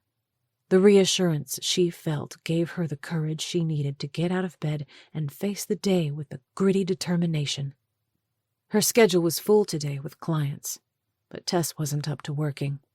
She planned to talk to Riley first thing, so they could rearrange the workload. Rubbing her eyes, she reached for her phone. Yikes! It was 9 o'clock. She couldn't remember the last time she'd slept this late. She missed 4 calls from an unknown number. She had 1 voicemail. Her stomach tightened as she listened to the message. It was from a man identifying himself as Detective Winthrop, asking if he could schedule a time to meet with her. Not having any pajamas, Tess slept in her underwear. She put on her clothes from the day before and combed her fingers through her hair, trying to smooth out as many tangles as she could. Then she padded into the kitchen. Riley was at the sink loading the dishwasher. "Good morning." "Morning." Tess suppressed a yawn as she went to the island and plopped down on a bar stool. Noah was at school. She glanced around. "Where's Chaz?" It was his time off from the Titans, so his schedule was more flexible. "He's out for a run." "Makes sense. The Irish Flash doesn't just wake up looking like he does. He has to work for it." Riley grunted in surprise, then chuckled. "He doesn't run to look good. He runs to keep himself in top physical condition." "It was a joke," Tess said with a roll of her eyes. "It's good to see you getting back to your old self." Concern touched Riley's features, emphasizing the faint lines around her eyes and mouth. "I was worried about you last night." Tess pulled a frown. "I was worried about me, too." Riley looked expectantly at Tess. "Are you going to call Caden?" "Yes, first thing, after I grab something to eat." She stood and went to the fridge, retrieving a carton of milk. "What kind of cereal have you got?" Riley pointed to the nearby pantry. "Everything from Raisin Bran to Noah's Cocoa Pebbles." Tess grabbed the box of Cocoa Pebbles. Riley reached in the cabinet and handed her a bowl. "Thanks," Tess said, grabbing a spoon from the drawer. She sat back down and poured a generous amount of cereal into the bowl. She never had gotten around to eating dinner the night before and had puked up the remains of her lunch. She was starving. "If it's okay with you, I think I'll postpone my appointments today and take a breather." "Good idea." "I can get some office work done." Riley waved a hand. "You deserve a break. If there's anything pressing, I could handle it." Tess poured milk in the bowl and started eating. Riley gave Tess a tentative look. "What?" Tess asked in between bites. "Julie's death is all over the news. The police brought Reginald in for questioning." She clutched the spoon. "Was there anything about the man with the goatee?" "No, not on the news segment I saw. The reporter said that the authorities had leads on suspects and that they were being questioned." Chills ran down Tess's spine as a new thought occurred to her. "Am I a suspect?" "I don't see how you could be. You were the one who called 911. Tess fervently hoped Riley was right. She took another bite of cereal, but it had lost its savor. She pushed it away. "I received a few calls from a detective, asking if he could stop by my house and ask a few questions." Riley's face tightened. "I'm sure the detective just wants to know more about the man you saw. Did he say what time he wants to meet with you?" "No, I need to call him back." "I can go with you." Tess chuckled dryly. "It's okay. I'm a big girl. You don't have to follow me around." Her clothes were sticky. "I need to go home and get a shower so I feel like a human being again. I'll have the detective stop by after that." "Do you think you'll be okay? Alone?" Riley's voice tightened. "That man is still out there." "I know." Fear rose in Tess's chest. "Maybe you should stay here until the man is arrested." "We don't know how long that will take. I need to go home." She dearly loved Riley, but staying here wasn't the answer. Tess needed her own space and her own things. "I'll be okay." Riley reached for Tess's cereal bowl, dumped the leftovers in the sink, and turned on the garbage disposal. She ran water over the bowl and spoon before loading them into the dishwasher. "You should call Caden right now." "Good idea." Tess stood. "I'll grab my phone and call him before I head out." She offered Riley a wan smile. "Thanks for taking such great care of me last night." Riley's features softened. "Well, sure. It's what sisters do." Emotion pressed behind Tess's eyes as she swallowed hard, willing herself to hold it together. "I'll be in the bedroom," she said gruffly, hurrying away. Tess took in a deep, calming breath and said another prayer, asking for help and holding herself together. Maybe it was foolish pride, but Tess had always considered herself strong and didn't want Kaden to know she was falling apart inside. Her pulse pounding like a jackhammer in her ears, Tess dialed his number. She felt a mixture of relief and frustration when it went to voicemail. "Hey, it's me, Tess. Something has happened." Her voice quivered. "I need you to call me back." "Thanks," she said crisply, ending the call. Next, she called Detective Winthrop, who answered on the first ring with an abrupt, "This is Brad Winthrop." She swallowed. "Hello, this is Tess Eisenhart." She tried to sound more confident than she felt. "Miss Eisenhart, hello." His voice switched to something more accommodating. "Thanks for returning my call. Would you have a few minutes today for me to stop by and ask a few questions?" The detective wasn't asking for permission, but telling Tess that he would stop by. "Yes, what time?" "We can either come right now or at 4 p.m. We have mandatory department meetings during the middle part of the day." "I guess I'll take the 4 p.m. slot." Tess was miffed that she'd have to wait several hours.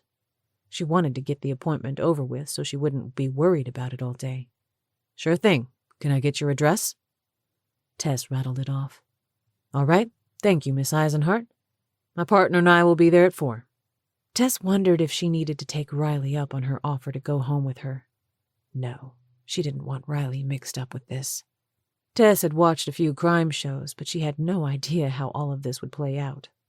She wondered if she needed an attorney. No, that was dumb. She hadn't done anything. She had come up on the accident and went to get help. Then she saw the man. She saw again his blood-stained hands clutching the crowbar like a weapon. The look of fury in the man's eyes sent chills slithering through her. Where was Caden? She needed his help now. Maybe even more than she had that night in the parking lot of the restaurant in Haleiwa. She was tempted to call him again or send him a text. No, that would come across as desperate. Tess felt more desperate than she ever had before. But there was no need to let Caden know that. She would wait another hour and see if he called her. If he didn't, she'd try him again.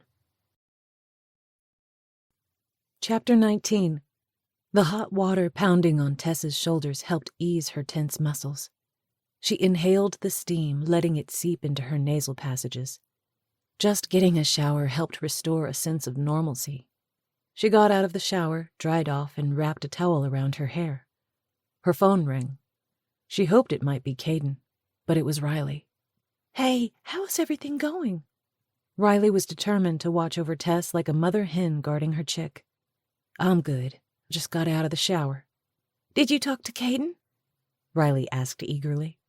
No, he didn't answer, so I left him a message. Shoot. I'm sure you'll hear from him soon. She paused. But everything's okay? I'm fine, Tess assured her, using her elbow to wipe the steam from the mirror. The doors are all locked. Okay, let me know if you need anything. I'm headed over to take care of Melinda Cooper's job. That sounds great. Another pause. Let me know how it goes with the detective this afternoon. Tess rolled her eyes. I will. Riley meant well, but she could be smothering.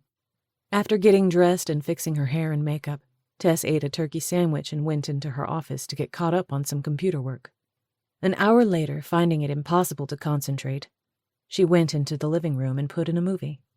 She dozed off, and the next thing she knew, her doorbell rang. She jumped up and adjusted her clothes before running a quick hand through her hair to tame the waves. She looked through the peephole to see 2 officers, a man and a woman. She opened the door, pasting on a polite smile, hoping she didn't have sleep lines on her face. Hello. Both officers flashed their badges. I'm Detective Winthrop, the man said. He motioned to the woman. This is Natalie Peterson. Tess stepped back and motioned. Come in. She ushered them to the living room where they sat down side by side on the sofa. Tess sat across from them in the love seat. Detective Winthrop was in his late 30s, with dark hair and matching eyes. His complexion was pasty, and he had a paunch. His partner was in her late 20s with short blonde hair. I went over the statement you gave to the police last night, Detective Winthrop began. I'd like to ask you a few additional questions. Tess nodded, clasping her hands tightly in her lap. According to the statement, you were driving from the Baldwins' home, headed to Fort Worth when you came upon the accident. Is that correct? Detective Winthrop probed her intensely like he was studying an insect under a microscope. Yes, that's correct, Tess said crisply. Better to keep her answers short and direct. The female detective leaned forward.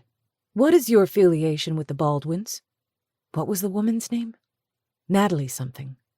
Tess's brain was fried from all the stress. She realized the officers were awaiting her answer. I'm a personal chef. My sister and I own a business. The Baldwins are my clients. I was at their home preparing a meal. Detective Winthrop nodded. Then he paused thoughtfully. Was Julie Baldwin at home that evening? No. Was Reginald home? Yes, he and his daughter Mia. Was anyone else there? Detective Winthrop asked. Yes, Reginald's campaign manager. I never saw the man, but I heard him and Reginald talking as they went into Reginald's study.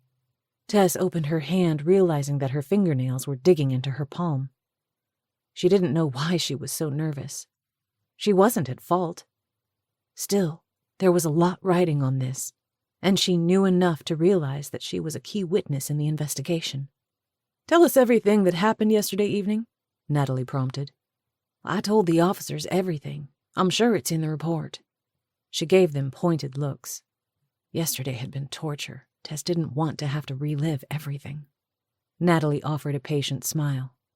I know this has been hard for you. Tess barked out a laugh. Hard doesn't even begin to describe it. Her eyes misted as she blinked. No way was she going to start crying in front of the detectives. "We just want to make sure we have the facts straight," Natalie continued. Tess took in a deep breath, composing her thoughts. Then she told them everything she could remember. When she finished, a silent exchange passed between the detectives. Natalie spoke. "In your statement, you said that you recognized the man at the accident." "Yes, he'd come to visit with Reginald a couple of days earlier." Tess told how she'd answered the door and then let Reginald know the man was there. "I asked the man's name, but he wouldn't tell me. He said that Reginald would know who he was." "Can you tell us what Reginald and Julie's relationship was like?" Detective Winthrop asked. "Not good," Tess answered. She told the detectives the bits of the phone conversation she'd heard between Reginald and Julie. Then she told about her visit to the yoga class and how she'd come across Julie and Miguel Reyes. Natalie's eyebrow lifted with interest. "Do you think Julie and Miguel Reyes were having an affair?" "Yes, Julie told me that she wanted to leave Reginald for Miguel." Detective Winthrop scribbled on his notepad. "Did Reginald know that Julie was having an affair and that she wanted to leave him?" Natalie asked. Tess spread her hands. "I'm not sure." She shifted in her seat. "Do you have any idea who the man with the goatee is?" She sucked in a quick breath. "Do you think he killed Julie?" Tess knew he did, but she wanted to hear what the detectives thought. An uncomfortable silence passed. "We're not at liberty to share information," Natalie said. Tess clenched her mouth. "Okay." They wanted every minute detail from her, and yet they weren't willing to share a thing. That hardly seemed fair. She held them with a hard look. "Do you think I'm in danger?" They looked at one another. More silent information passing. "At this point, we're following all the leads in the investigation to make a preliminary assessment," Natalie said. An unsettling thought entered Tess's mind. Did the detectives believe her? Had she not seen the goatee man, the investigators would have assumed that Julie broke her neck in the accident. She was the only one pointing a finger at the goatee man. That made her a target. "Am I entitled to some sort of police protection?" "At this point, everything is preliminary," Natalie said. Tess stiffened, lifting her chin. "This is my life we're talking about." She was grateful for Chaz's mention of hiring someone to protect her. If it came to that, Tess would take him up on that. It would be good to get Caden's take on the situation, if he'd call her back. Still no word from him. She left him another voice message and followed that up with a text asking him to call her. "I assure you, we're doing everything in our power to get to the bottom of this," Detective Winthrop said. He retrieved a card from his shirt pocket and held it out to her. "This is my direct number. Don't hesitate to call if you need anything." "Thanks," she said mechanically. "Unfortunately, if the man with the goatee decides to come after me, I think I'll need more help than a phone call," she retorted, emphasizing the bite in her voice. When she saw their startled expressions, she felt a little guilty for the outburst. It wasn't the detective's fault that she was in this situation. Still, it would have been nice if either of them had shown the slightest bit of concern for her welfare. They stood. Tess rose to her feet. "We'd like for you to come down to the station and work with the sketch artist to see if we can get a description on the man you saw," Natalie said. Finally, they were acting like they had some sense. "Well, that would be great. When?" Tess was eager to put this thing to rest. "We'll set up an appointment with the sketch artist. Someone will be in touch in the next couple of days," Detective Winthrop said. "Okay," Tess responded. Sheesh. These guys were moving slow. At this rate, the man with the goatee would be in another country before they even got his description down on paper. "If you think of anything else pertinent to the investigation, let us know," Natalie said on their way out. "Will do." Tess closed and locked the door. She leaned against it with a heavy sigh. She had hoped that talking to the detectives would put her at ease, but it had done just the opposite. Tess couldn't tell if they even believed her about the man with the goatee. It was all such a tangled mess that Tess didn't know what to think of it. At least they didn't seem to regard her as a suspect. A few minutes later, the doorbell rang. Tess looked through the peephole, assuming the detectives had forgotten something. Her breath hitched, her hand going to her chest. It was Reginald Baldwin. Why in the heck was Reginald at her door? He should be with Mia mourning his wife's death. Should she open the door? He rang the doorbell again. She stood, frozen, her heart slamming against her ribcage. He knocked, his imposing voice closing in around her. "Tess, I know you're home. I saw the detectives leave. I just spoke with them." Goosebumps popped over her flesh. Tess hated how rattled and frightened this whole thing made her. This wasn't her. She didn't cower behind doors. She was used to facing things head on. She straightened her shoulders and opened the door. He smiled, crinkling his eyes. "Hello, Tess." "Hello," she responded curtly, looking past him. She thought she might see the detectives or their car, but they were gone. Reginald's black Mercedes was parked on the street.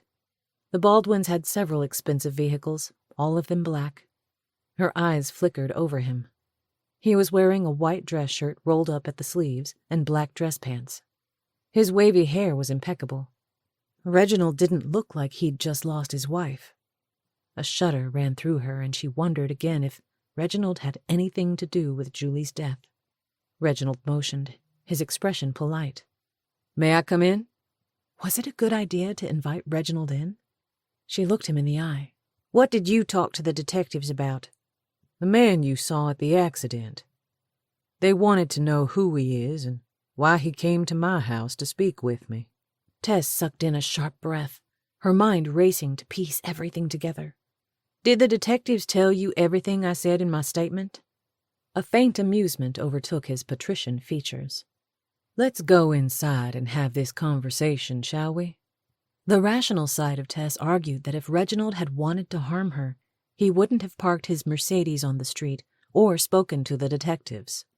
The emotional side of her, which was screaming in a much louder voice, told Tess to stay as far away from Reginald Baldwin as she could get. He was a powerful man. Had he gotten access to the statement she'd given the police? Why would the detectives share the details with him when they wouldn't tell her anything? She stepped back and let him enter, hoping she wasn't making the wrong decision. Her only other alternative would have been to refuse to let him in. Tess didn't want to go head-to-head with Reginald and make an enemy out of him. Reginald sat down on the sofa where the detectives had been. Tess resumed her spot on the love seat. She jutted out her chin, eyeing him.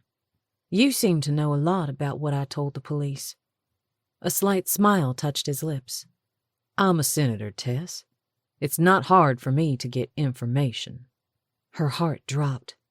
Reginald had connections in the police department. "Who is the man with the goatee?" "His name is Luther Myers." "What type of association do you have with him?" "A little over 6 months ago, I hired Luther Myers to fix our HVAC unit." Fire flashed in his eyes. "Luther realized that Julie was having an affair. He was blackmailing me, threatening to go public with Julie's affair if I didn't pay him an exorbitant amount." Tess's eyes rounded. "So you knew about Julie's affair?" A pained look came over his features. "Yes."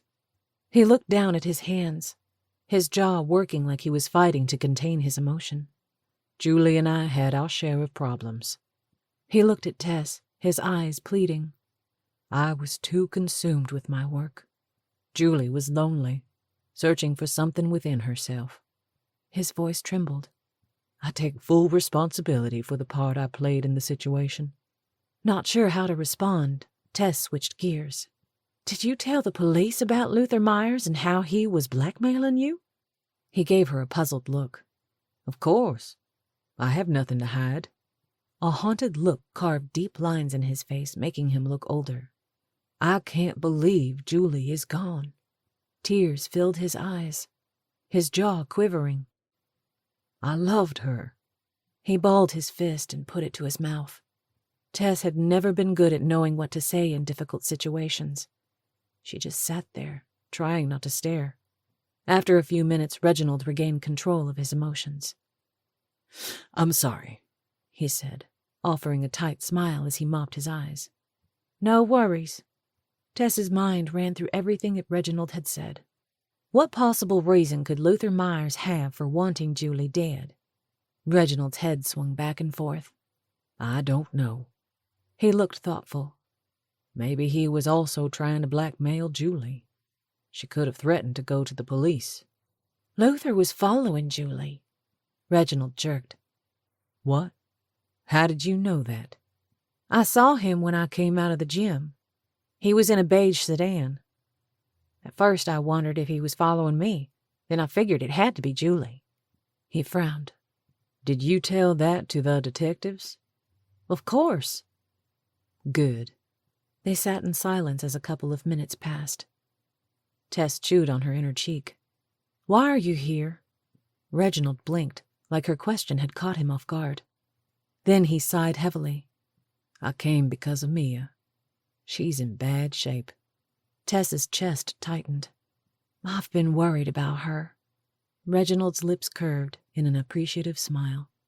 You've done so much for our family. For Mia. Thank you. Well, you're welcome. Mia is a special little girl. Her voice caught. I'm just so sorry that she's having to go through this. Me too, he uttered. A single tear rolled down Tess's cheek.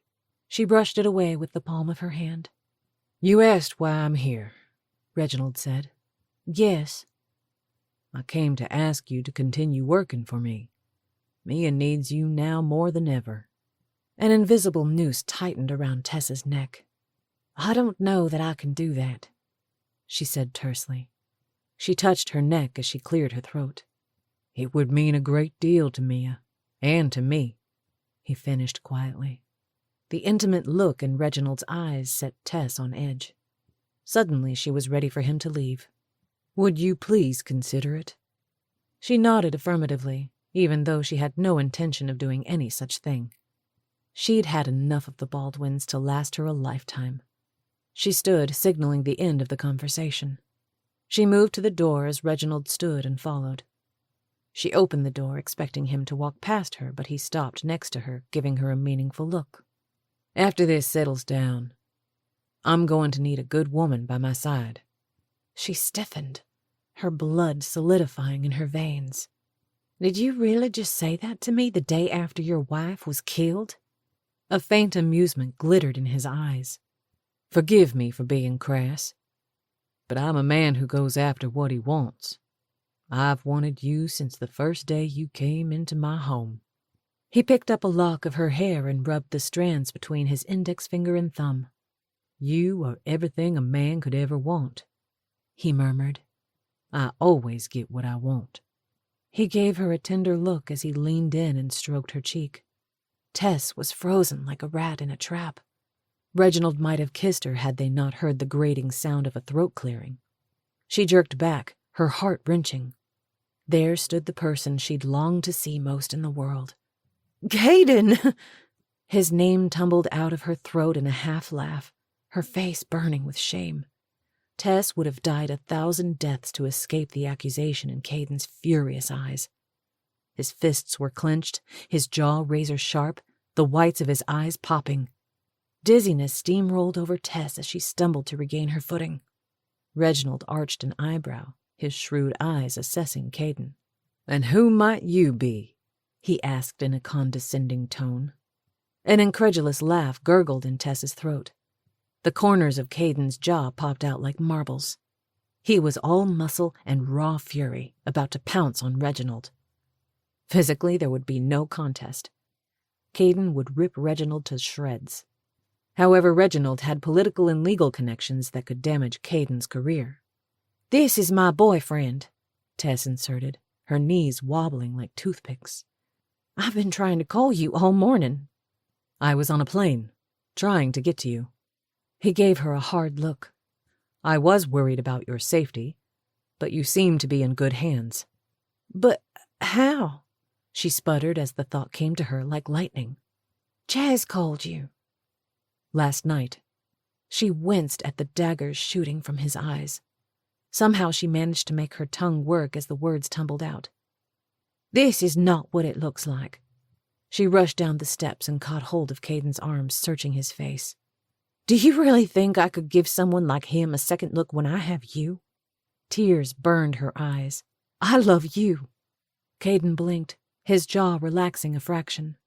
"I do," she said fiercely. I fell in love with you the first moment I laid eyes on you. These past weeks without you have been agony." Caden put a hand on her arm.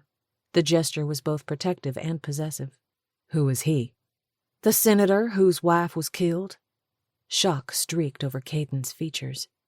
"And he's here making a play for you?" "Yep." Her jaw clenched as she looked back at Reginald, whose face was beet red. "Interesting," Caden mused, a dangerous edge in his voice. Reginald straightened to his full height as he adjusted his sleeves and strode down the steps. He paused when he got next to Tess and Caden. He looked Tess in the eye. "I'm sorry. I didn't realize you had a boyfriend," he said stiffly. She rocked back, making a face. "Of course you did. I told you that point blank." It occurred to her that Reginald was a liar. Was anything he told her earlier true? What kind of man made a play for another woman the day after his wife was killed? Reginald's eyes moved to Caden as the two men sized one another up. Then Reginald nodded, marched briskly to his car, and drove off. Chapter 20. "What was that about?" Caden demanded. Caden was here. Tess couldn't stop the silly grin from spreading over her lips. Her relief was so intense that she felt giddy. She let out a joyous laugh as she flung her arms around him and pressed her lips to his. His mouth went stiff in surprise. But Tess wouldn't give up. She moved her lips persuasively against his, much like she had the first time they kissed. An explosion of tingles shot through her as she threaded her fingers through the hair on the base of his neck. He pulled away, his hands encircling her wrists.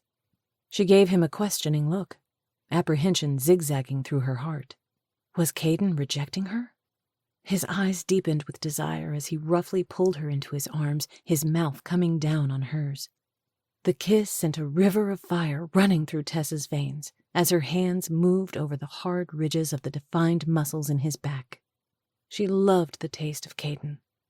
His masculine scent. Euphoria swept over her as her lips moved in sync with his, a practiced dance she would never grow tired of. When the kiss was over, she leaned into him, peering into his face. "I missed you so much." "I missed you too."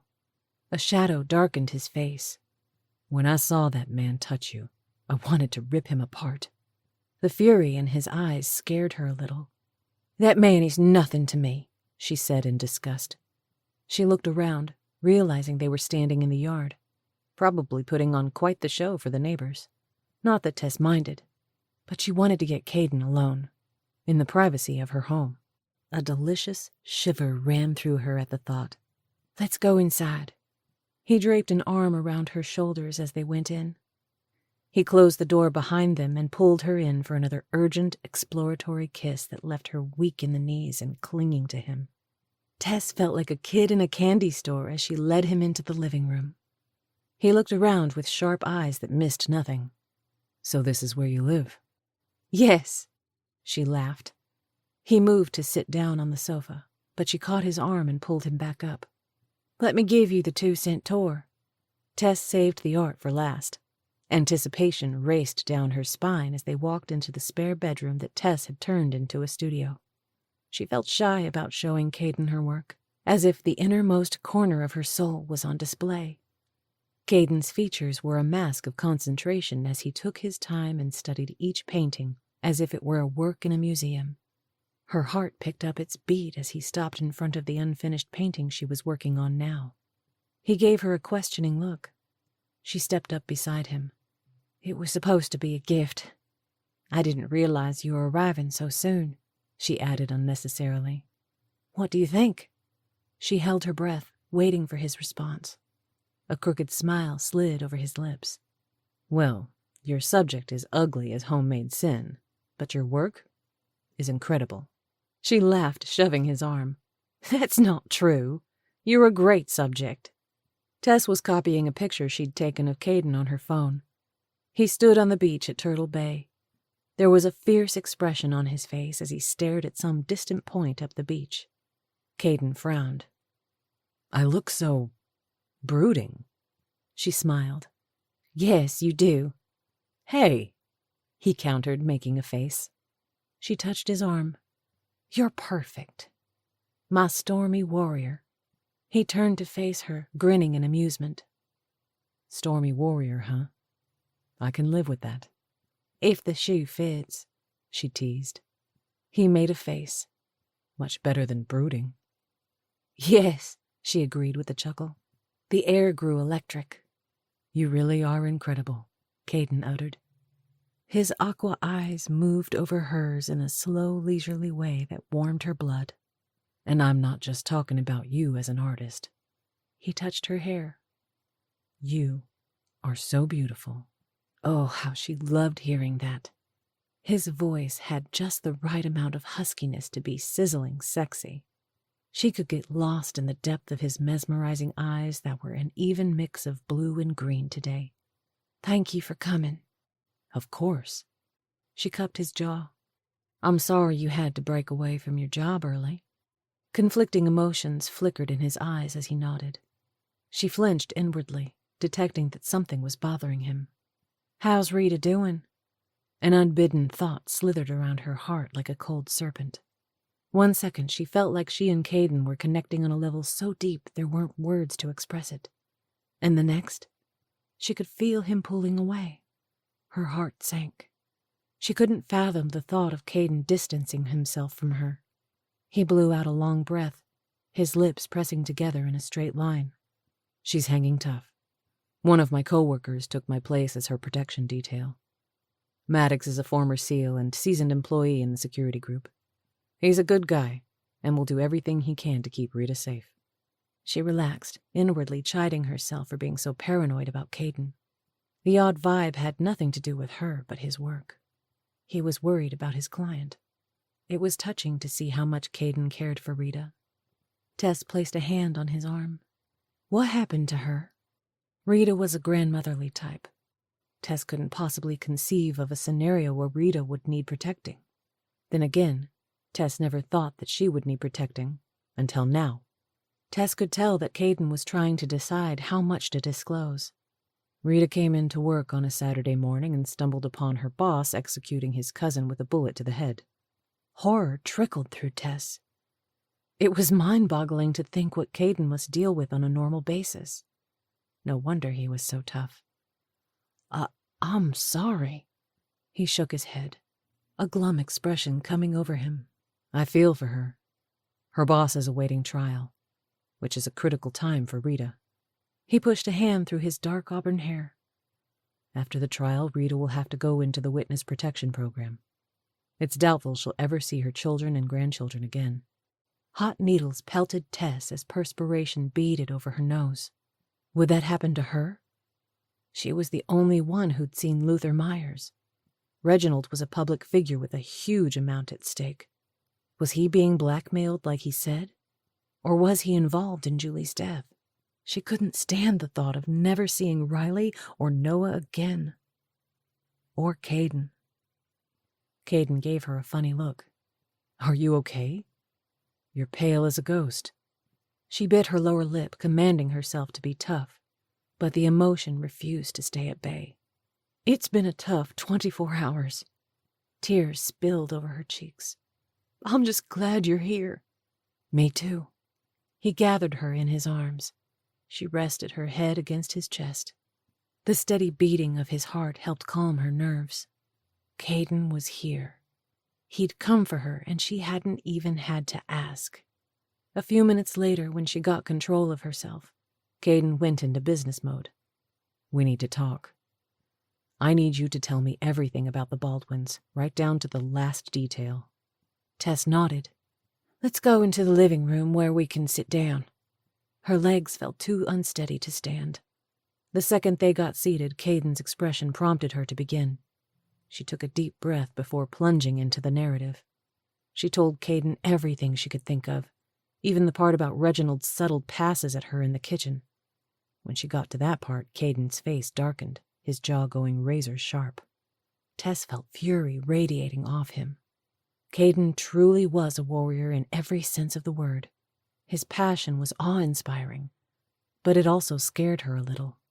She kept half expecting him to jump up and go charging out to launch a full-scale attack on Reginald. Was his anger directed at her, too? She felt like it might be. He stopped her in parts, asking questions for clarification. Tess could tell that his mind was a steel trap absorbing and cataloging the details. When she'd told him all, she sat silently, her hands clasped tightly in her lap as she waited for his response.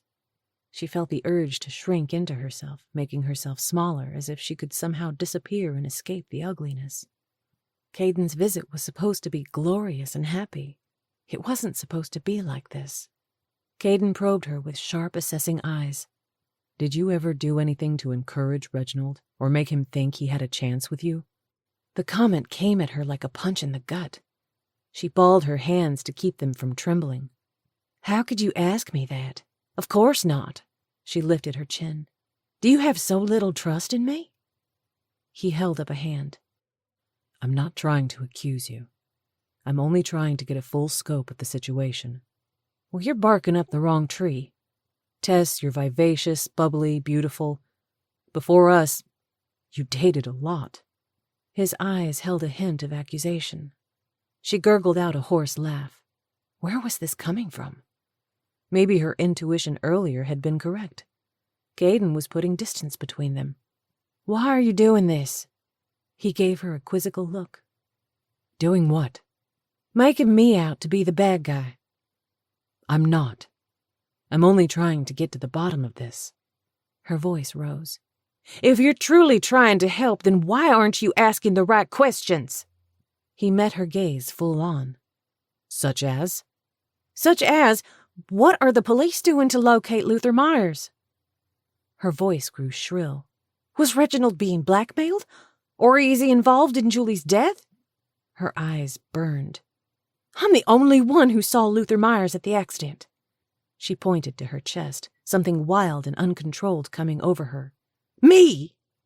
Take it easy, he warned, touching her arm, but she jerked it out of his grasp. No! I won't take it easy! She got up in his face.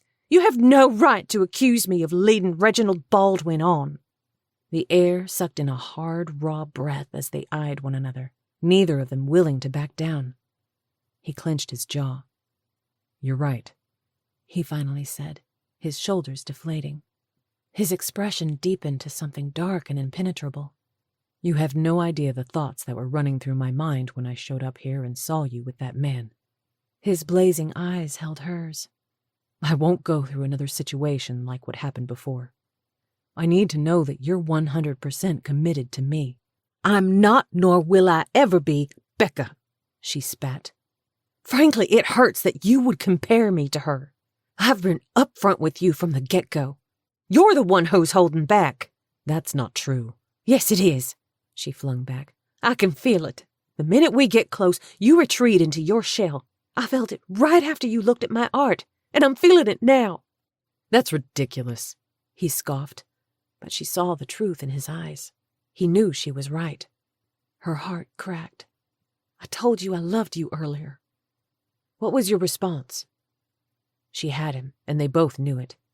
His phone buzzed. Tess could sense his relief over the interruption.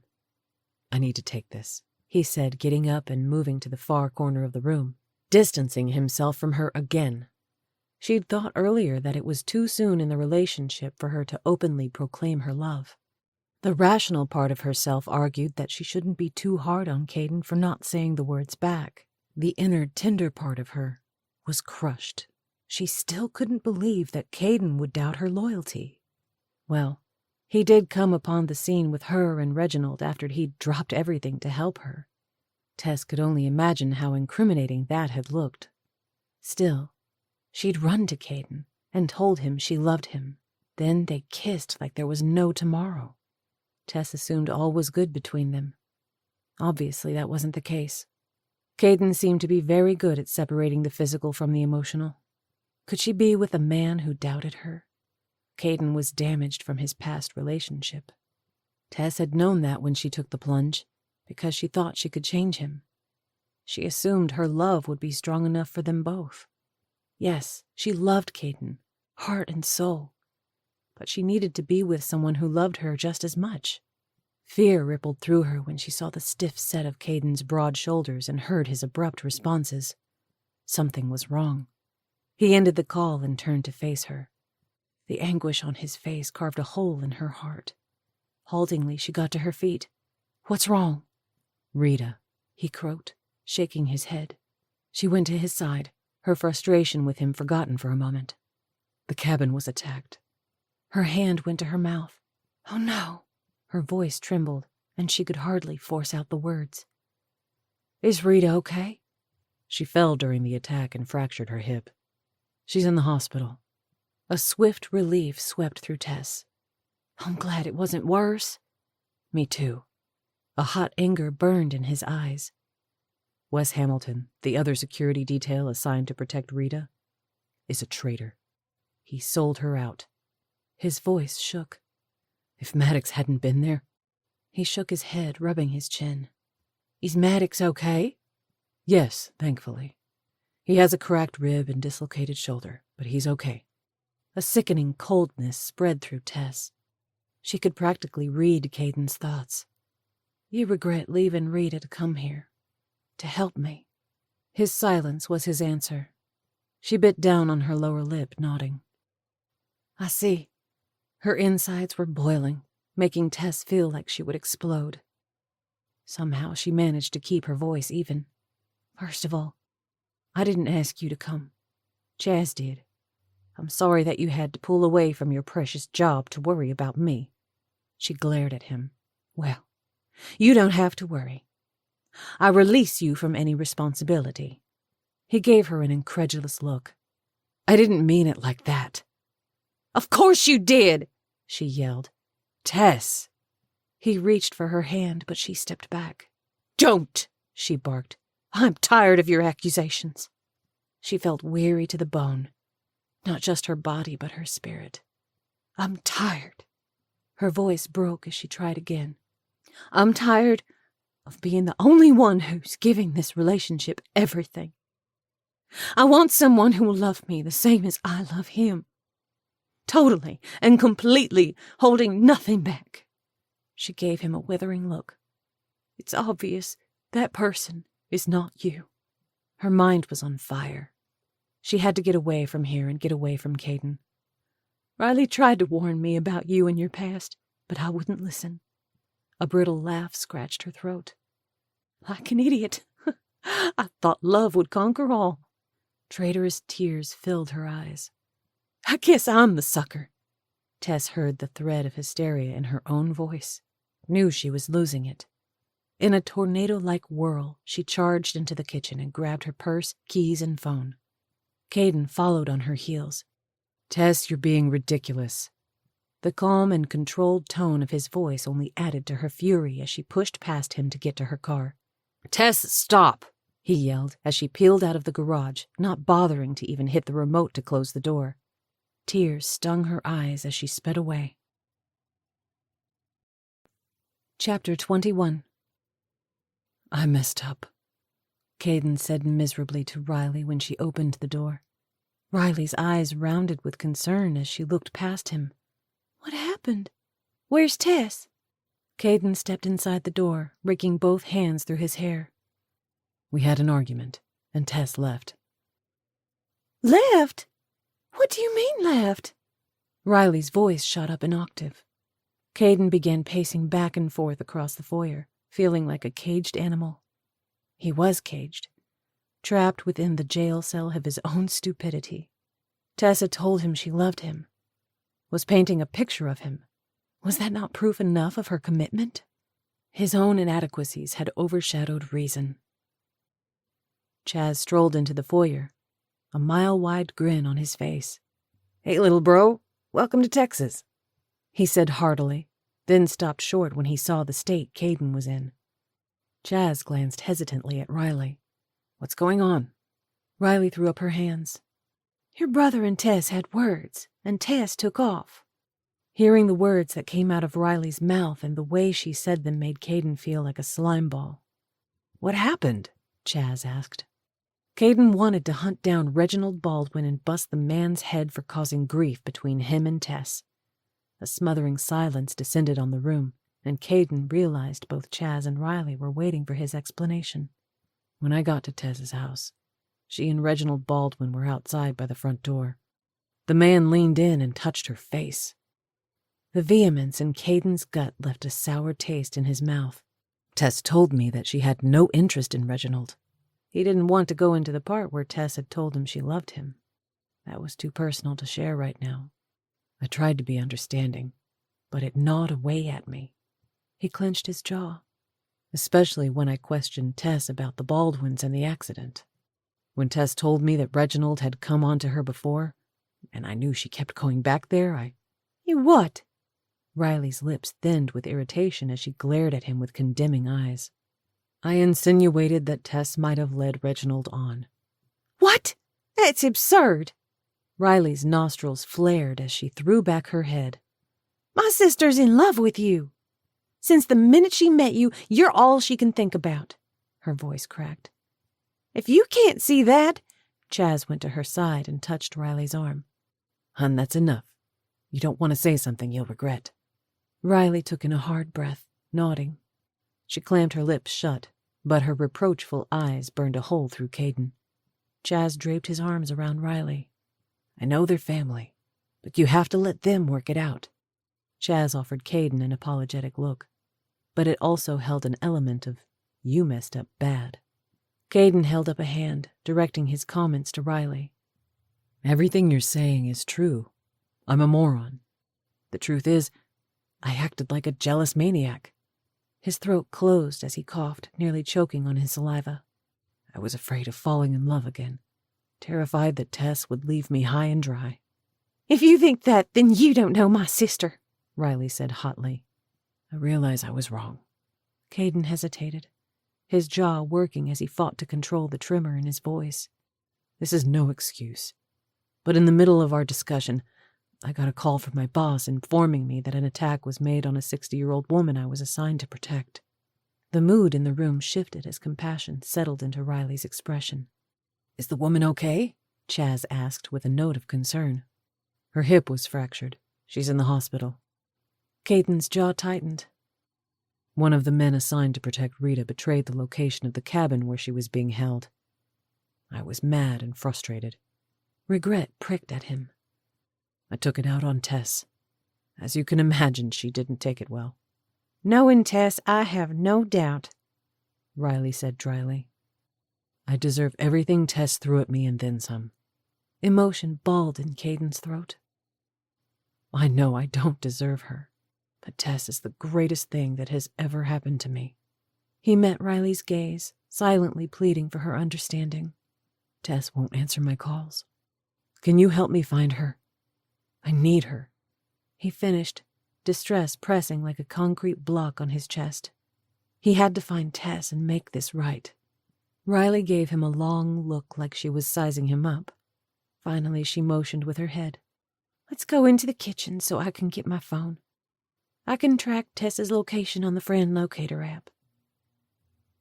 As Tess neared the spot where Julie's accident had occurred, her stomach shrank to the size of a tangerine.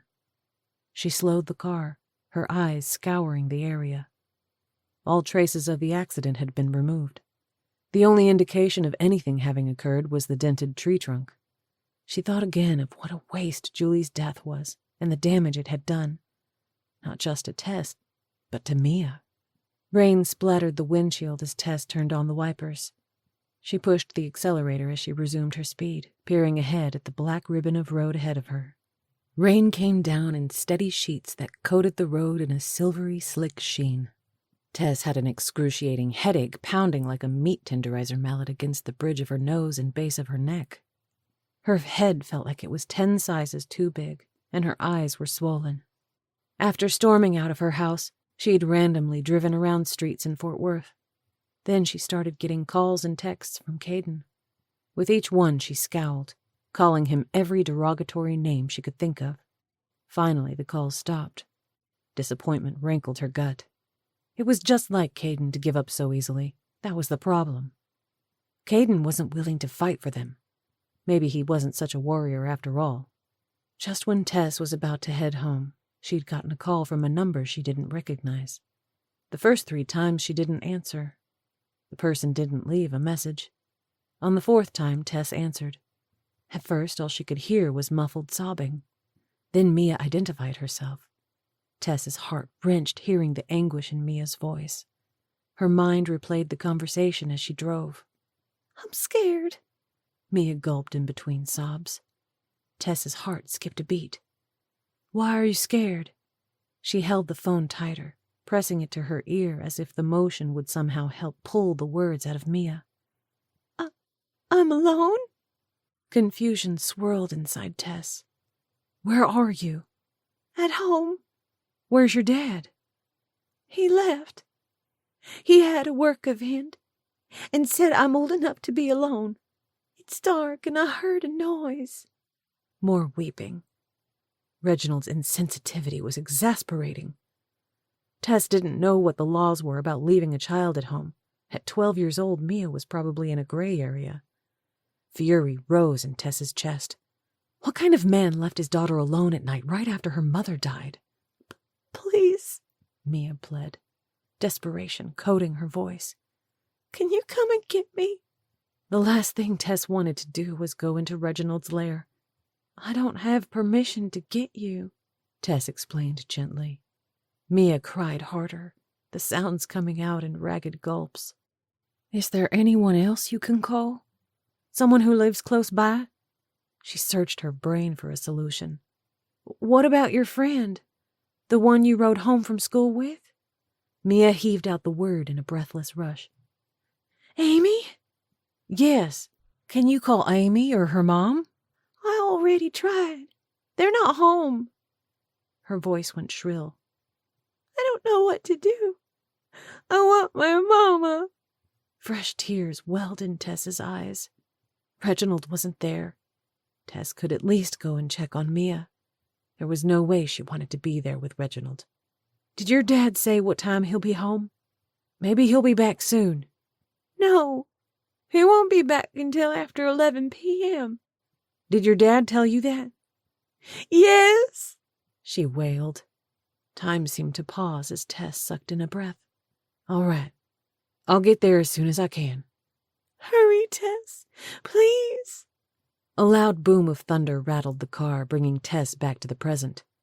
It was a little after 8 p.m. Normally the sun would be setting around this time, but tonight the sky was so dark it might have been 10 p.m. She shuddered, remembering how just the day before the sunset was so beautiful, belying all that would occur shortly thereafter. Was it just yesterday that she'd come upon the accident? It seemed like it had been longer. Rain came down in buckets, pelting the car. Tess slowed her speed to reduce the risk of hydroplaning. Her tires sloshed through the standing water on the road. Had Caden tried to call again? Even if he had, the reception was so bad through here that it was unlikely a call would get through. Tess's heart ached. She didn't want to think about how her life would be without Caden. Would he leave and go back to where Rita was? Darts of jealousy pricked her. It was pathetic being envious of a nice older lady who needed all the help she could get. The poor woman was laid up in the hospital with a fractured hip, on top of all her other problems. Tess approached the gate and punched in the security code. She'd wondered if she might find a swarm of reporters camped out, but not so. The place was deserted. A shudder ran through her as she drove down the long, isolated driveway. A person could disappear out here and never be found. She brushed aside the foreboding thought. The pouring rain had tapered off to a drizzle. Her headlights made cylinder halos against the darkness, reflecting off the black trees that looked like sinister shadows. In retrospect, coming here alone at night wasn't a good idea. Tess had always been a sucker for kids and animals. Mia's sobs had chiseled away at the remaining fragments of her heart, the pieces that Caden hadn't destroyed.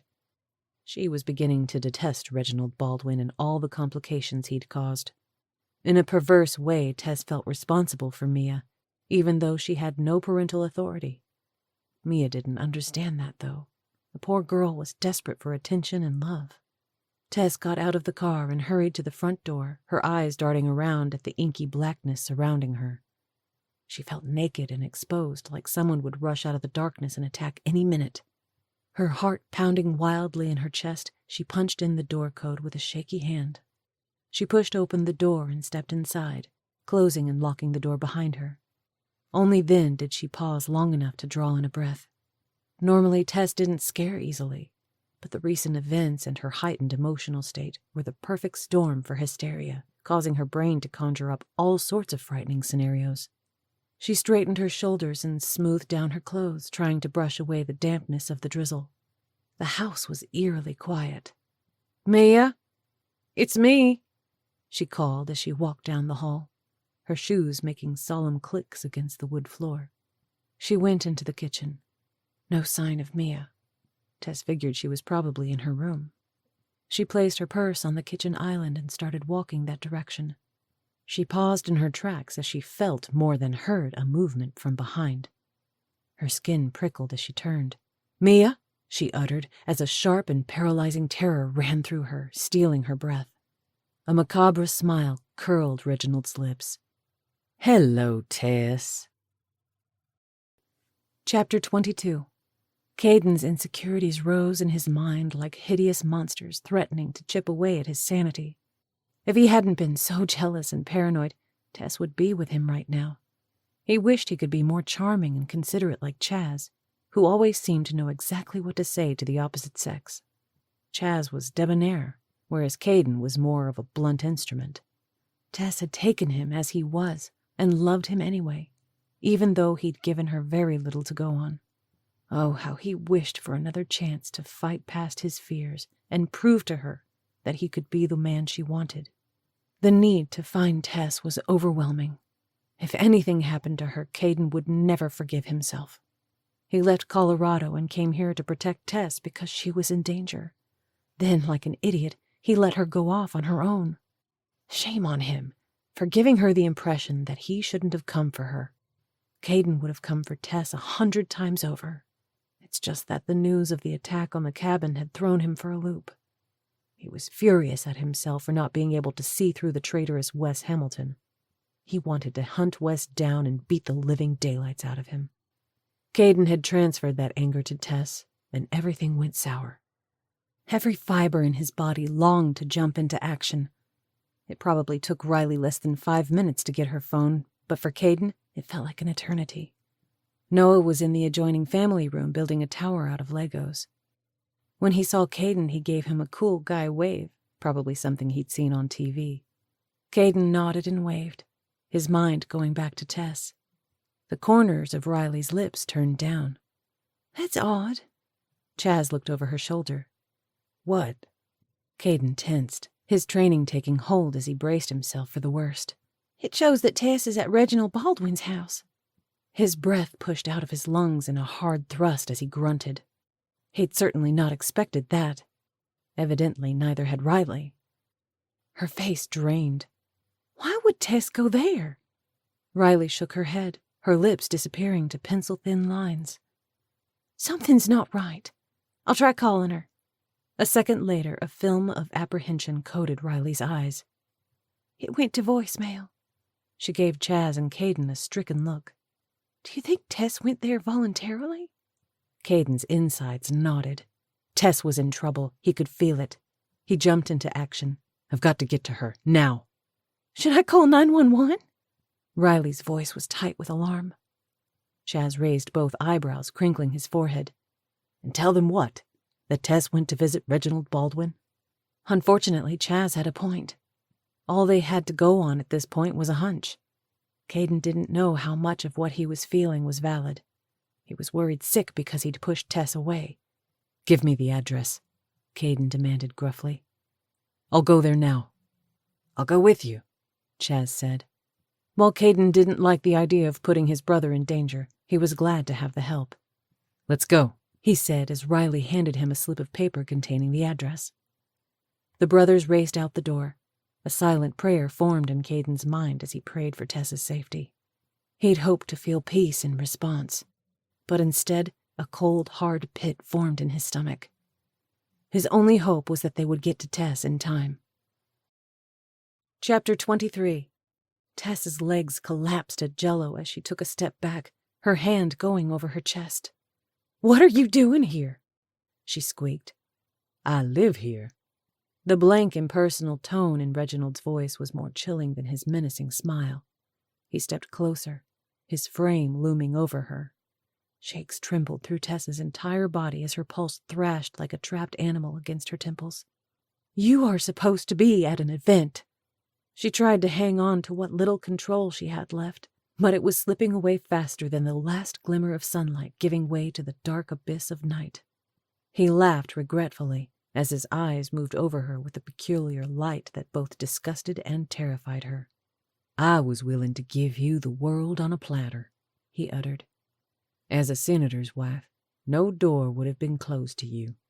He sneered, the polite senatorial mask giving way to the cankered ugliness within. "But like Julie, you didn't appreciate it." Tess gasped, processing the intent of his words. Thoughts jumbled in her head, forming words which spilled from her lips of their own accord. "Did you cause Julie's car accident?" She saw the answer in his vengeful expression. "You did," she said loudly, more to herself than to him. Reginald's expression grew plaintive. "I care about you, Tess. I wanted to build a future with you. You took my affection and threw it all away." A vengeful smile split his face. "Now you'll pay." Tess let out a cry when Luther Myers stepped forward from a darkened corner of the family room. Dressed in a black t-shirt and jeans, Luther might have been your everyday average guy were it not for his dead, soulless eyes. Fear was a heavy club that battered her insides. Her breaths came in short, dizzying bursts. "You were colluding with him the entire time." "Run!" her mind screamed. Before her body could comply with the fight-or-flight impulse, Mia came into the room. Tess! She exclaimed joyfully as she held out her arms and ran to Tess, embracing her in a tight hug. Dad said if I called you would come. Uncertain looks flew between Reginald and Luther. It clicked in Tess's mind that they didn't want Mia to witness their crimes, their murder. A silent scream rose in the back of her throat and echoed through her body. She was going to die. A black, stifling terror gnawed at her insides. She had to keep her wits about her. That was her only hope. "Go back to bed," Reginald said to Mia in a firm but fatherly tone. "Miss Tess and I are in the middle of a conversation." Mia's eyes clouded with uncertainty as she looked at Tess clutching her shirt. "Don't leave me," she implored. Tess tightened her hold on Mia. "Don't worry." She walked with Mia, intending on using her as a shield to get to the front door. Luther took a step forward, but Reginald held out a hand to stop him. "Come here, Mia," Reginald commanded with a tight smile. Tess walked Mia forward, keeping a firm hold on her. "It's okay," she soothed. "You can stay here with me. Your dad and I have nothing left to discuss." Fury burned in Reginald's eyes as he looked at Tess. Then he forced a smile, focusing on Mia. "Princess?" "I want Tess." Mia buried her head in Tess's waist. "Come on," Tess said gently, trying to keep the quake out of her voice. "I need to get something out of my car." She maneuvered around and walked backwards, keeping a firm grip on Mia as she increased her pace. "You're holding me too tight," Mia argued, shifting. "It's okay," Tess soothed, slightly loosening her grip. "We're almost there." Reginald and Luther moved with them, an arm's length away. Reginald watched her with hot eyes of hatred, and Luther did so with the cool precision of a killer. When they got to the front door, Tess opened it. In a flash, she shoved Mia into Reginald's arms and took off in a mad dash. Earlier, Tess had bemoaned the rain and early darkness. Now she was grateful for it as she sprinted across the yard and into the cover of trees. It was still drizzling, the ground slick and wet. Tess lost her footing and fell. Scrambling, she got to her feet and kept going. Her footsteps sounded louder in her ears than a shotgun going off. She moved like a frantic deer through the brush, trying to escape sudden demise. A prayer rose in her heart. "Please help me." Tears blurred her vision, mixing with the rain as she ran, ignoring the burning in her lungs and muscles. She glanced back to see how far the men were behind her. The coast was clear. She darted behind a tree, gulping in air. "Be quiet," she ordered herself. She had to remain quiet or they would hear her. "Tess!" Reginald's voice hissed like a poisonous viper in the humid air. "There's nowhere left to run," he sang in a jeering voice. Tess closed her eyes and squinted, trying to push away the fog of despair threatening to engulf her. She willed herself to breathe as quietly as possible as she balled her fists, bracing them against her thighs. She could silence her breath, but not her heart pounding out a frantic rhythm against her ribcage. If she stayed here, they would find her. Smells of pine trees, rain, and terror invaded her senses. The rhythmic croaking of tree frogs and other creatures banged against Tess's ears like a funeral march. Shakes rattled through her body. She clamped her teeth to keep them from chattering as she hugged her arms. Thoughts of Caden raced through her mind. He'd come to protect her. Why had she left the safety of her house? Why had she come here? Her heart clutched as she pictured Riley and Noah. They would be devastated by her death. What would Caden think? Would he even miss her? Her heart cried out. She didn't want to die. It occurred to Tess that it had stopped raining. The moon broke through the clouds, pointing down an illuminating finger at Tess and surrounding her location. No! The darkness had been better. "Tess!" Reginald screamed with frustration. His voice sounded farther away, like he was going the opposite direction. But where was Luther? Steeling her courage, she willed her feet to move forward, trying to tread lightly.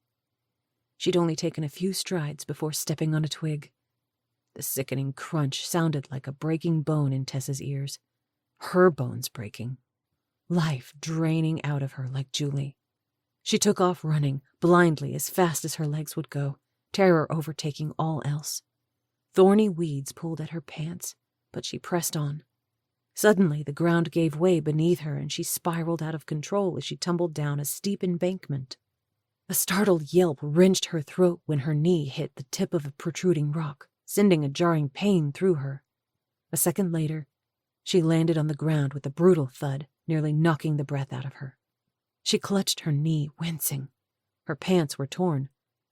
The tips of her fingers were covered in what felt like oily syrup. Her blood. She rose to her feet as she hobbled, trying to shake off the pain.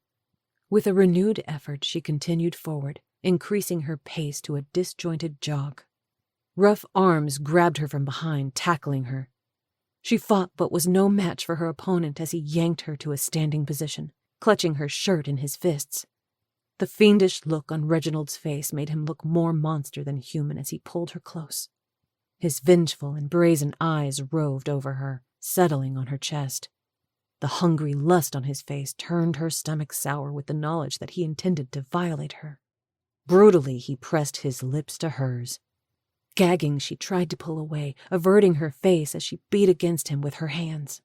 "You have caused me a lot of trouble," he growled, slapping her across the jaw. The force whiplashed her head as she cried out. He grabbed her wrists, his nails digging into her flesh. "Don't try and fight it," he said ruthlessly. With all the strength she could gather, Tess kneed him in the groin. He cursed, doubling over. It gave her the precious few seconds she needed to put distance between them as she ran. Vaguely it registered in Tess's mind that 2 gunshots had pierced the night air. An urgent voice floated through the woods. "Tess!" She stopped, a surprised laugh gurgling in her throat. "Caden!" Had he come for her? "I'm here!" she screamed as Reginald grabbed her from behind. Wildly, she writhed against his grip before they went down to the ground. "Caden! I'm over here!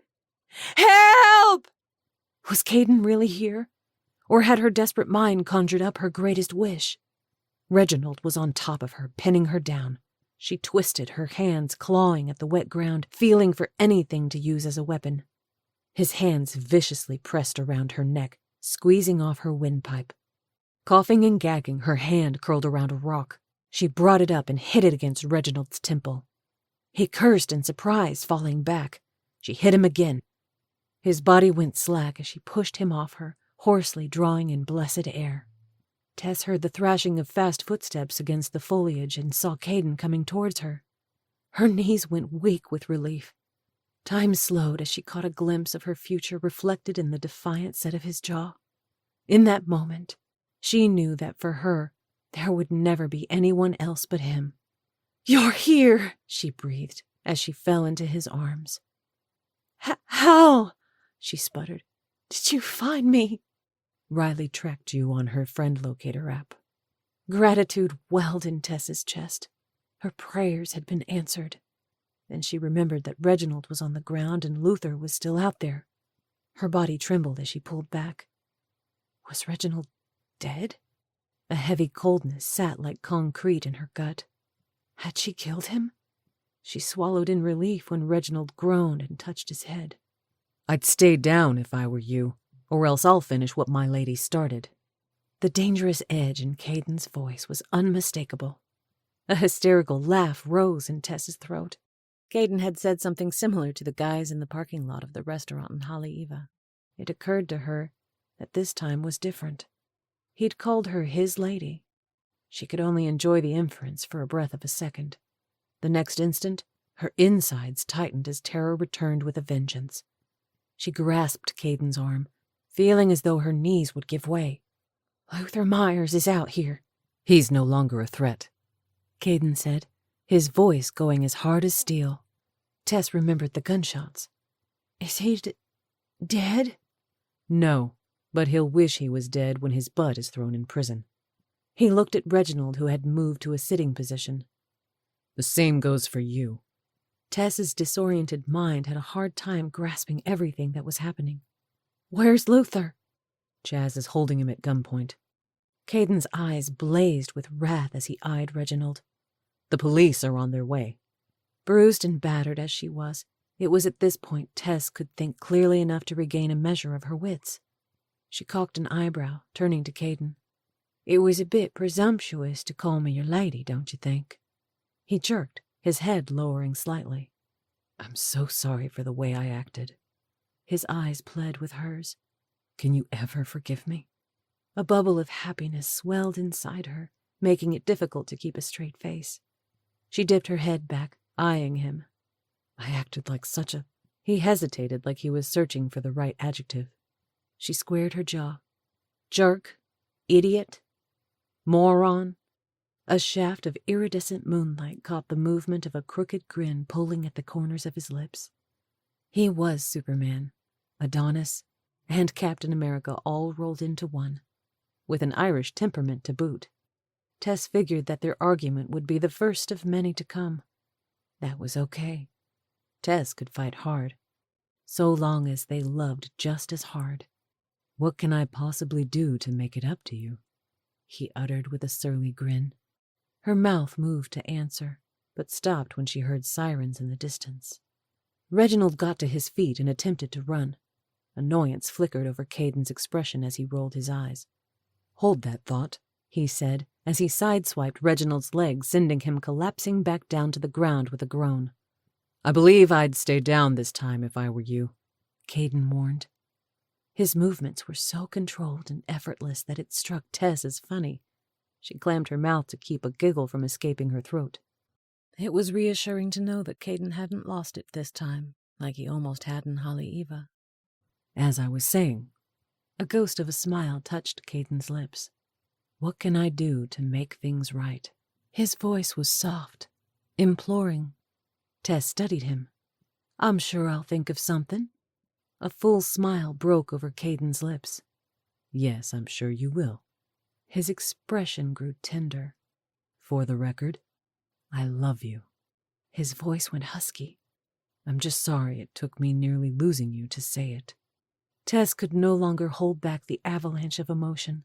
A grateful half-laugh, half-cry slipped from her lips as she threw her arms around Caden and drew him close. The harrowing experience was finally over. Epilogue. 1 week later. Tess shot Caden a sidelong look. "Where are you taking me?" "You'll see," he hummed with a cryptic smile.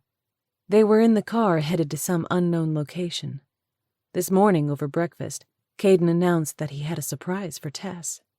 That was 3 hours ago. Since then, Tess had been bugging him to tell her what it was. But Caden was tight-lipped about it.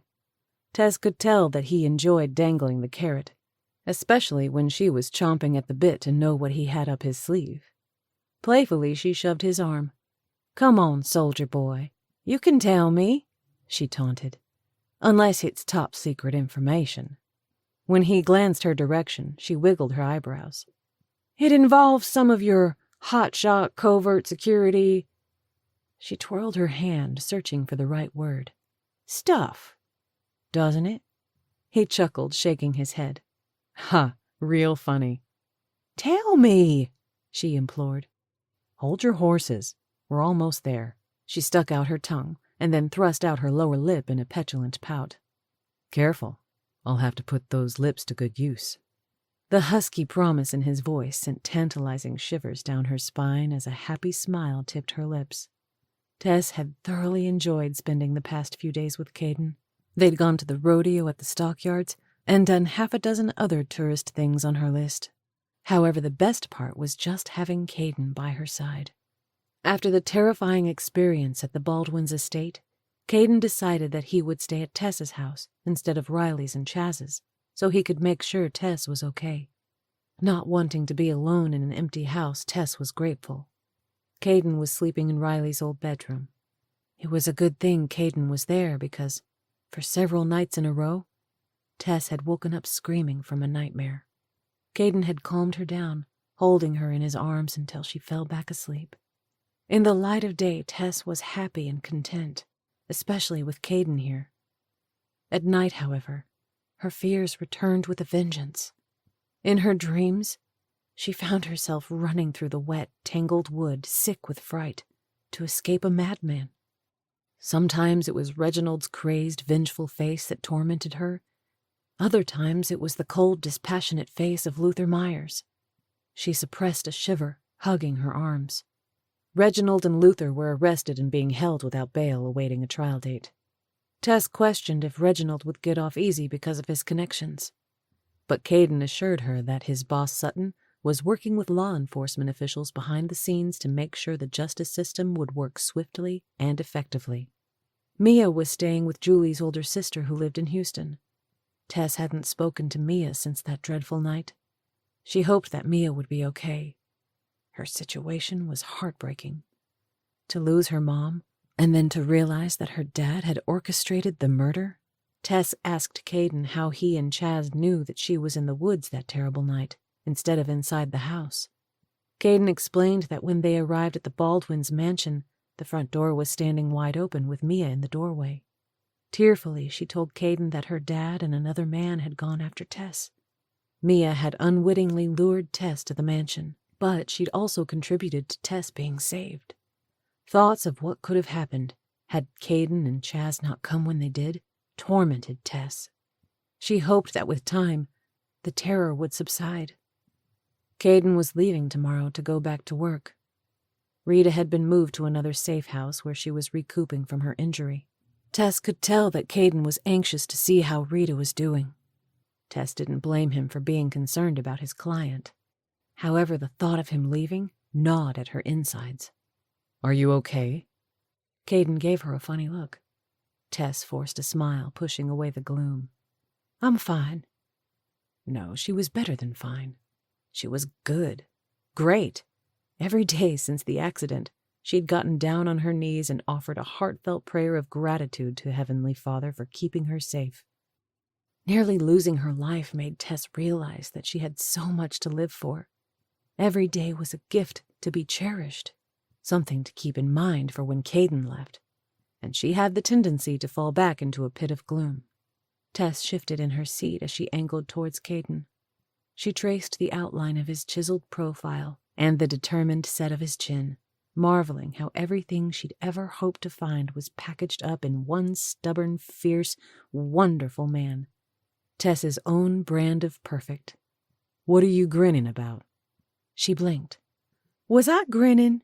she asked dubiously, knowing that she was. A full smile broke over her lips as she linked her fingers through his and squeezed his hand. "Oh, nothing that I can talk about," she said breezily. Just top-secret girl stuff.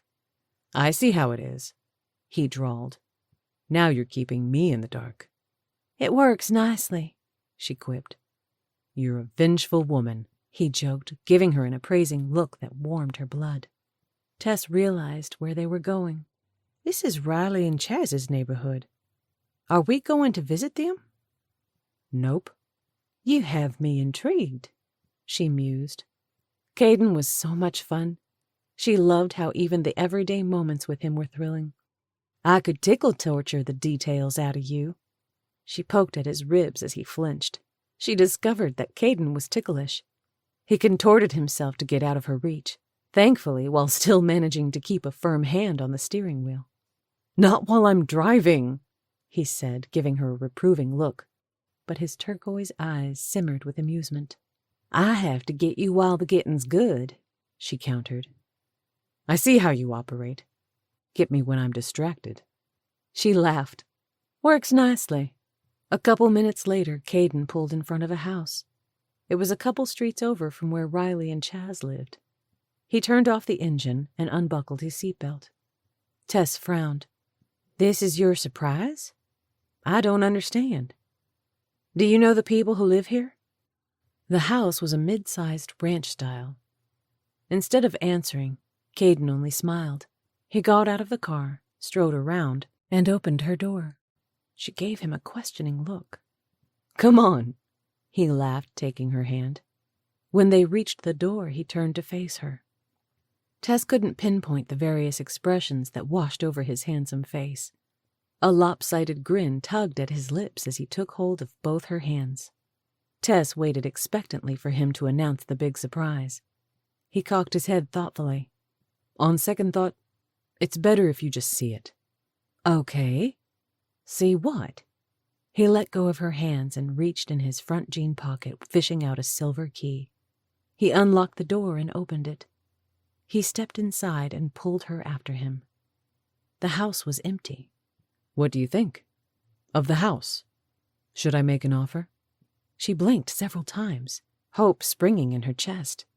Was he saying what she thought he was? You're thinking about moving here? Yes. A startled laugh rose in her throat. Are you serious? She felt giddy, light enough to float to the ceiling. He pulled her into his arms, searching her face. Tess, I will always have to travel with my job. There will be times when I'm away. She pressed her lips together. I know, she said solemnly. Caden's profession was a large part of who he was. Tess was willing to accept that part of Caden, knowing there was no way she could live without him. I don't, however, have to keep the insane schedule I did before. Her heart lifted. Really? Really. A smile played on his lips. So, he began, quirking a grin, at the risk of being presumptuous. His eyes lit with amusement. She laughed, realizing he was referring to that moment when she'd called him on the carpet for claiming she was his lady. At the risk of being presumptuous, he repeated. I love you, Tess Eisenhart. His eyes deepened to vivid pools of blue as he touched her hair. More than I ever thought I could love anyone. I love you, too. I want us to move forward. He gave her a searching look. I know it's too soon for marriage, but I'd love to make that our goal. A feeling of pure, undiluted joy rose in her chest. Caden was a planner to the nth degree. Had he asked Tess to marry him this instant, she would have shouted yes. This was even better. They could take things wonderfully slow and savor every moment. I need a home base close to you. Yes, she shouted. The house is great. I love it. She didn't care what the house was like, only that Caden would be here. She slid her arms around his neck. So, is the house for sale? Yep, it's owned by a friend of Chaz's. Since there's no realtor, I got a heck of a deal. Got a deal? Did you already make an offer? A large, proud smile filled his face. Yep. She laughed, a tidal wave of joy rushing through her. That was a bit presumptuous of you. His eyes zinged with a cocky confidence. "What can I say? I guess I'm just that type of guy." "Yes, you are." She pulled him in for a kiss. Caden let her lead for about half a minute before his lips took control, deepening the kiss. A surge of electricity pulsed through Tess, sending her heart spiraling to the sky on a cloud of bliss. "Get a room!" Tess recognized the voice instantly. Noah was here? Tess and Caden froze before pulling away from each other. Both of their faces reddened when they turned towards Noah, Riley, and Chaz, who were standing by the door. "Yuck! Kissing again," Noah complained, scrunching his face. "You really should get a room," he repeated, rolling his eyes. For a split second, Tess wondered if Riley would reprimand Noah for the cheeky comment. However, it was just the opposite. Riley's lips quivered as she put a hand to her mouth to hold back her laughter. Chaz let out a hearty chuckle as he slid an arm around Noah. "I believe they just did, bud." He winked. "In fact, Caden just bought a whole bunch of rooms." "Yes, I did," Caden said proudly, pulling Tess closer. "Hands down, the best purchase I ever made." "I'm inclined to agree," Riley said, giving Tess a significant look. "Y'all are great together. Truly." She offered Tess a tender smile that said, "You were right." Tess's jaw went slack as she looked at her older sister. She couldn't hold back the tears. It meant the world that Riley was giving her blessing.